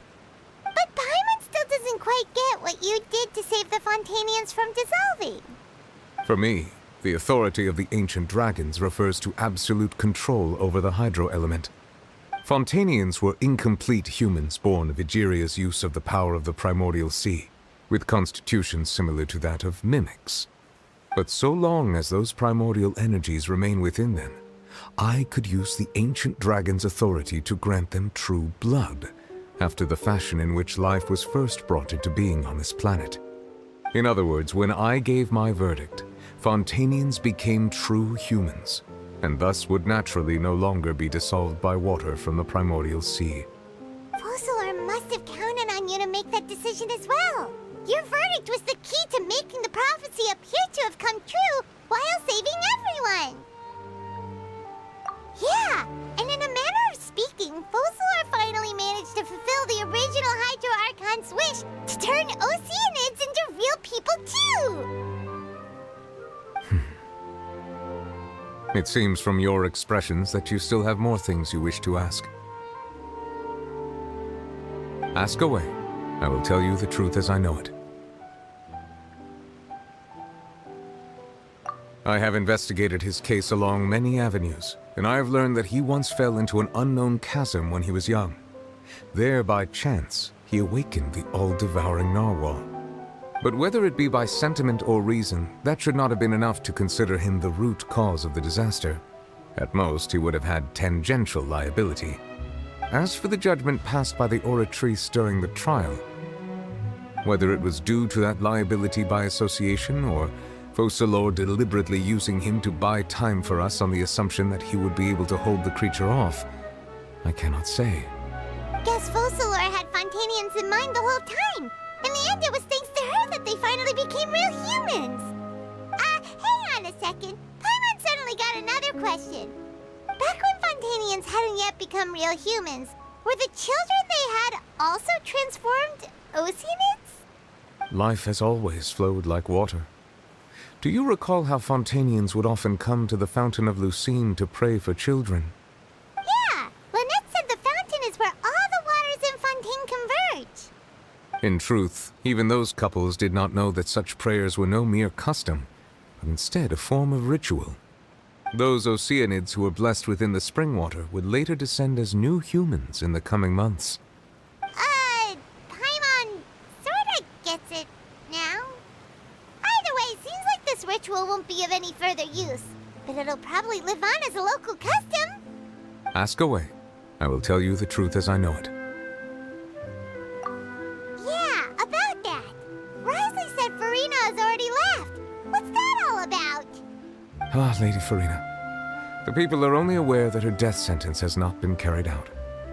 She abdicated the post of Hydro Archon and left affairs related to that title to me, before leaving the Opera House. I related Focalor's words to her faithfully and completely. After hearing them, she seemed neither saddened nor comforted. She simply said that she was tired and needed to rest. Having said that, she then packed her things and moved out of the Opera House, not unlike how an ordinary person might. But she's still got a place to stay, right? You need not worry. I will make arrangements to ensure that she will not want for food, clothing, board, or travel. In truth, I am somewhat happy for her. The wear and tear on her spirit will, of course, take time to heal. But now that she no longer has to play the role of Focalor the Hydro Archon, she can finally lay down her burdens and lead a normal life. What about you then? What are your plans now that you've regained your full powers as the Hydro Dragon? After Focalor passed on, the Oratrice also ceased to function. This matter will directly affect our trials. After much careful consideration, I've decided to take over its role in our courts. From now on, I shall hear cases and pass verdicts by myself. Looks like you're still considering stuff from the perspective of the Udex, huh? As an elemental dragon, there are indeed many things that I must do. But this power and this duty, in a manner of speaking, you could say that both were granted to me. As such, before I attend to my other responsibilities, I must first and foremost continue to serve Fontaine as its highest judge. The duty of the Hydro Sovereign and the duty of the Udex shall coexist within my person. Additionally, the Hydro Archon's departure has brought about another problem, which is that the Opera House shall no longer produce indemnitium. That's true. That power was derived from the people's faith in the Hydro Archon, wasn't it? Wait, but the various mechs and machines in the city are all still okay. Where are they getting their energy from? As I am now, I have full command over New Musia, and it can serve as a complete substitute. Another reason why I cannot quite leave Fontaine immediately. Wow. This ancient dragon's authority stuff is really quite useful, huh? Ask away. I will tell you the truth as I know it. Oh, that's right! They say you've given it to the knave as a diplomatic gift or something! Leaving aside their intentionality, the two Fatui Harbingers have indeed done much for us during this crisis. Their sole remaining goal in Fontaine, at least at this point, would seem to be the Gnosis. The Oratrice has ceased to function. The Hydro Archon's divine throne is now no more, and I do not need the Gnosis's power. As such, it has lost all meaning for Fontaine. If the Fatui have impure designs, then we might as well accede to their request now, and avoid unnecessary conflict. What complicated considerations? Paimon thought you were just giving it to them out of gratitude to the knave and as an apology to Child. Ask away. I will tell you the truth as I know it. You will soon be heading to Natlan, I presume? I'm afraid that I have little talent as a travel guide, so all I can do is tell you what I know about that land. As far as I'm aware, Natlan can be said to be a nation of dragons. A nation of dragons? You mean like you? No, I suspect that I would not find myself welcome there. Unlike ancient dragons such as myself, the dragons of Natlan have undergone long years of development and evolution. Large numbers of them have entered a form of coexistence with humanity. Natlan is also the nation of war. War ravages those lands like an undying flame. There is one other piece of information I got incidentally from my negotiations with the knave that I believe may be useful to you. The Harbinger known as the Captain has thrown his hat into the endless ring of war. The Captain. Sounds like a real tough customer. Seriously, everywhere you look, there's a Fatui Harbinger doing their thing. I suggest that you fully prepare yourself before going to Natlan. In the meantime, Fontaine's doors will always be open to you. Ask away. I will tell you the truth as I know it. Hang on a sec. Paimon's still got a question about the Gnosis. When we spoke to Linny earlier, he mentioned that your attitude towards giving away the Gnosis had clearly changed. We guessed that there might be some reason for it that only you were aware of. No wonder the House of the Hearth is the Fatui's intelligence division. They are certainly sharp. So regarding this specific issue, I was just getting ready to share something with you. What is it? In truth, I exchanged some further words with that lady named Skirk after sending you two back to the surface. It went something like this.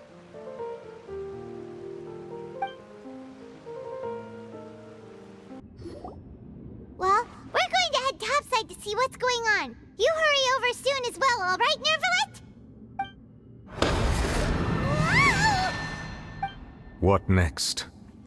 The all-devouring narwhal isn't here, so I'm no longer getting any interference. I can finally catch the scent of your power, what it's made of. It is the authority of the planet's primordial dragons, but with something very similar to a god's curse mixed in. It's quite a novel blend. I'm sure I've encountered something like this before. What was it again? I do not know what you speak of. Of course. How could I forget? You should have the remains of the third descender on your person, yes? Remains? I've never heard of any such thing. According to your parlance, I believe it may be called a gnosis. Well, that much is true. After Focalor's divinity faded, she handed her gnosis to me. But I fear I have never heard of it described in the manner that you just did. I've been training with my master, the Foul, ever since I was young, and I have never returned to the surface since. So most of the information I possess, I got from him. It is only natural for those who are greater than humanity to possess a different sort of common sense, which is why there are so many problems in our attempts to communicate with humans. Regardless, you should probably get rid of objects of misfortune to prevent any disasters from befalling you. To live in itself is a blessing. But once a person dies, the bonds he once had with this world shall all turn to curses. What do you mean by that? No need to fret. These are just my personal thoughts, and my reason for no longer wishing to return to the surface. This third descender you refer to, who are they?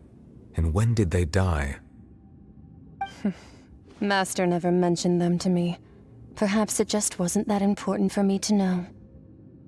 If you're interested, though, I could ask him. I'll be sure to pass the answer on to you next time. Next time? You believe we will meet again? I do. Wait. I have a disciple of my own, don't I? He can be the messenger then.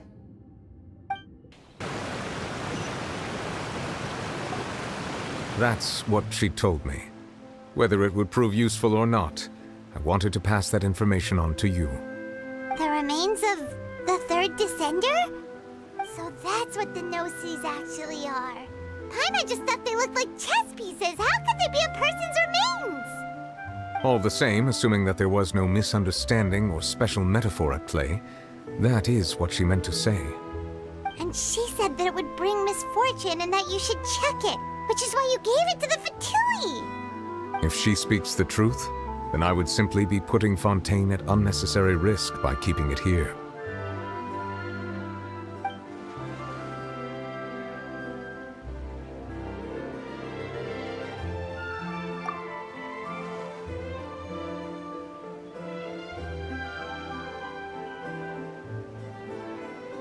I had guessed that you might already be familiar with this concept, but I did not expect you to be one of them. That means that the Gnosis, which are exceedingly element-compatible and can even enhance elemental abilities, do indeed come from the third descender. I wonder, does your body also possess similar properties? Like being able to use elemental powers without a vision. That does sort of count as special compatibility, right? No, let's not think about this stuff right now. It just feels creepy. Comparing the Traveler to the dead third descender and all. That's what you say, but this topic still feels like bad luck. Once Child recovers, let's get some more answers out of him. Or go look for his master and get the answers that way. I too believe it unwise to make too many blind guesses when information is lacking. The same is true of being at court. Alright. Whatever the case, it seems like the crisis here in Fontaine's over for now. Yes. All of Focalor's efforts were for this moment as well. But she sacrificed herself in the end as a god, and she suffered through all those years as a human. Was that really what she wanted? I suppose that would be the mystery of a god's will.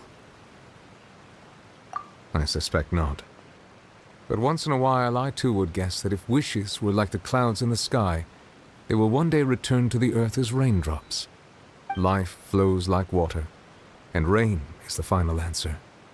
The water levels may sometimes tilt one way or another, but the rain falls fairly upon all.